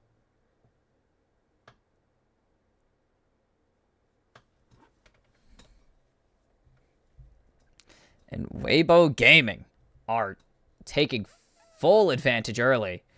Weiwei just blasting through onto FBI. Oh my goodness.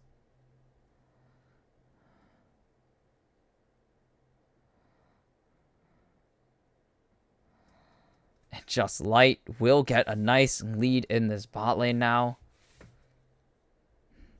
This is absolutely going to be huge. Contract spotted out now, too. And NRG might be looking at a tough early game that they can't really find a way to escape from.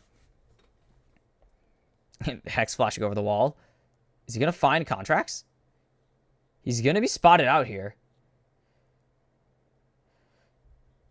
It's going to get pushed. The pole ignores all CC. It landed after Ignar hit everything, so. And now Xiaohu's here. Xiaohu has no ulti, though. Oh no. And Weiwei has 2 kills in this early game. And Weibo are unleashed. This is crazy for Weibo Gaming. I have no idea what on earth this team is capable of, but they are proving very capable in general here.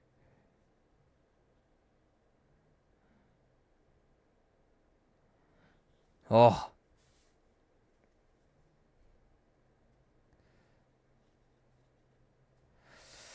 Already 2,500 gold ahead. A nice... just a bit late.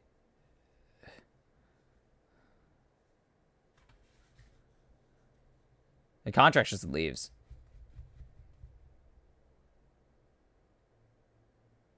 And it's looking like it's going to be a tough opening for NRG at this tournament. The rude, not even rude awakening, just the misfortunate awakening. That is a 3-0 lead at 6 minutes is painful. Crips, not Crisp. Crips, please don't quote that. Crisp getting spotted out here, but just will back up and then recall there.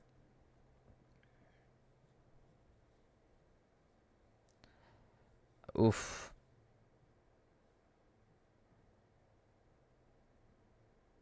That was an interesting E to land. Electro Harpoon.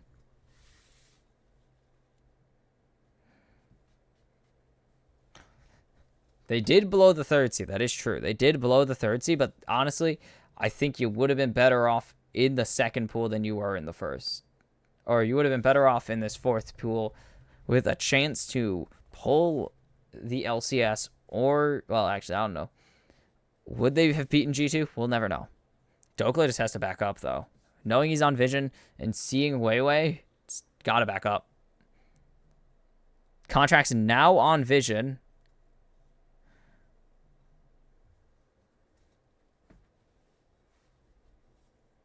And NRG's going to be able to rotate here. Dokla in a bad spot, though. You don't want to fight this Shy at this point. Not yet.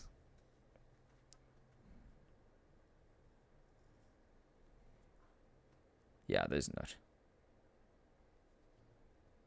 And NRG gets some consolation.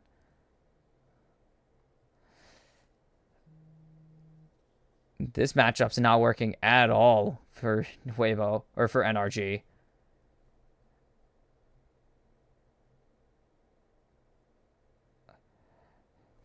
Weiwei's just going to go mid.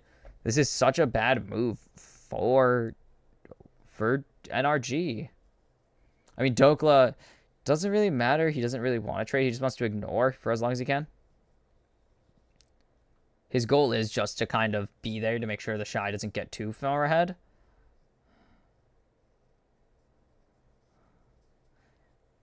Just... Weiwei is just such a strong position right now. It's such a strong position.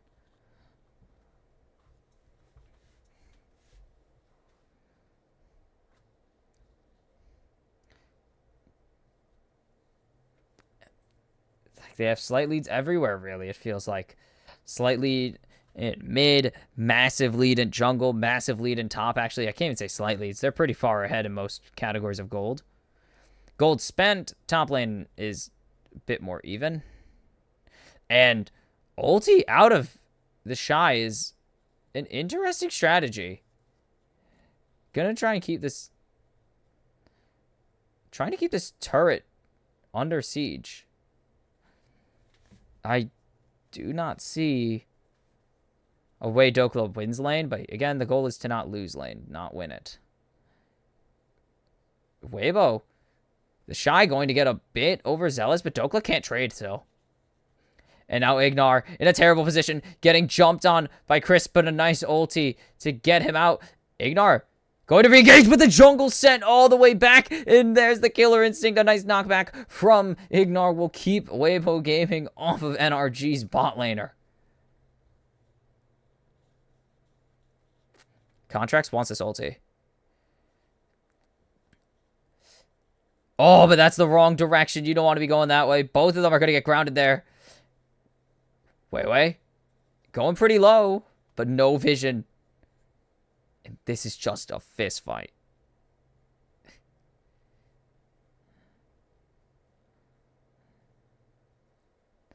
Oof. That seismic shove was tough, and that's not what you want to see. That's definitely not what you want to see. Xiaohu gonna take some damage from the turret, but Xiaohu's gonna just send Palafox back to where he came, and it's a solo kill for the Weibo. And Xiaohu returns to the international stage, and now he's just jumping out of contracts, forcing the flash out, and that's how you want to return to the World Championships, Xiaohu. It's so much. Now Xiaohu's going to get 2 platings here, the equivalent of 1 for him and Weiwei, and now Weiwei's lead is even further extended. And might even get another one. He's hungry, and he's eating up the plates. Look at this.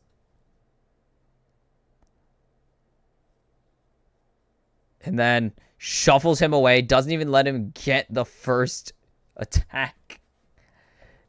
And sends him away. And then Contracts misses the minefield. And now you got to be thinking, not I mean, with how NRG's been playing, you might think that are they feeling the stress of, I 4 of their players have not gone international before. Or, well, no, 3 of their players haven't gone international. So, is the pressure getting to them? The worry, like the stress of being on an international stage and playing on against the literal best in the world.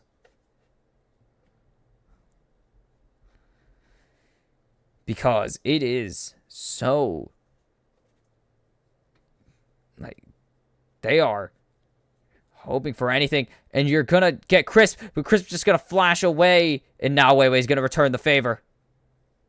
And gets pulled away, the Fate's call. And Xiaohu's coming in. Xiaohu, 2 seconds away. A nice solar flare. Contracts is stuck. Light will get his second kill. And Weibo Gaming are just dominating NRG. Oh, and NRG. It's going so poorly. Your first international match. And Xiaohu's gonna get the shuffle on Palafox, and he's just gonna chase him down, it seems. Nope. But, oh my goodness.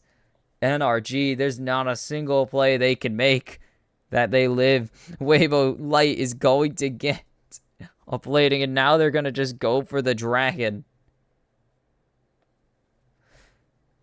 Oh.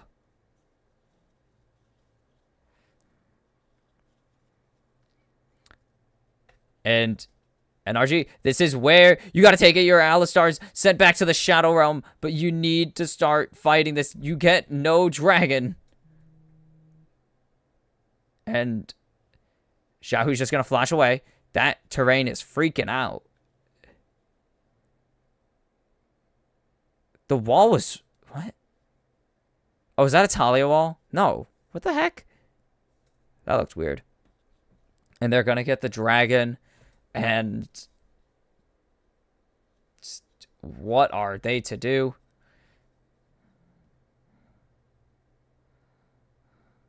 And Weiwei just absolutely a good Fate's call.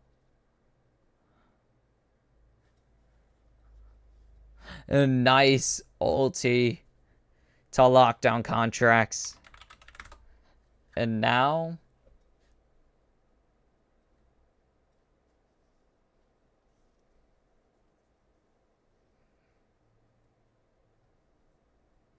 And Crisp is coming over the wall. They're going to back.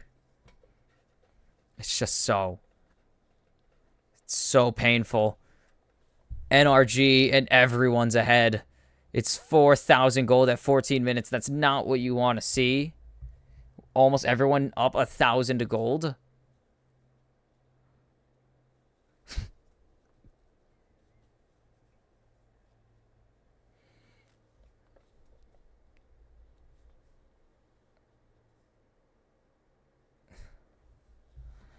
And Shai's just going to flash on Dokla, forcing out the flash, but it's going to be no ulti available.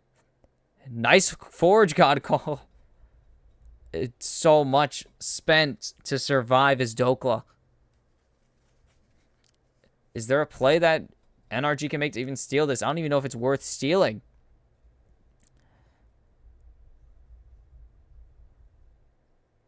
Ignar is just walking into the damage. The Keeper's Verdict isn't going to land, but that's going to be the Herald down, and they need to get the eye. Xiaohu just jumping onto Ignar. Just able to walk at Ignar, and the Shy is going to be hitting so hard with that overheat. Oh my goodness. Xiaohu gets sent back. Ignar's going to jump through the wall, though. It's going really well so far. They could find this play. And Palafox will secure the first kill for NRG on the international stage. But Light is going to siege mid. And NRG find a play. They get Xiaohu, who's rushing Nashor's Tooth. Not a bad rush. And so, Palafox. Palafaker, could you? Secures his first kill on the international stage.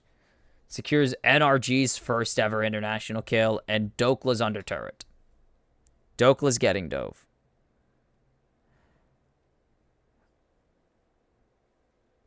Yeah, and Dokla's in the middle of no man's land. And speaking of firsts,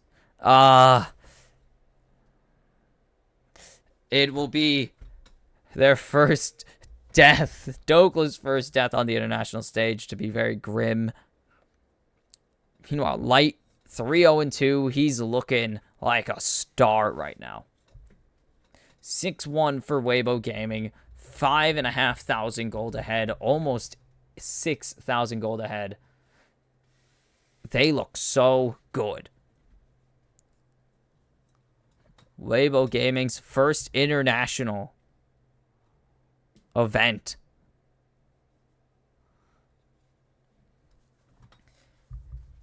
And they are dominating. The remains of Suning were bought and sold for this. Palafox is coming top lane to face the Shy, and NRG are looking for a play here. Nothing. And they're just going to go mid. 18 minutes, and they're on a tier 3.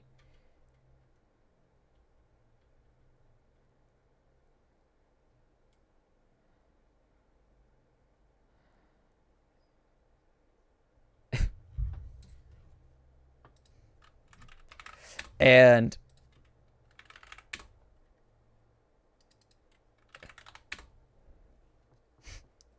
that's hilarious.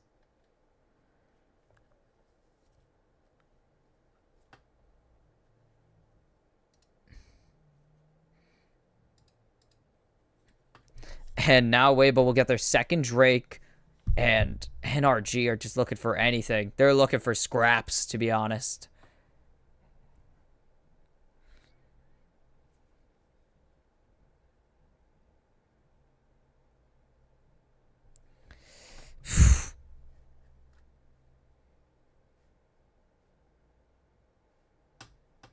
Audacious Bravery Shield. There it is. And finally, the dragon comes through. Holy cow. Took so long. This took a really long time, honestly. I thought that was going to be a faster Drake take. It was not.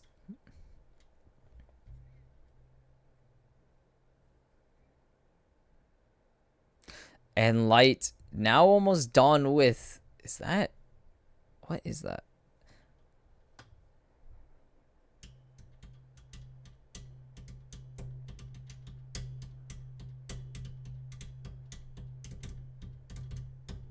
I'm dumb and can't remember the item. It's not a Triforce. Please don't be Triforce. It's not. It would have a Sheen. BF Sword builds out of like 3 things, so it's fine. And 30 seconds to Baron. They could rush it.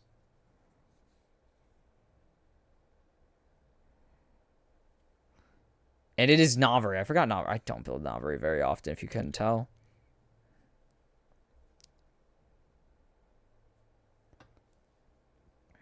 Wei going to get caught out a little bit. Doesn't take that much damage.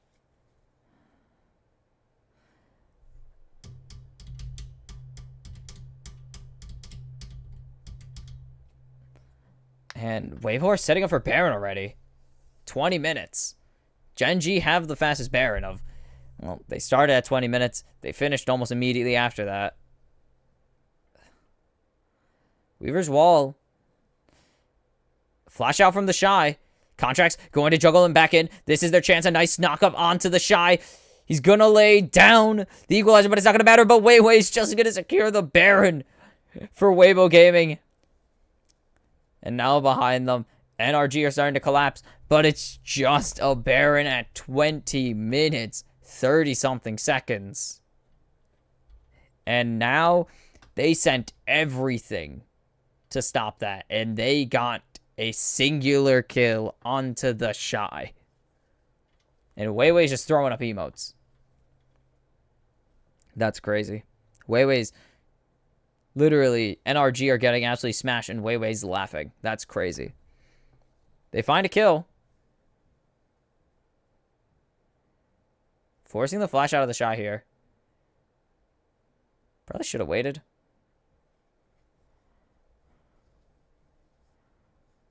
And Crisp going to get jumped on here. Or Contract's going to get jumped on. And now all of NRG. Weibo Gaming the triple. And Weiwei with his own kind of insect. Xiaohu hits literally 0 people with the shuffle. And now he's just going to be able to free fire anyways. Ignore. The blast cone will escape and Palafox will secure the second turret. Light will help Xiaohu here. And Weiwei's just walking forwards. Oh my god, Weiwei.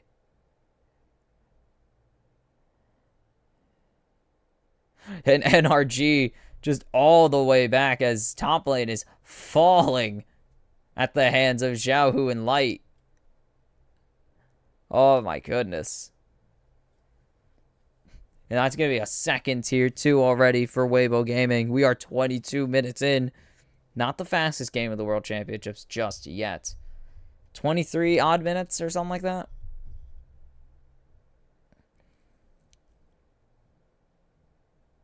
And just, whoop, bye-bye, Ignore. Where's Xiaohu? I want to see Xiaohu's legendary play. I don't care about contracts dying. Good flash. Legendary play, Xiaohu.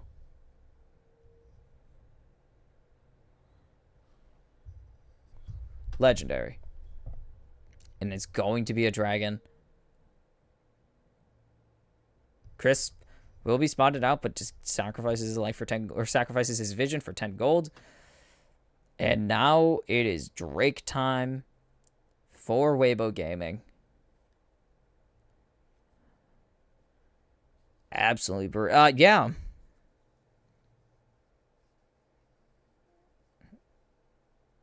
No game is 100% till the Nexus is taken. But Weibo Gaming are getting pretty close. Genji were also pretty close.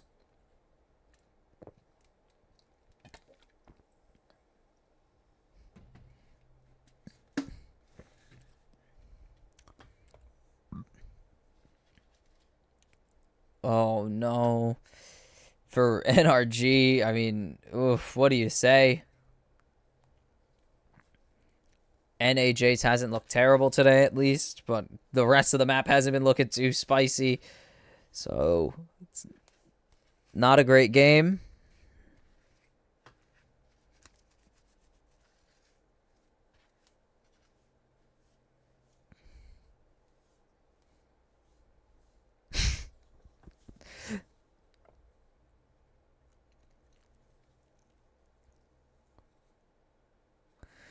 It's just the 9,000 gold already. It's going to be 10k in a moment. What is... I mean, there's no win con for NRG here unless they get so lucky.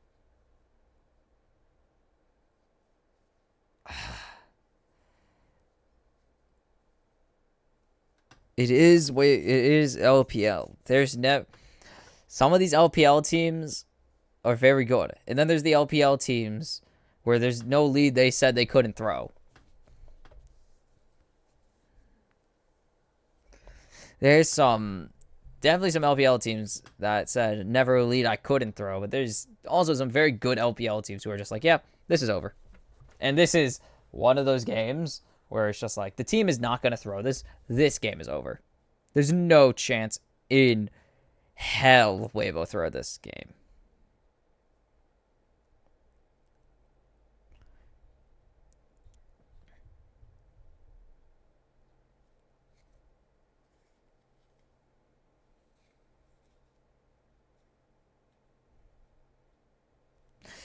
Whew. Weiwei has put the smack down on NRG. Hey, Weiwei MVP. Literally has been a menace this entire game. No questions asked. Weiwei has put the Shy in such a strong weak side that he didn't see his jungler. The Shy didn't see Weiwei except for a play that didn't happen. Literally. He came top lane, left, never came back. The Shy is wondering if he has a jungle this game because he doesn't need it, and he hasn't seen him, so he's not real. The keeper's verdicts these games, though. Weiwei absolutely slapping just everything out of NRG with these keeper's verdicts. mostly banishing Ignar to the Shadow Realm. So there's no engage on the side of no consistent engage on the side of NRG. Still waiting for it. Come on. Give us Dokla just taking so much damage there in that short trade. I mean, lead damage is the Shy right now, who's been fighting Dokla, so it makes sense. Mostly been fighting Dokla. Biggest meatbag on the Rift right now. By far the biggest meatbag on the Rift. Not even a question.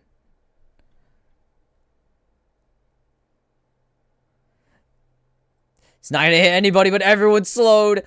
Contracts. Oh, Palafox, absolute hero. And it's just Baron time again. Almost on spawn. We had 3.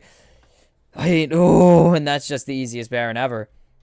That was such a good play. If that was a stunt, if Chris landed one of those, all of them died. Like, that would have been death for Ignar or Palafox or no, for Contracts or FBI.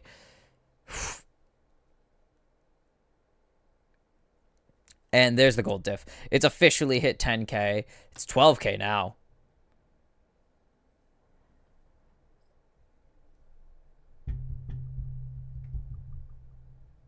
Just crisp.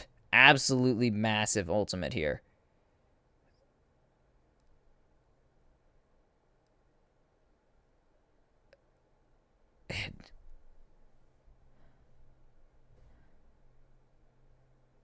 Doesn't trust his teammate. Fair enough.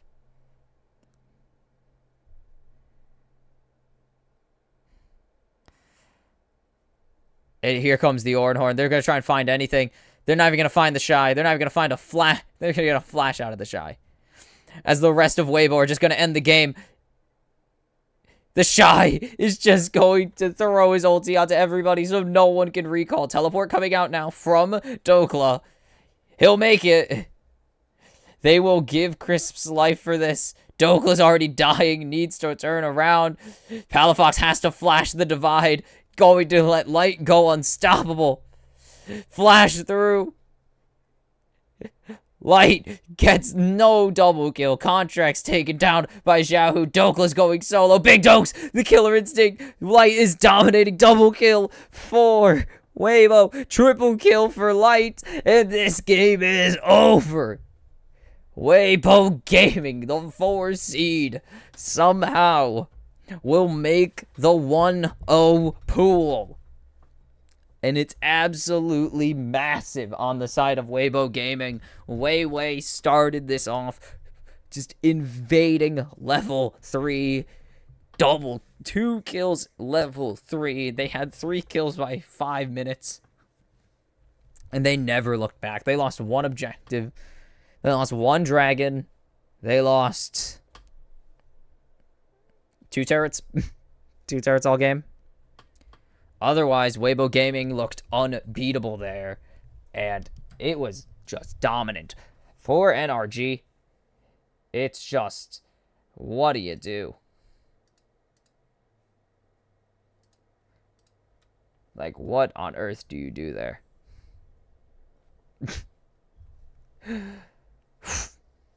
It's absolutely brutal. Just absolutely brutal. As it is a smackdown for Weibo Gaming. And NRG didn't even have a chance to show up, let alone a chance to win.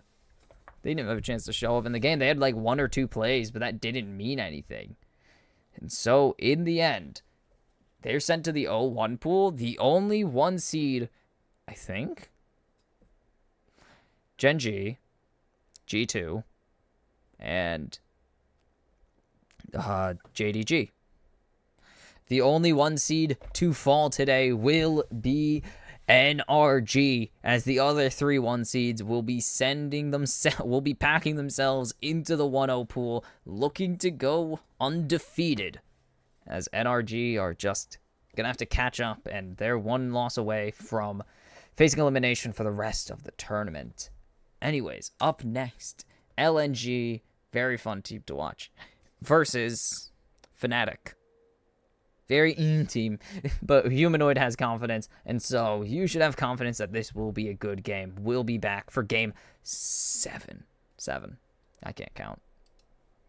Now, welcome back to the kimchicast for World 2023 as we enter game 7, almost enter game 7 draft between two teams that, well, I can't really say I'm excited for. One team I'm excited for, and the other team is Fnatic. I really am interested in LNG. They're not the team I think is the best. I think I have them getting out. I think I have all 4 Chinese getting out. But I don't think Fnatic really stand a chance here. I don't think they're as good as LNG by any stretch of the imagination. I think LNG are just the better team overall and are going to put a few holes in Fnatic's everything. Though EMEA already determined better teams than NA. They both have 1 win. And Team BDS was cool. TL was pretty cool, but let's just say that it's not looking very good for either region at the moment, as they need to figure out what they're going to do as LNG, a team that is very, very good. Not the number 2 seed, even the number 3 seed. But it's very good. Still good. First chance out of the regionals, they got it. And they have just probably one of the best individual rosters in the world. I mean, Tarzan in the jungle, irony. Scout in mid, Gala. What? Yeah. That's right, I think. I'm not smart enough to know. Yeah. And there's all the Scout fangirls. Scout in mid, Tarzan in the jungle. You got Gala in the bot lane. It's similar to Damwon Kia, where they have 3 very talented individual players. Zika in the top lane. Zika in the top lane is very good. He's very good. I don't think he's very well known internationally, but in terms of LPL, he's pretty popular. I mean, I think LNG even made finals. I can't remember.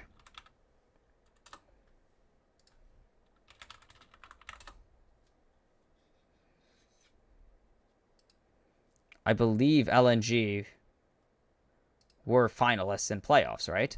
They were. They were 1 win away from taking the 1 seed. So this team is insanely good and beat Weibo to a pulp. And so this is a team that's hungry to prove that they are the true best team in China, as they were 1 win away from claiming it over JDG. They were just barely short of claiming it over Bilibili as the 2 seed even. Sorry, I thought I heard something. That was like a... I don't know if I'm a huge fan of Hong. I'm really not sure. But on to Fnatic. Trimby's here. Oscarin's interesting. I'm just not really. As we are, I believe, just about to get into it. I think LNG are the better team. Here we are. I do. Humanoid's fine. Noah's not the best. Trimby's a good support. Razor, I'm just not a fan. I just think that LNG are very skilled individually, and that's going to translate to being very skilled all around. As Gala gets the Zaya. World-class ADC gets a top-tier ADC pick, and this might just be it. This might just be the end already. This beginning of the end for Fnatic. Oscar Renan going to take this Renekton, it seems. Not big fan. Razork will lock in the Talia, possibly a flex. I believe Razork has played Talia before, so it's not the worst. Humanoid played plenty of it throughout the LEC this year, so...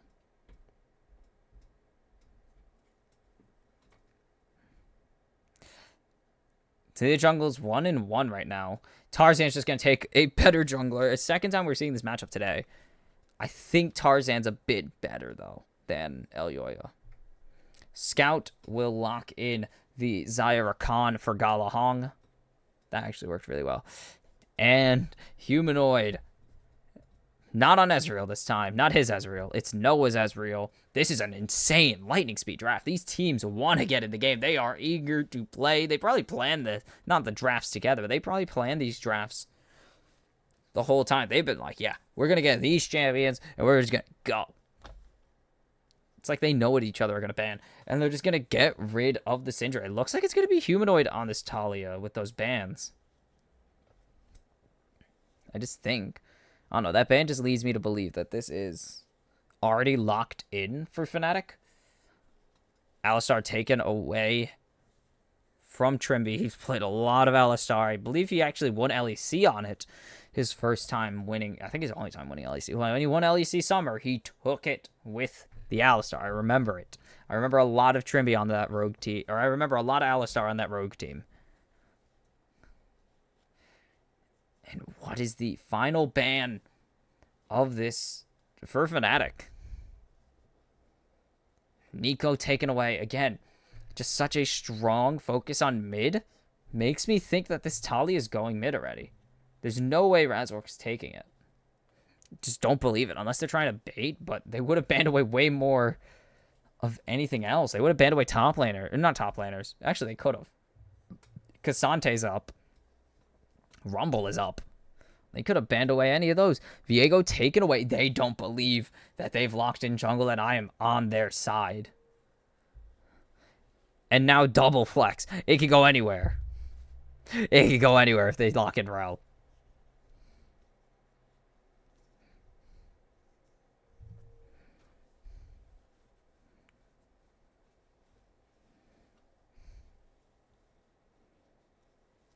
And now it's on. Yeah, it's going to be Scouts, Hazir, and this is going to be Zika on the Jax. So what is the call here? What? Ah, there it is. And just a list of hovers. And it will be Humanoid. It will be Razork on the Talia. And they still get a matchup that doesn't really work for them. Again, Jace is here coming through, and let's just say it didn't go well for the last year. The last Western team to lock in a Jace versus Azir. Hell, it was just minutes ago. Well, 30 minutes ago for them. And I still believe LNG have the better draft. Ow. That hurt. That hurt. I don't see what the win con is for Fnatic. I mean, I see what the win con is. I just don't think it's as executable as LNG's. LNG just have a better team fight option. And that's kind of where Chinese teams are going to overtake you. Like, as JDG has shown, as Weibo Gaming have shown, they are unreal at coordinating plays. LNG are one of the best team fighting teams. Like, they have Gala, they have Scout. Their team fighting is unfathomably good. A team that took JDG to 5 games is a team that can win team fights. There's no chance you are taking games off of JDG, off of picks alone. We saw that. Oh, shit. I never actually transitioned. Whoops. But that's exactly what we saw happen when they faced Team BDS. They got picked off in the early game, fell behind a little bit, and just when it came to team fights, you can't beat them in team fights. But we've seen China falter. We've not seen them fall, but we've seen them falter as LNG, or as Fnatic, look to become the second team, or the first team, to take down a Chinese team this year. Korea has fallen, North America has fallen, Europe has fallen, Vietnam has fallen, China has not in their 2 games yet. They have looked so good. They looked good in the early game. And all game, technically. from Weibo, and they looked so good mid and late game from from JDG. So what is there? They're good at early game. They're good at mid and late game. What is there to lose? Like, what is the win con against a Chinese team? I don't know. They're just insanely good.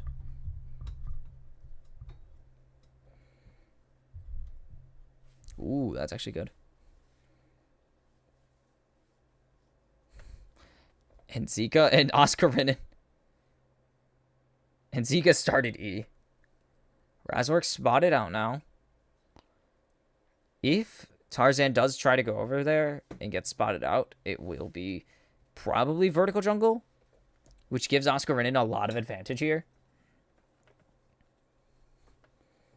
But Hong is going to be very, very, very useful here. Oscar Renan's just going to get jumped on.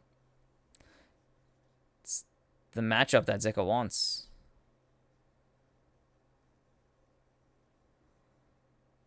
But this range difference is really useful.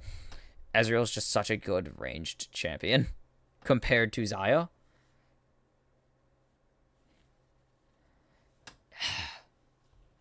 This is going to be very, very interesting to watch, as it doesn't seem that Tarzan's going to be down here for the spot lane.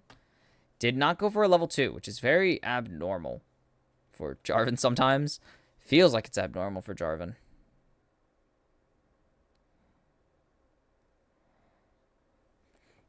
I swear, every time, it's just Jarvan level 2. Same thing every game.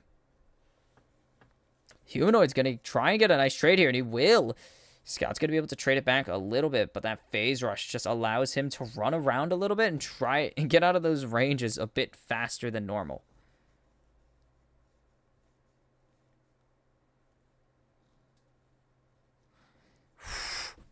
Razork can't get anything here. The ward's spotted out already, so Razork knows he's going to be spotted. He's just going to clear it. Tarzan's going for a big play here. Stun's not going to land, but Oscar Renan might want to continue going. He knows Tarzan's here now. Welcome to the stage. Fnatic had some top lane. Or not even, that was 2 years ago now. Damn, that was 2 years ago. I feel old. Fnatic had some shenanigans going on at their World Championships. Whew. Man, this matchup is so good. I mean, this LNG team. What else is there to say? They're so good. Again, one game short of being the champions and ruining the golden road for JDG.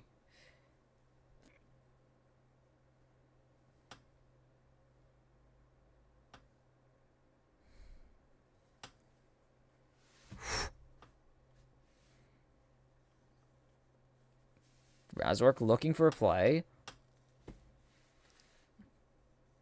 Lane gank coming in. Tarzan just going to take his back here. Oscar Renan trying to bait in Zika. And now Oscar Renan spotted out. They're just going to try and dive.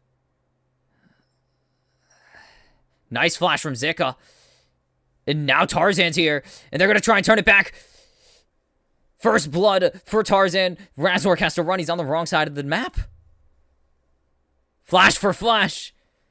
Tarzan with the side steps. Oh my goodness. And now Scout's here. Stuns himself. And Scout will take the kill and the blue buff from Razork. Tarzan, you played so well. And that's going to be massive into Humanoid. Gala, nice blocks there. But can't block forever. Teleport out from Humanoid to get back to lane. Scout doesn't need to back yet. He has the blue buff. He could stay extra long. And now with no flash, Zika can just fight.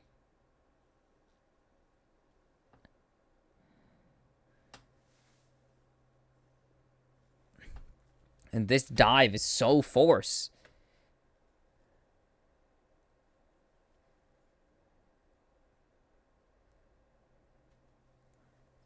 Just nothing. And now Oscar Rinnan getting ulted. He gets the dominance at just the right moment.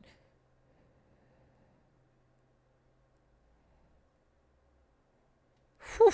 Well played. Hong.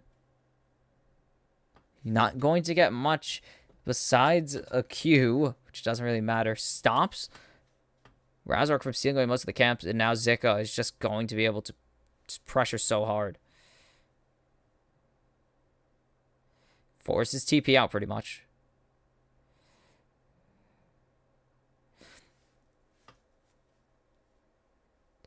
Scout. Won't be able to get away with the shifting sands. Now he gets it away with a beautiful drift. You can only get... The thing about it is you can only get stunned once. You can dash out afterwards. So, great knowledge. I mean, that's just great knowledge. Knows to wait. You can only get stunned once by the unstable ground. Or unraveled earth. Unstable ground is... I'll look it up in a minute. Scout, pretty low after that, though.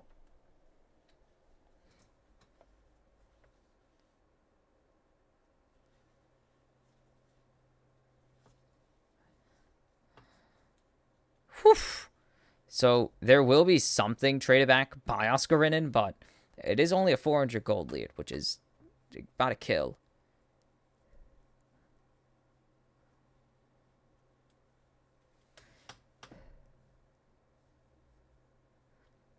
Ulti will try to reset this, and I think it will.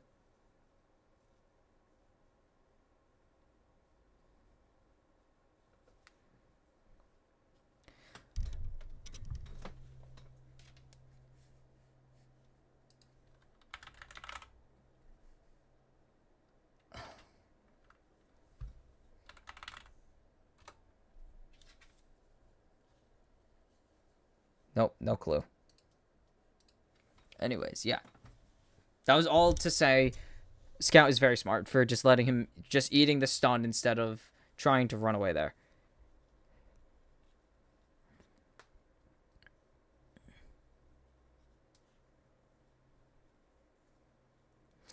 It will be the Herald secured for LNG here. Bit of a long wait, but 8 minutes. And that's around what you want to see. Hong just eats one of those. They don't know who's there. This could be a good jump. Ooh, nice dodge.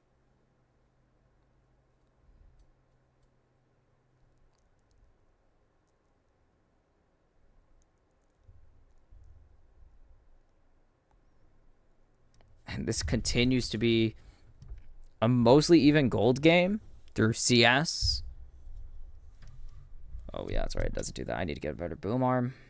That allows me to just move on more angles through joints, not through bars.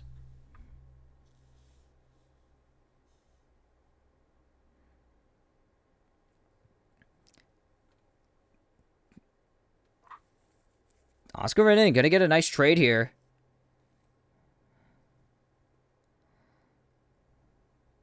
And good plays to keep this wave even by Zika.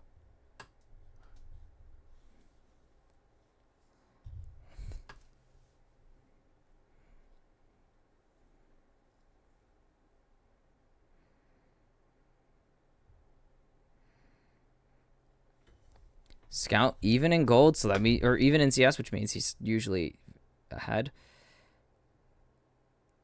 Another plating over to Oscar Rinnan, though. And Zika just has to give that over.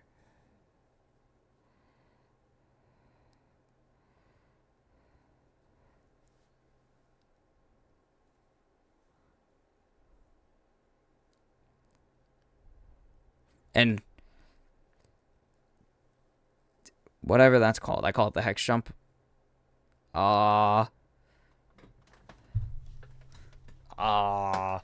Scout gets the shuffle. Tarzan will land the Cataclysm, and Scout will get the kill with a little help from his friends. Hextech Alteration? No. Arcane Shift. That's the name of the ability. And nice play there from LNG to catch out Humanoid. It's going to be another plating. Not going to be a second one, though, for LNG. It will be one plate split between Tarzan and Scout. Scout should have his item done here.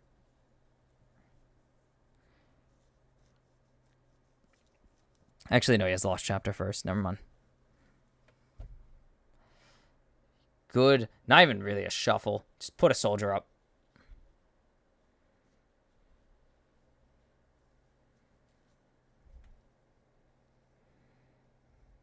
And now he's just hitting Humanoid. Razork going to get caught out. Razork, nice flash with the grand entrance, and Scout goes on a killing spree. Incredible play there by Hong and Tarzan to lock down Razork.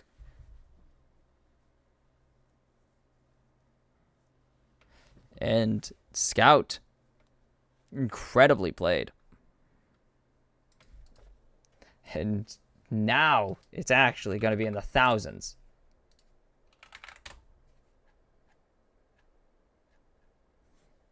I mean, yeah.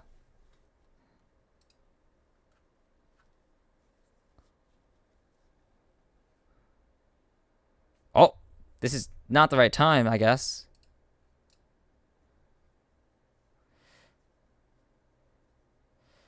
A nice flash follow there, and Scout secures this kill. They're so good.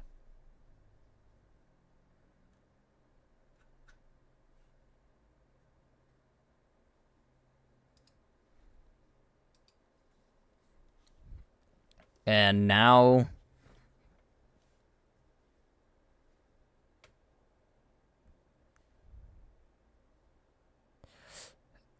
oh, flag and drag! But that might be a bit too much from Tarzan. He's just going to be able to walk away here.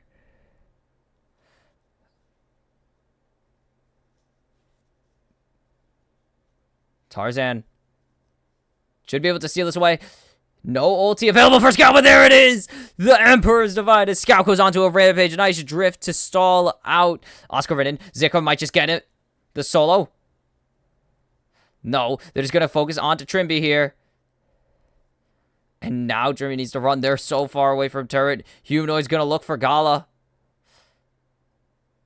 Featherstorm available.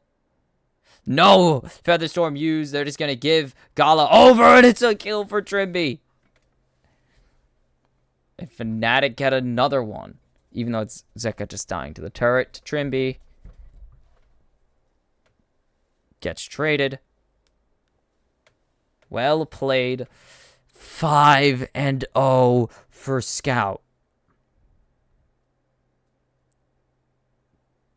If Tarzan actually got the EQ there, that would have killed too. I think he just didn't. Over the wall. Just waits. Just stalls for Razork, really. Just wastes his time. That's it. The Drake is being contested right now by Fnatic, and they might actually get this one. No! Steal!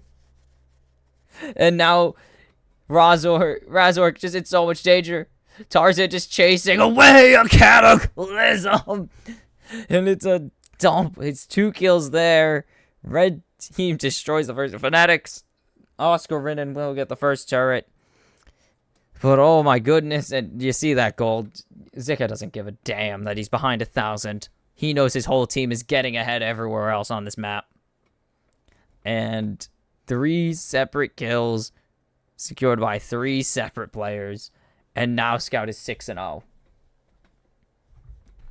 There's just nothing stopping LNG from just steamrolling Fnatic.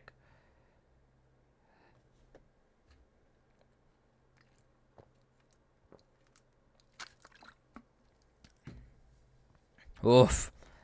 Scout's making this look impossible. Scout reminding the world why he's still one of the best mid laners. And why he's also a world champion. And now it's going to be second Herald over, almost uncontested, unless Trimby could jump this wall here and get something out of it. But Hong is just going to remove vision from his own jungle.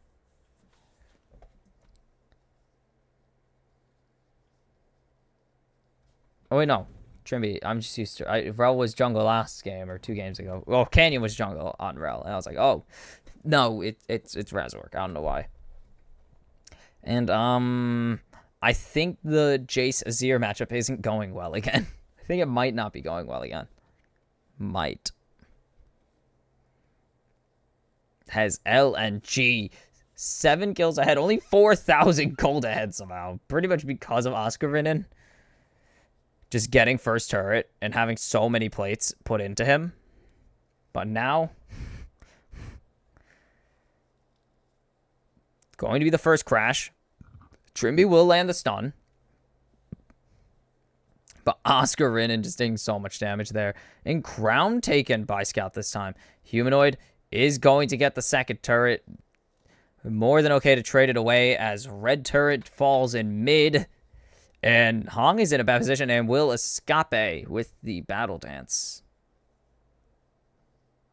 And, okay, although we're going back in time. Smite is early. Steals it with a Q.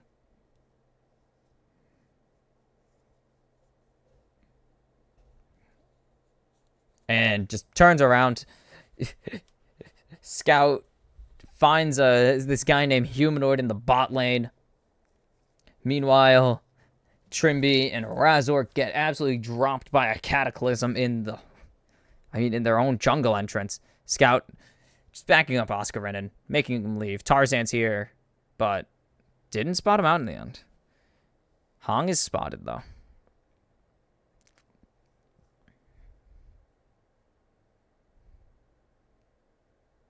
And what are Fnatic to do here? This is playable. This is not an NRG situation at all. This is playable. But they need to find an answer, and as we've learned from Chinese teams, the answer should not be team fighting because you're not going to do it. Good luck. Good luck team fighting an LPL team. It's good luck. It's almost impossible. They love fighting. It's the thing it's the thing Chinese players were born to do. The second they start playing solo queue, Hong just gets away with the battle dance there. Very well played by Scout to be in position for Hong to run. Quickness, Hong wants it. Hong wants to go in. Tarzan wants to go in. Trimby going to jump in. A nice Feather Storm. It's going to Route 2. Scout goes godlike. A nice divide. And Gala has slain Oscar Rinnan. But this is the chance for them to turn it back. A third kill. Razor going in. Zika just in the middle of no man's land trying to jump behind the turret. It's not going to happen. There's a turret. Hong will get killed by Hong there. And Razork will secure a double kill there. Gala in a bad position. Noah knows someone's in the alcove. Whoo! Gala plays it insanely safe and runs away. And it's still a 4,000 gold lead. But that's really good. The thing is, LNG going a bit too deep here. The Cataclysm kills. You see, and then Razork, they're just so close to the turret. Razork is just able to force away everything. Noah's going to get a kill here. And that's really valuable because Noah needs to get online. Hong has nothing. No flash, no battle dance, no grand entrance, so he can't escape that. And they're going to get their second dragon now. And look at that damage. Razork, again, being the damage dealer. Noah wants to get on the map here. It's just really difficult. They're just going to be on the Baron. Just about the moment it spawns. They can't even see it. Hong is just waiting here. And Hong just gives his life. What are you doing?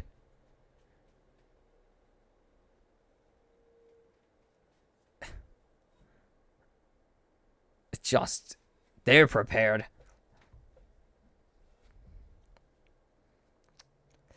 Whew.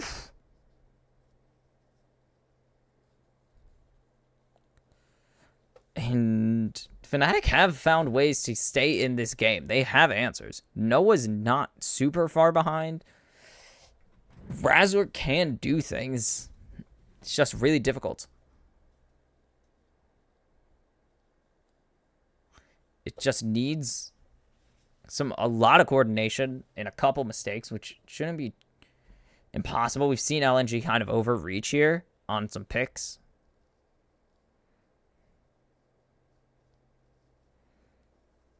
The win probability still in their favor. 3 items to 2 in favor of mid. That's what happens when you have 7 kills. Even items in the bot lane, though. And top lane has not really been a super large factor. And there is the Eye of Shurima. The Sun Disk, that's the name of it. I was trying to remember. Sun Disk.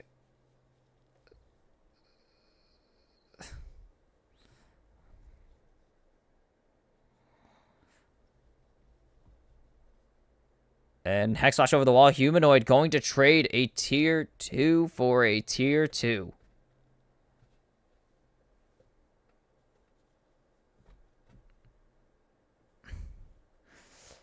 And they're going to keep pushing in this mid lane. Tarzan in a bit of a bad spot, but will survive with about half health. And Scout is just dodging spells. It's like a madman. And the Weaver's Wall is out. Will stop this push.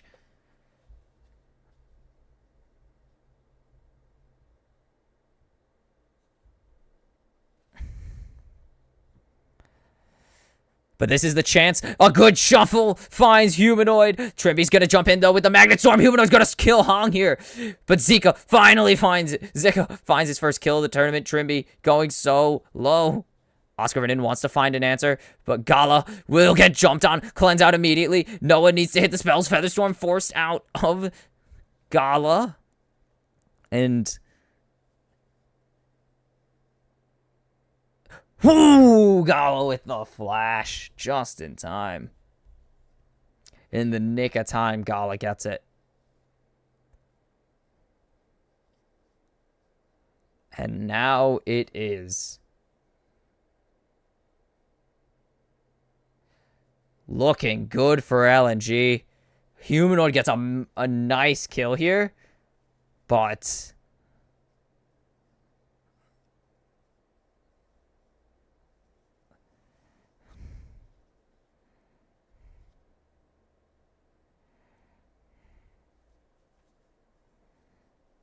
then, how close? How many pixels? How many pixels?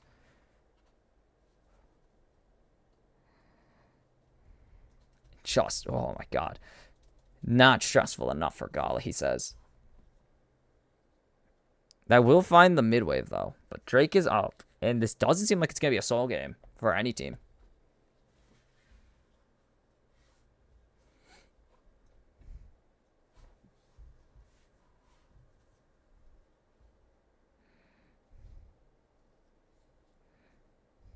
Double Dragon.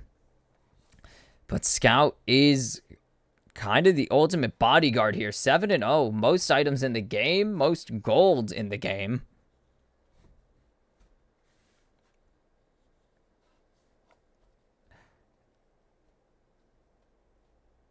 And once again, it's just...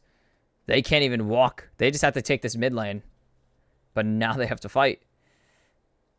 LNG are just able to get rid of this so fast. Scout's still just dodging everything. Keeping the crown up for as long as possible for when he actually needs it is insane.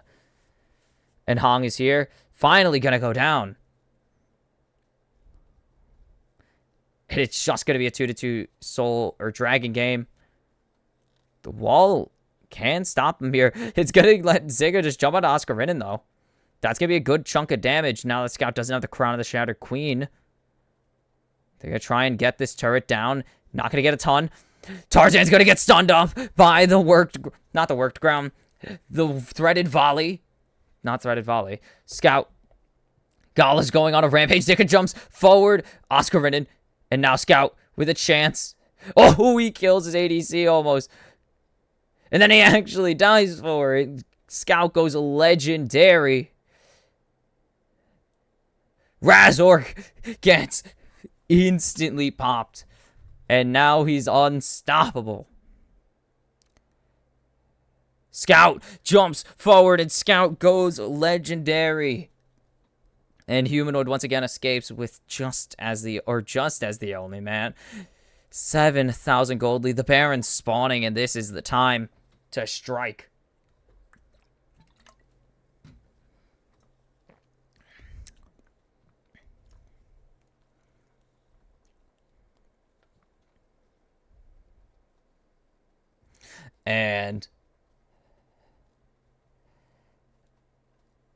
But it pays off. Razork will get the kill here. And Gala gets another one.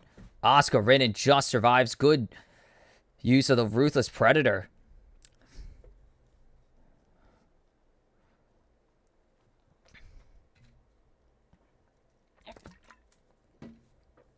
And Baron secured for LNG. No questions about it. Not even a contest available.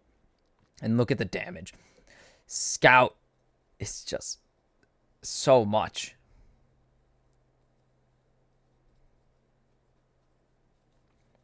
No, it's just not been able to get super in there this game. He's trying. I mean, he almost got killed by his top laner. Like, his top laner sent him to the Shadow Realm, so that was not pleasant, I would assume. And now it's... I don't even know. Fnatic are just so out of it. They're only 7k down. This is not even the biggest gold lead we've seen this tournament, and it just feels insurmountable. Like, LNG are just playing this so well. I don't know what the angle is here for Fnatic.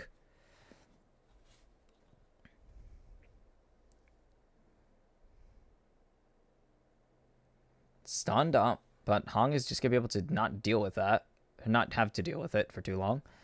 Razork is just going to try and clear out this mid wave, and Zik is just going to back. Teleport in. Now he has the stopwatch. He has the Zanyas available. Buffing up that W. The Weaver's Wall is in, but Gala's just walking forward. Hong looking for anyone, only going to find Trimby, but they're going to try and lock him down. Oh, the Emperor's Divide. The flash forward's not going to find Scout, and now Gala's dominating. The Cataclysm down, double kill for Gala. Triple kill for Gala. And now LNG are looking to end. It's only on Ezreal and Talia. Feathers out. Scout gets the 4th kill for them. It's a double kill for Scout. It's the ace for LNG. And they will take down Fnatic in 30 minutes. Woo! And that is what LNG wanted. And they did it. They battled out there. They faced the challenge. That was Fnatic, and they took them down convincingly. 3-0 for the LPL so far, and they haven't even sent their second-best team in. Their season's second-best team. And LNG give the bow and walk backstage as, well, it's child's play for them.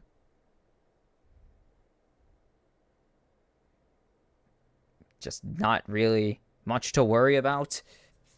They played pretty clean.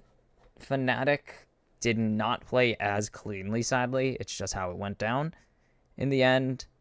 But there's plenty left to play for Fnatic. They did not look out of it until super, super late. And by the time they were out of it, it was just really hard to fight back at that point. They couldn't really find the team fight, and again, even when they started with a bad team fight, jumping in with the Jarvan ulti with nobody following him up and immediately getting engaged on by Trimby in the backlines. I mean, LPL teams, they could team fight out of a paper bag. They could team fight out of a dry paper bag if they needed to. And LNG showing why the LPL is the strongest region entering the World Championships this year. And one more game remains. I don't want to say it is the only...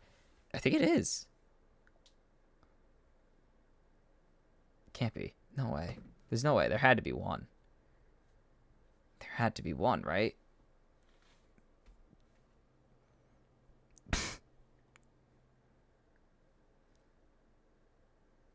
I'm trying to think this through, actually.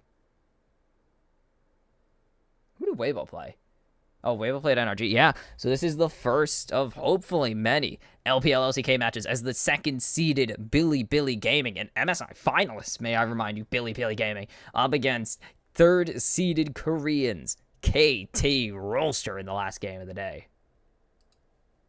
And welcome back to the final game of the day. Billy Gaming, KT Rolster, let's get going. Because this is going to be meaningful, because Billy Gaming are kind of up there with LNG and JDG. They're supposed to be the best of the best. One of the top 4 teams in the world right now. And, well, the other best team in the world just won. Like, I honestly can probably put LNG and Billy Gaming over T1 right now. They looked so good in the summer split and regional finals in the case, and just now, actually, in the case of LNG. Weibo Gaming looked good. Very, very good, but I don't know how much it is they faced a weak team versus how good they actually are. They are very good, and I think they make it out of the plane, or out of the Swiss stage, but I don't think they're better than all 3 Korean teams remaining. And as the teams are getting introduced, as there are only introductions for one day now because every team is here. It's great. Billy Gaming have fallen short at every single hurdle, but it also is really important. Second in LPL Spring, third in LPL Summer, second at MSI, beating T1 clean as a whistle, may I remind you, to get their rematch against JDG. And this team, the only thing that has seemed to stop them is JDG. They have lost the past, 3-4 meetings against JDG? Like, they have exclusively lost to JDG. I have no clue how they did it. Seriously.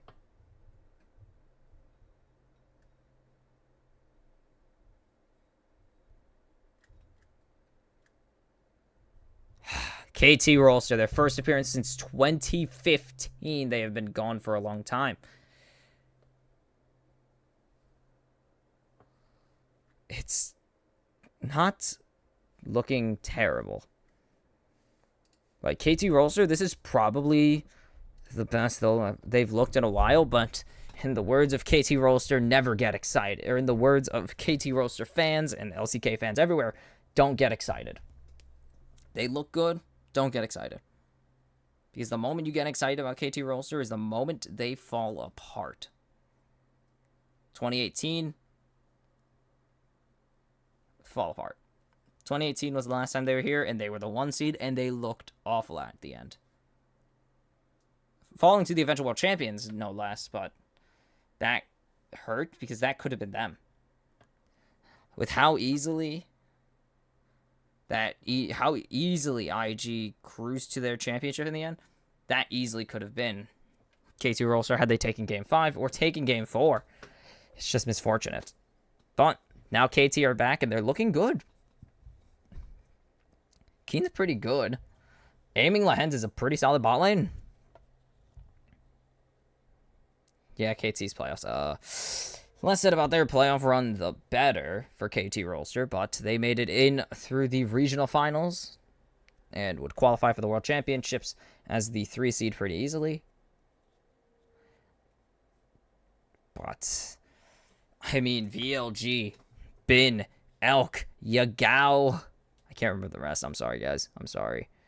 I did not wake up. I watched LPL Finals. I watched LPL Finals in summer. But I did not wake up to watch all of LPL. It's really hard to wake up to watch LPL.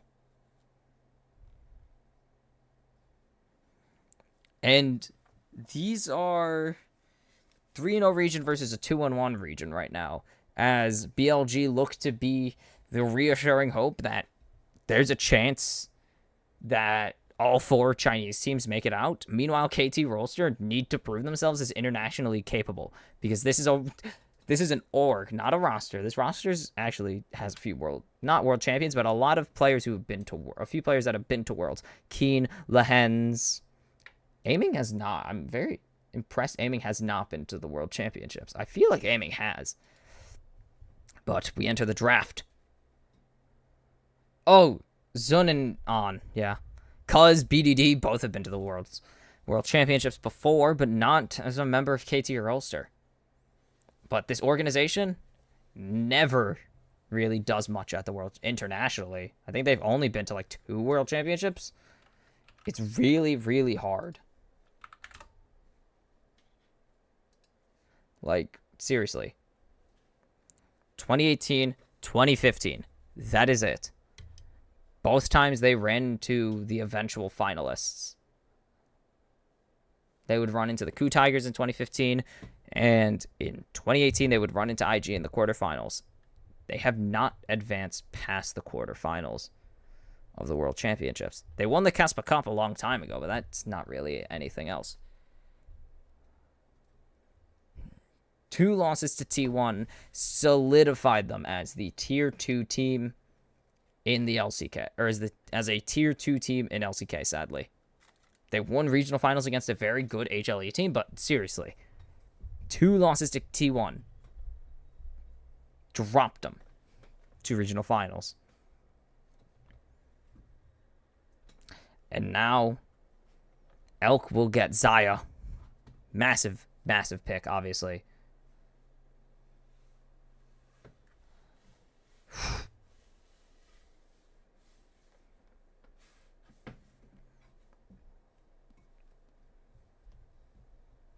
And, yep, Rakan taken away, the Akali, or not Akali, Talia being considered and locked in again. Talia hasn't won, is 1-2 in now, so. Cuz probably won't be picking it up, Serial Griefer. Cuz, as I, lovingly is a strong word, but call him. And now it's just chance that you just lock in your jungle support, but it's going to be your jungle mid as Zun and Yagao take their own champions to close out rotation 1. And Kaisa locked in. We haven't seen too much Kaisa, actually. Seen a lot more Ezreal and a bit more of Kalista. But Kaisa's still a very good lock-in if they do decide to go in that direction, and they will. And now it's time to ban out jungles and supports and top lanes.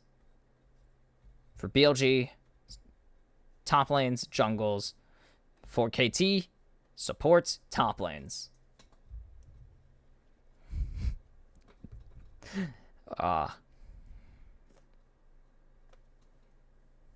Renekton immediately banned away for second rotation.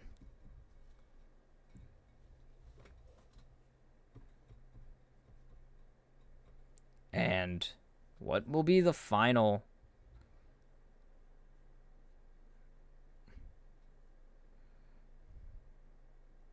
Nautilus banned away from BLG. A very good ban, actually, on the side of KT Rolster.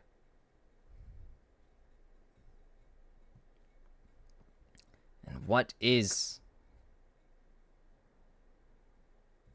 the final ban? Is it going to be a Cassante ban? That could be an option here. Cassante ban away. This could also be a jungler banned away. And it will be the Vi taken away from the side of KT. And it's probably, yep, there it is. KT Rolster, Zachary. And this is our first Zach of the tournament. Let's go. No Zach in play-ins. No Zach through 7 games. Not even contested. And now Zach is taken. We got the goo boy. We got dog food and a condom man in Worlds. Finally. And now, yep, there's Rel, another top tier support right now. And what will be the blind top lane? Very well played by KT to set it up so they had the jungle draft before top lane, so they get the counter pick. And it's just going to be Cassante. 3 tanks is a very, very bold strategy. They want to walk forward with those guys and just, I don't know. I think they got to draft a bruiser up here, but they won't. They will draft a 3rd tank for Bin. Okay.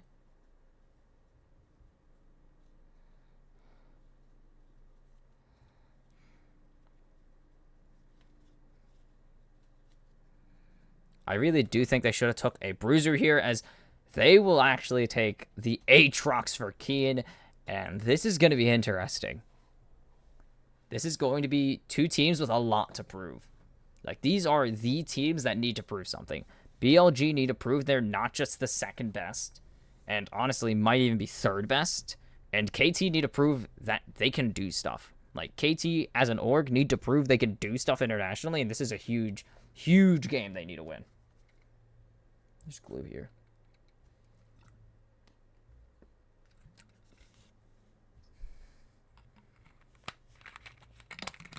Eh.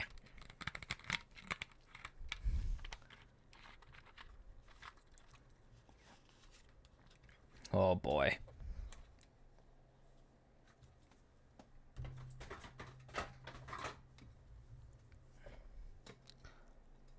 I miss the old KT logo. I do miss the old KT roster logo. It's very pretty. I miss the roller coaster. I like it.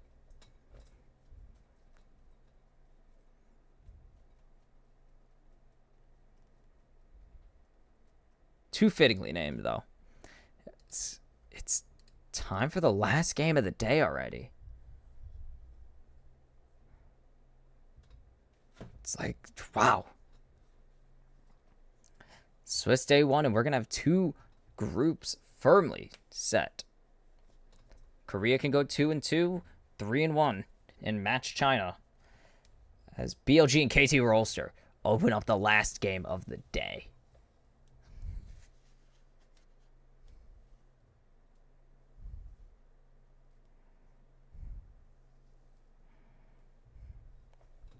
Day one of Worlds is always so much fun. And I hope this hype keeps up, because this energy is amazing. I mean, the fans were really excited because they got to see Adam early, so that definitely helps. That they got to keep that hype up. I don't think many were excited for Weibo versus NRG, but I really do hope the fans keep this energy up, because they've been a great crowd so far. It's fun to hear them. It's really exciting to hear what they love. Like, get them excited for stuff.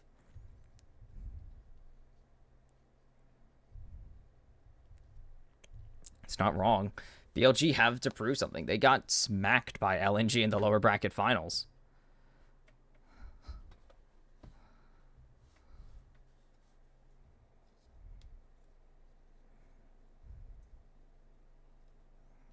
It's really hot in this room. I don't like it.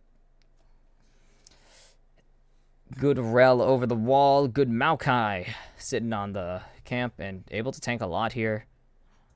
And Yagao taking the first strike here.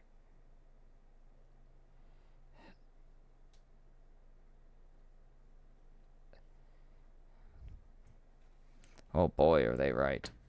T1 look rough entering this World Championships. And even in this World Championship, they look kind of rough. Lahens and On going to stare at each other and auto attack and throw some spells out. Elk losing a big chunk of health.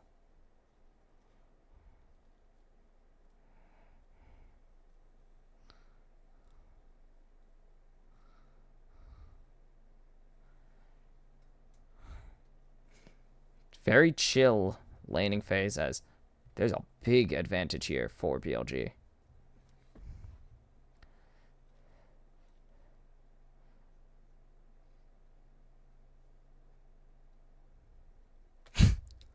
God, this is such a chill.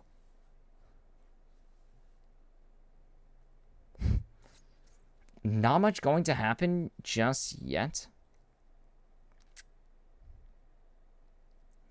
I do not see much happening here. Maokai is going to take a little bit to get online, usually wanting the Nature's Grasp. Kaisa wants level 3. Elk probably wants to get his W up before he starts fighting. Yagao and BDD can throw spells at each other for all I care. They're very much in a position to throw spells. And Bin and Keen both want... Bin and Kin. Bin and Keen both probably want to get their 6s or just hit turrets. That was so little damage. God, Demolished does nothing early game. No damage. But Bin can get some good chunks here as long as he trades smart and doesn't get smacked in the face by a lot of Qs.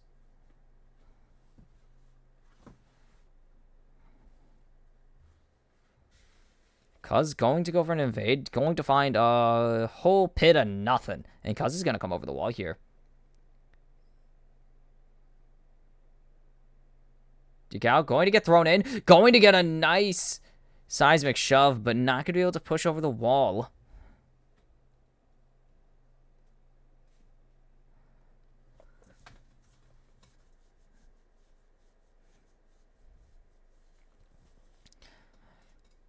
Lehen's really able to get away with some aggressive play here because he can just jump away from any engage on has.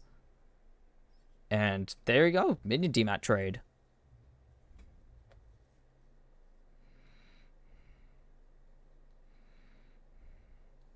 Both of these ADCs are just very much in there. And Elk already backed for his, actually for his. I was very confused when I saw 91 on his cull, but he backed for it. He started Doran's Blade. This is before the Doran's Blade buff, or the Doran's items buff, pretty much, where they just doubled in value almost. Jun is spotted, so KT know to not be stupid. Lehen's baiting.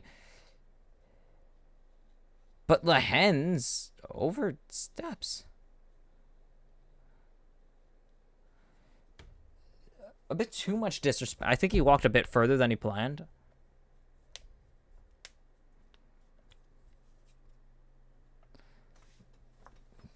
Did get Jun's flash. But Lehen's probably did step a bit further than he should have for that play. Teleport coming in from BDD. Both of them going to just back for their first items. Boots finished with a crystal. Sapphire crystal for Bin.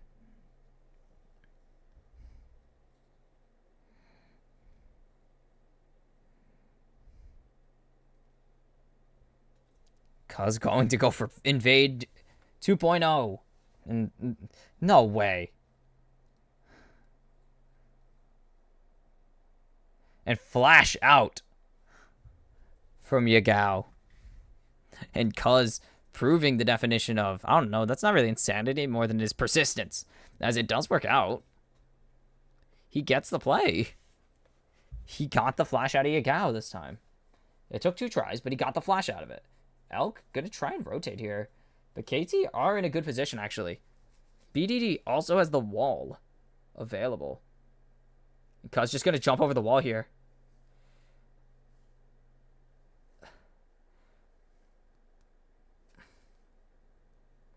Oh, and so much committed from KT Rolster now, and nothing's going their way.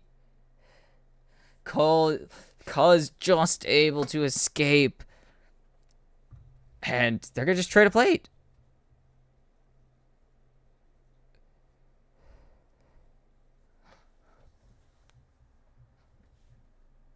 And BLG just win this. They just win that fight. Or that trade. Not even a fight. And look at the gold. Yeah. All 4 gold hoarding members of BLG, or farming members of BLG, will out-gold all farming members of KT now, and the support is getting out-farmed. By not much. It's like 1 minion. Lehen's is getting out-farmed barely. It means nothing. It's support. On. We'll be getting jumped on here. There's not much lockdown for Lehen's besides that for now. But it's just to move it on back so that aiming can walk further up to create this pressure. Or not even to create pressure. So On can walk further to... On can walk further. So aiming can walk up to get this farm and push this wave in and back. There we go. Zun going to get the smite. Nature's Grasp available here.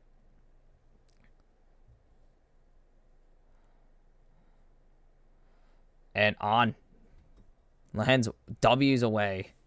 And Cuz sees Zun in the bot lane and is just going to take it for himself.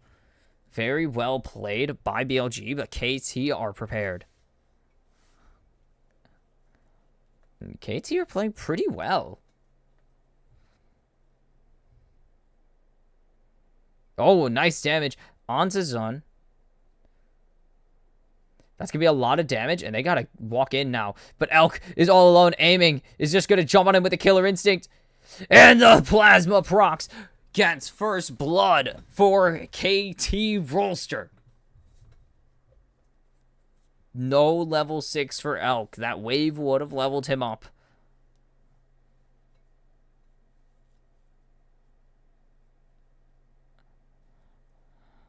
And just brutal for BLG. Just could not get the next level on, well, Elk. I was going to say on, but on's level 6. They couldn't get level 6 for Elk, and that's just going to hurt.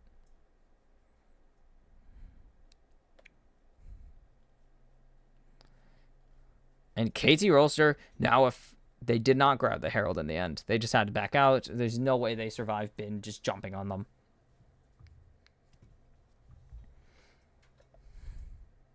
But besides that, again, Elk wanted level 6. He was so close to it, and it's not going to get it. Aiming, just good cleanse there. Probably didn't even need it, but gets it anyways. Just insurance.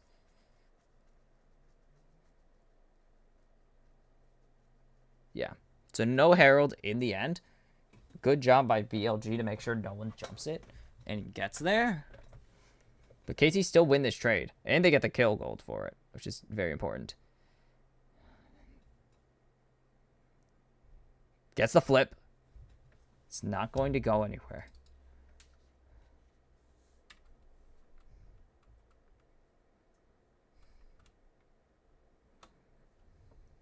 Cuz coming in hot. And just gives up. Gives up.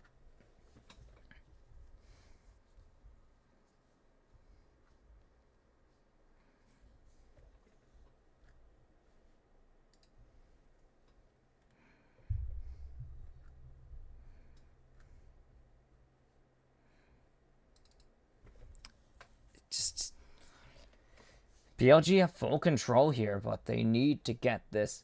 Because Cuz is just going to jump in. Featherstorm forced out. And Cuz is going into passive. BDD has some damage now. But the Nature's Grasp is going to grab everyone. A Magnet Storm crash down is going to keep everyone in. Flash onto aiming with the Q. Aiming, getting locked down. Elk will secure the kill with the W. And BLG win the team fight. BDD trying to find it, engage. Gonna find a good chunk of damage onto On, but I don't think he's gonna get anything out of it. Now Keen just isn't able to answer. Casante's able to answer with Bin. Keen is not.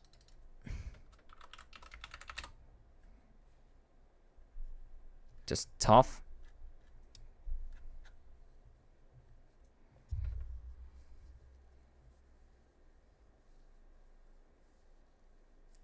Who gets the kill here? It doesn't really matter. Drake gets the kill. Oh, no, it's done. Nice flash. And then Bin's here just to make sure nothing goes wrong.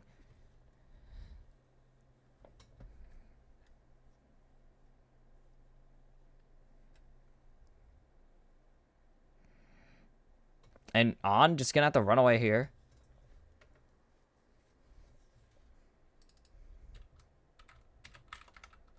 Oh, jumping in.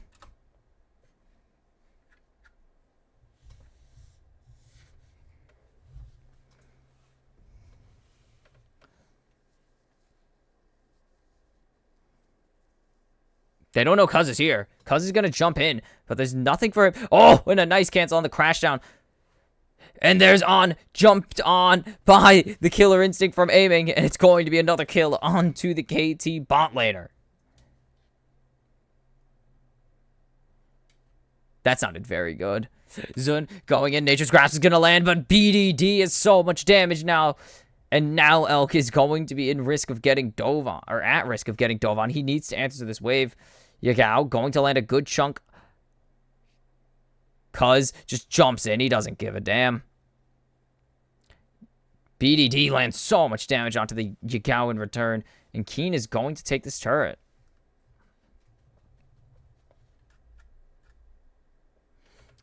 Bin is also going to trade plates in the top lane. And now it's going really well.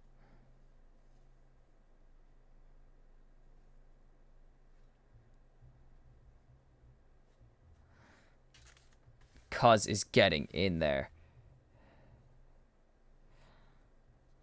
And then just the autos with the Kraken Slayer are so valuable.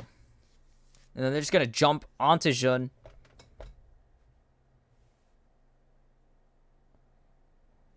And it's incredible. This KT roster team wants to win. So, like, oh.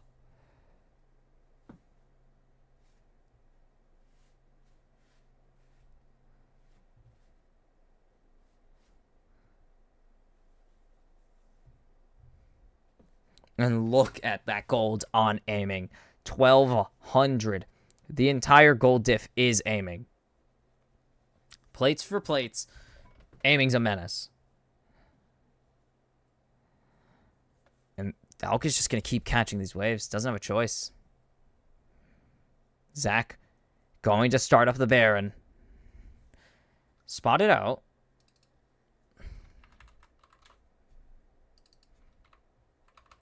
But not much able to be returned in favor of BLG. Just, yeah, Zun's going to back here.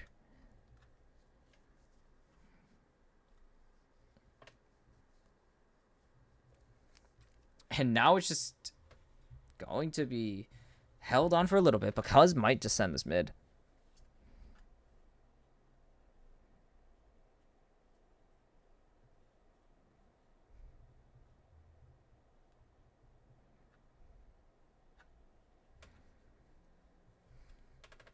And there it is.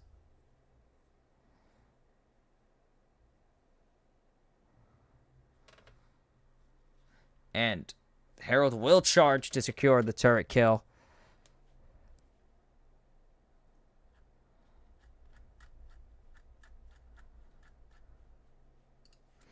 And BDD's just going to be catching waves.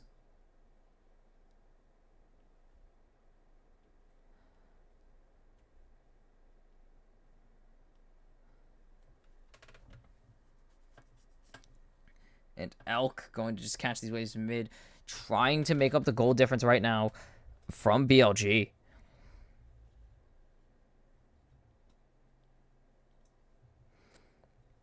PDD slightly ahead right now. BLG need to find their way back into this game.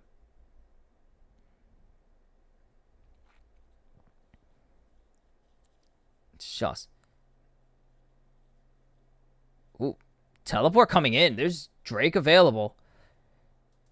Keen might be in a bit of danger right now.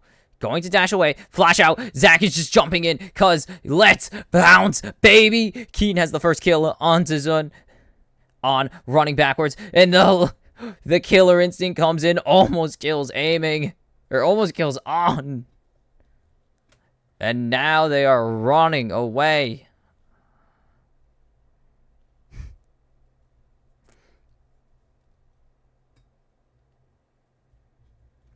And now Keen is just playing bodyguard. And Cuz will secure the first dragon for KT Rolster.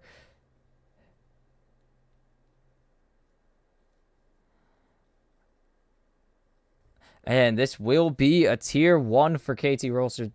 They just have to respect it. They just have to respect. Bin can't 2v1 yet. He's Cassante, but he can't. He still will yield in a 2v1 scenario. Oh, shoot. I gotta move this back again. Like, keeps falling into it. There we go. You will get the turret in top lane, but it's not quite the same. And let's see how this breaks down, because Kino initially looks like he's in a terrible position. A good lockdown there. And let's bounce indeed, cuz just hitting on repeatedly. And almost gets a second proc. I think it would have killed if he didn't get the auto first. If he procced the plasma later. And BDD's back in bot lane. Flashes away, and that's still a positive trade. Flash force.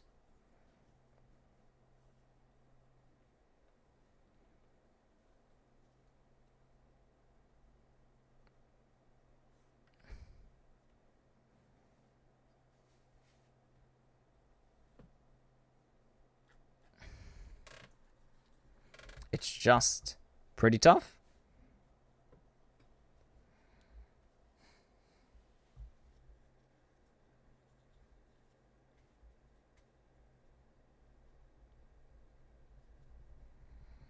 I mean, it's up to BLG to answer the call here.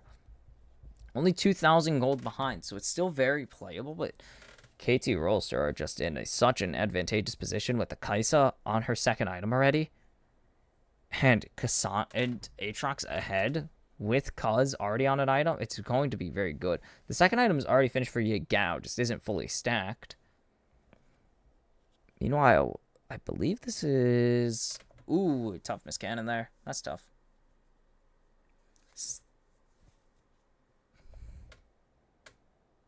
And aiming's just going to clear out that wave pretty quickly. Going to go get that blue, it seems. Nope, not getting the blue. They've spotted out Zach. And BDD just waiting for wave to appear.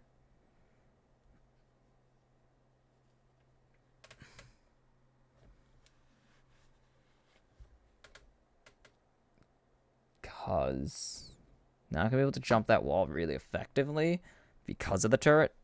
Dude. Juke.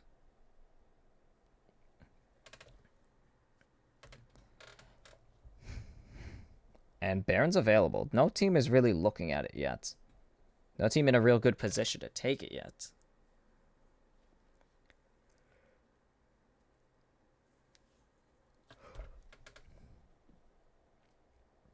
Aiming at 9,000 gold, and they're going to have to play around it. Like, a lot. Elk is not super far ahead in terms of gold compared to his team, even. He's behind, actually. He's second most, and it's not looking too hot for him. Yagao will be able to scare them off the turret with the threat of too much damage.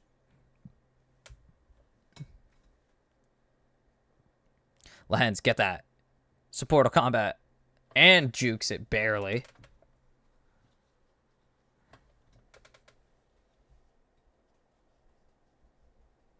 This is such a gap.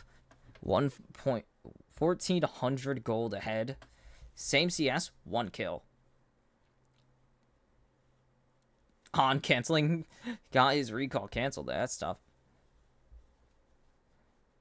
And Bin and Keen are just looking for level 16. Almost identical.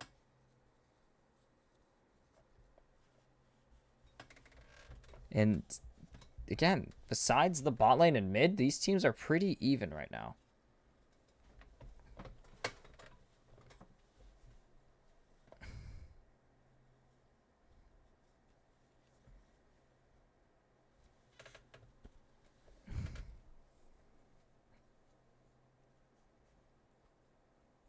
They don't know. They're off vision here. Lahan's going to jump in with a flash quickness. Or not even flash quickness, just flash W, and it's forced to back out. The Magnet Storm coming with a crash down. It's a root onto Cuz. Keen's just going to walk forwards, but he doesn't have any time to hit edges because he's CC'd the whole time. He's ignited. He's going to get killed by Jun. And now Cassante, Bin in there, going to pick BDD, and it's going to be another kill for for BLG, and they're just going to be able to walk forwards here. It's only aiming. Cuz is way too low to be able to do anything here.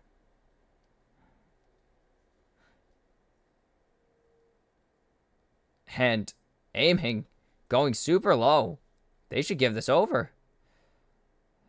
So much damage. Good shield by Lens to keep his team alive. But they're going to be letting PLG back into this game as they get their second dragon and even take the gold lead back.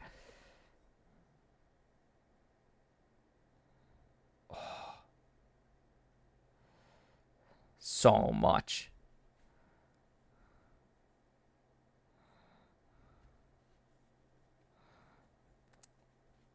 And then the flash is meaningless. They jump onto BDD. Bin picks to go all out on him. And Lahens can't get in there. Back to even, and look at the damage. So much damage. 3,000 on 3 members. Cuz did 9. They spotted out the Zac. They're actually Baroning.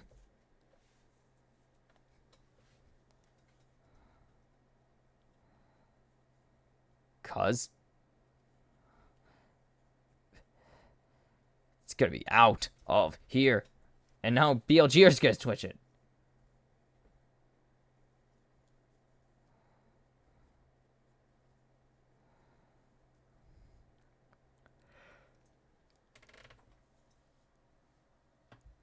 Oh, an interesting Baron start by KT Rolster.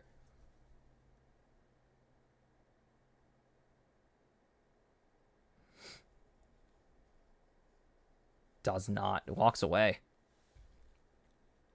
Chooses to not. Lehen's not going to get spotted out. And these two teams keep fighting back and forth. They're going... Look at that win, bro. Yep. Living up to the Rolster name. It's a roller coaster indeed.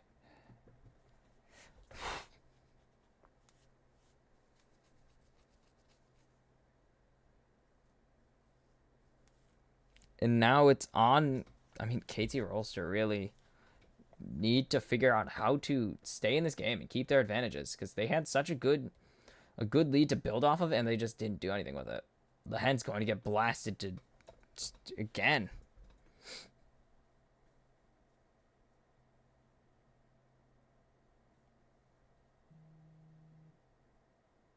Holy cow. That Baron was angry. And BLG...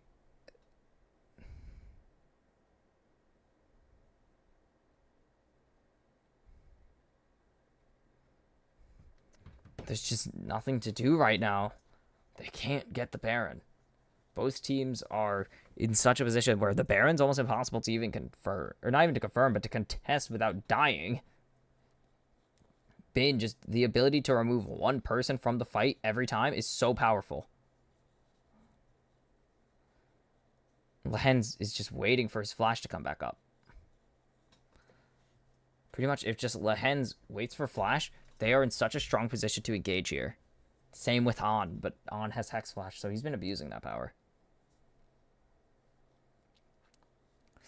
It's got to be really close. These two teams... It's a game of chess. It's a staring contest. First to blink really does lose in these fights. Like, you can't take your eye off of any of these players for a single second in a team fight, because you will just lose that team fight so fast.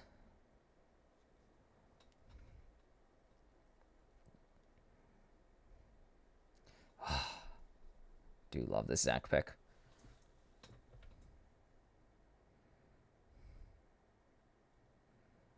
Oh.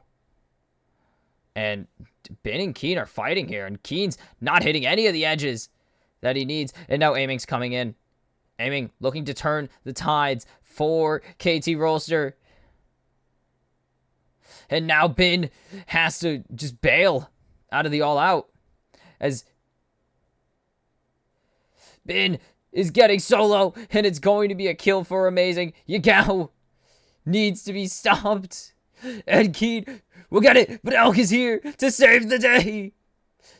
The recall isn't going to get it. BDD. But here comes Jun. Because is here too. It's a cover for the cover. This is the team fight no one was expecting to break out, but everyone's here. Lehens. Aiming can't really enter this fight, and now everyone's just leaving. The team fight no one saw coming. What is going on? Psychotic plays. Oh my goodness.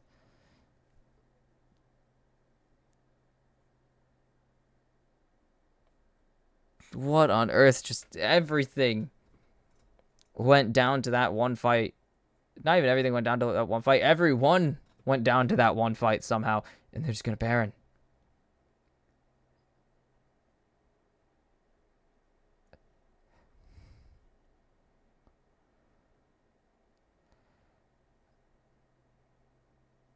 Oh, no. They know. But can they make it there in time? BLG will not get the Baron. They will get the Dragon, though, and move to Soul Point. Ooh. Oh, my God. Lahenz's shield saves him from near death. Oh my goodness, what a team fight. How on earth is this a team fight? Like, what? This is the dumbest team fight ever.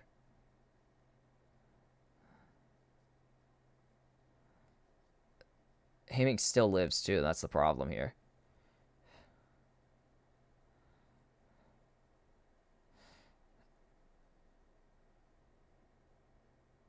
He just survives with one feather.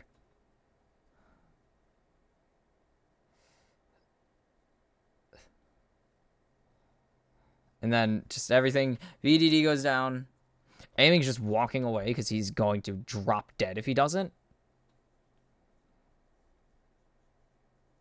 Does Lahenz's shield come up in time? Yes.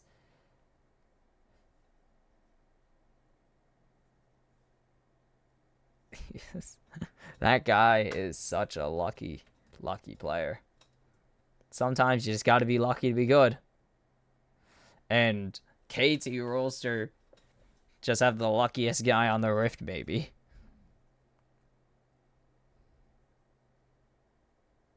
$30 minutes already in the bag, and KT Rolster get a huge gold lead from this.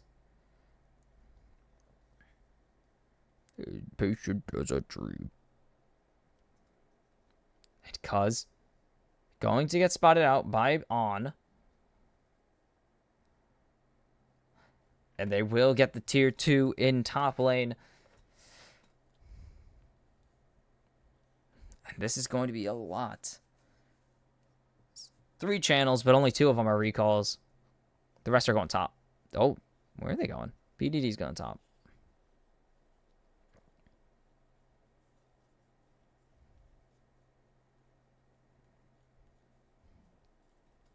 Ooh.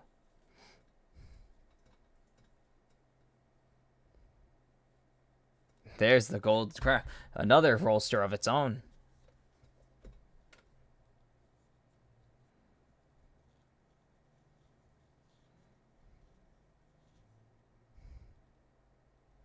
This is pretty solid. And look at the damage charts. Not fighting as often as some other teams have, but they still are fighting a lot, and no one's dying somehow. They're good at fighting and not dying, I think, is the correct way to put it. A nice pull onto Jun. And now Keen just...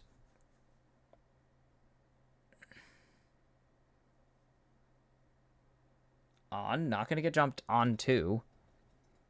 There's no way there's a dive here. Aiming is going to get the all out onto him. He's going to force a whole fight around here.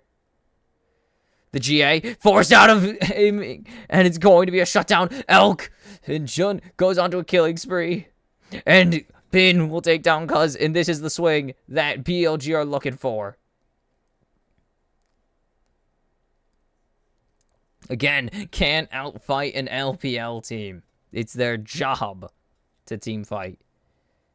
And Aiming just walking way too far forward here.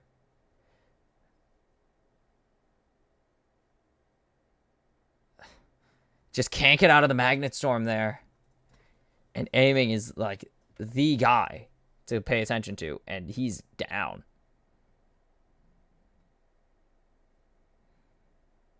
And they secure the kill onto Cuz.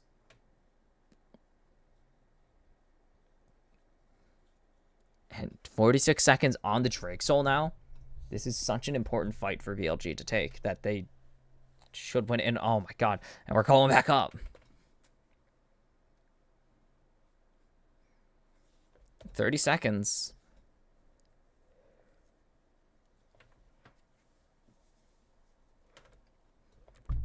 This is a very interesting gold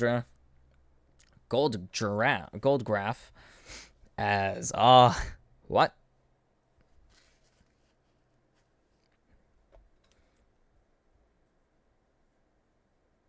So much damage from Gao. And now BLG. And you see it there, yep, entering the team fight. On. Going to be the target of the ire of KT Rolster. It's going to be a kill early. And now the wall comes out. Did BLG just give? They don't need to fight to death, but they're going to fight. Anyways, Kane's coming in for the back. He's going to get locked down. He's going to hit an edge onto Yagao. Goes golden. Gets thrown into everyone. A massive gore drinker, and he's going to get all outed onto. Flashes away from Bin. And oh my goodness. KT Rolster. Get the Drake, but BLG, the psychopaths of all time, were going to fight them for it. They were going to. 5v4. They lost their support, and they were going to fight. They can stall the soul. We probably won't see it this game, and it's Baron time. It's time to fight the Baron. KT Rolster just took it.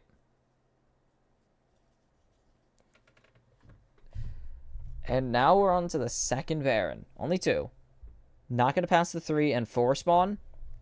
3 taken, 4 spawned. That was... oh my god. Nightmare. And this could end the game. Both teams are at some of the tier 3s.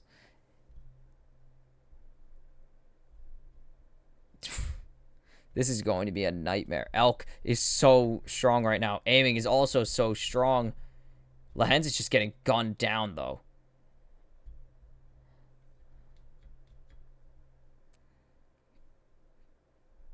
And Keen is just going to push in this mid lane. Is perfectly safe, too. Cuz going to take a good chunk of damage there. And this is going to back out.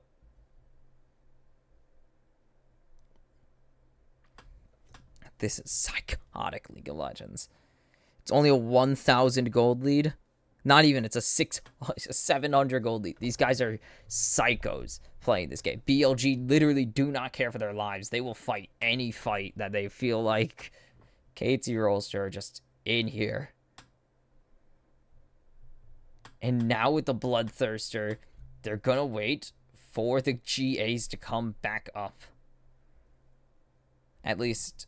they're going to... KT are going to wait for GA to come back up. If BLG knew better, they would try to get something to get their GAs down, but they're probably just confident they could fight. But killing aiming twice is tedious.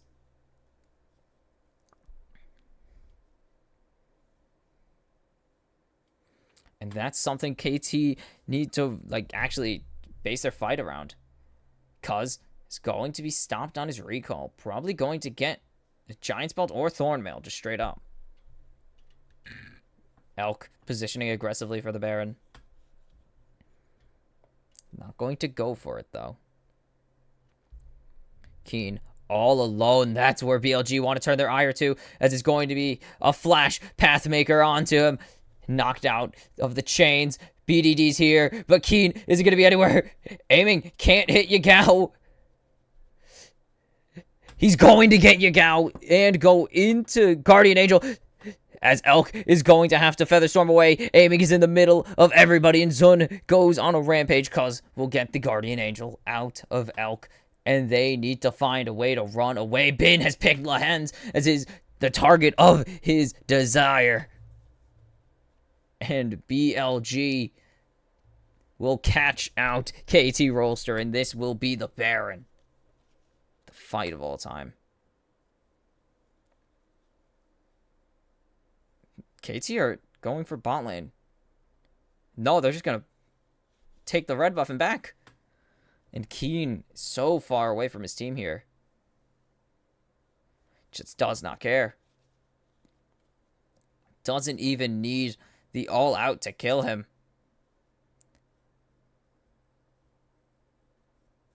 That Duskblade means aiming can't hit anybody.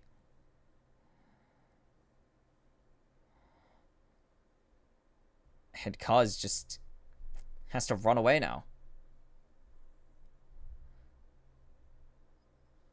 And then Lehens just gets all outed, and now BLG just win this. And now it's Baron time. Well, it was Baron time. Now it's Drake time.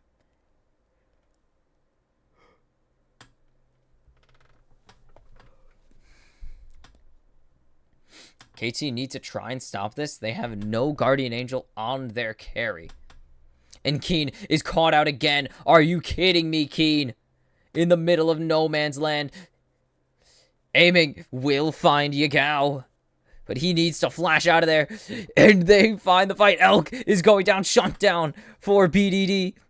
Bin is going psychotic. And they're going to return the favor. Aiming goes down. Jun goes unstoppable. It's just Cuz trying to run away. A good Magnet Storm to stop him from jumping away. And he's still going all out. So much true damage forces Cuz into passive.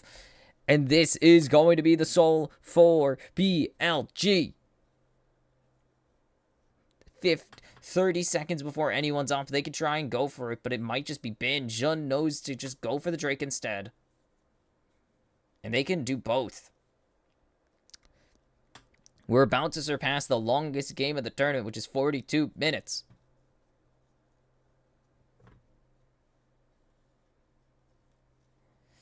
And Keen will be back, but this will be a Drake Soul and an inhibitor for KT, or for BLG. This is going to make fighting so much easier. This game is going on forever. Oh my god. And back and forth and back and forth. This is the first time a team has won consecutive fights in so long, and it's Keen getting caught out in the middle of nowhere. Yagao gets a nice, or Aiming gets a nice kill into Yagao, but is just getting locked down, can't run away.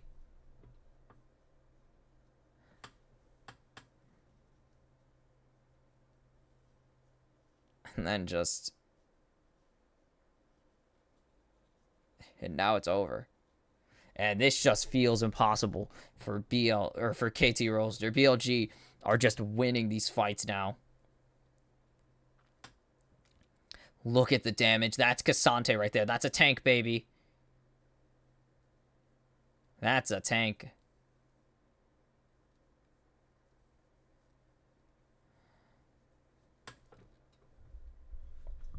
And now, look at that win prob. They have the soul. They got the Baron already.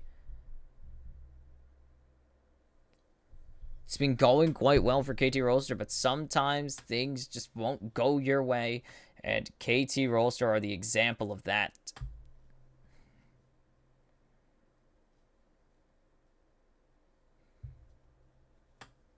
KT need to find a fight of a lifetime. The wall will stop them, but Nature's Grasp will catch 4 members of KT Rolster. Bin, I don't even think he took damage there. And what? BLG just gotta push mid.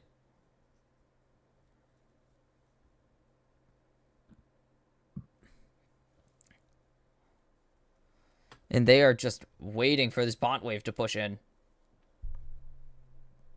They aren't going to go for anything else here, it seems. I mean, considering where your top lane is, yeah. And they're just going to back out.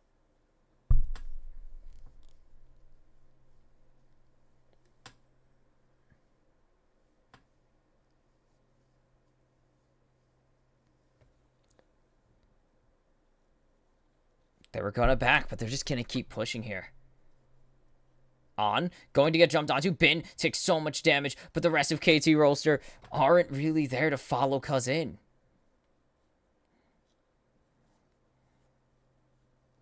And now BLG can back out, really.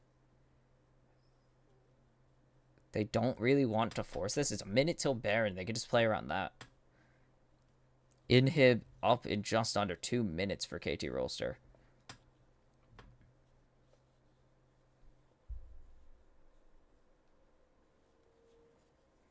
And what?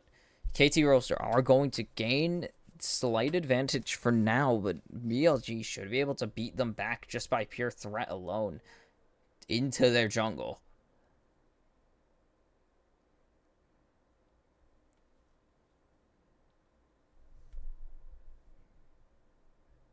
Oh, Sophom. I miss Sophom.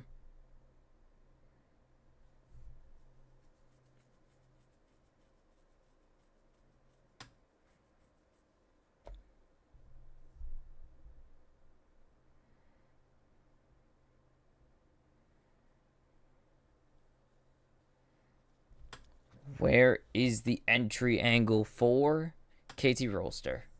They need to find something. This will be the third Baron to tie it for most in the tournament, and KT have to walk into the darkness. The Nature's Grasp is going to catch them, and now Cuz is all alone, has to flash out as they get the Baron on BLG, and they are going to push down this mid lane. This could be the end for KT Rolster in the 1-0, at the end of their dreams of a 1-0 run. Whew. This is insane. They're not even fighting anymore. KT can't afford a fight. Jace is 5 items now. Talia is only 4. What are they going to do? The inhib is respawning. But BLG are just going to push for the first turret. Keen is low with the Guardian Angel up. Featherstorm forced out of Elk. Elk is just free firing, though. The passive out of Zac now. Cuz is low. 2 resurrections coming through. Yagao's going to secure the first kill. And there's the second kill for Elk. The third kill for Elk. Triple kill with the wall. And Ben will not yield. Suning. the Suning emotes flash, and BLG will go 1-0 to close Worlds Swiss Stage Day 1. And BLG and KT in a nail-biter take longest game of the tournament by far. An absolute... such an back-and-forth match, and KT Rolster do not come out on top in the end. And that felt like it went on forever. It felt like they were playing for their career, like their seasons were on the line, is what it felt like. It's just, but in the end, it has to be this way as KT Rolster fall to the 0-1 pool.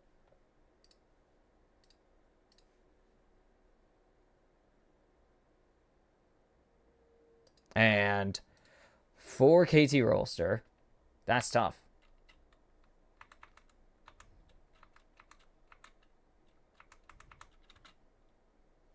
Just, it's just an insanely close game that just comes down to team fighting is going to go to the LPL 90% of the time. They're just that much better at it. And KT Rolster were not going to beat them in a team fight. Anyways, I'm insanely tired, and while I would love to give a cap on that game, there is no chance I have any of the not sleepiness to do that. And to wrap it up all very quickly in a nice little bow, entering the 1-0 pool by winning their first game, T1, C9, Gen G, JDG, G2, Weibo Gaming, LNG, and Billy Gaming, who I don't think I've called Billy Gaming at all today. But with their wins, some dominant, hi Gen G, hi Weibo Gaming, some nail-biters, hi BLG, they will enter the 1-0 pool and will draw tomorrow to see who faces.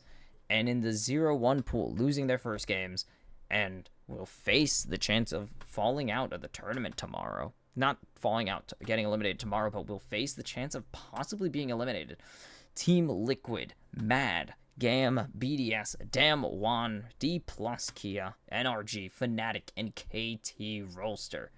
Anyways, that is it from me. This is like 6.5 hours long. Oh boy, tomorrow's going to be sleepy, but we're going to get through it. Have a good night, or whatever it is. Good night, good morning, good afternoon, whatever you may be in.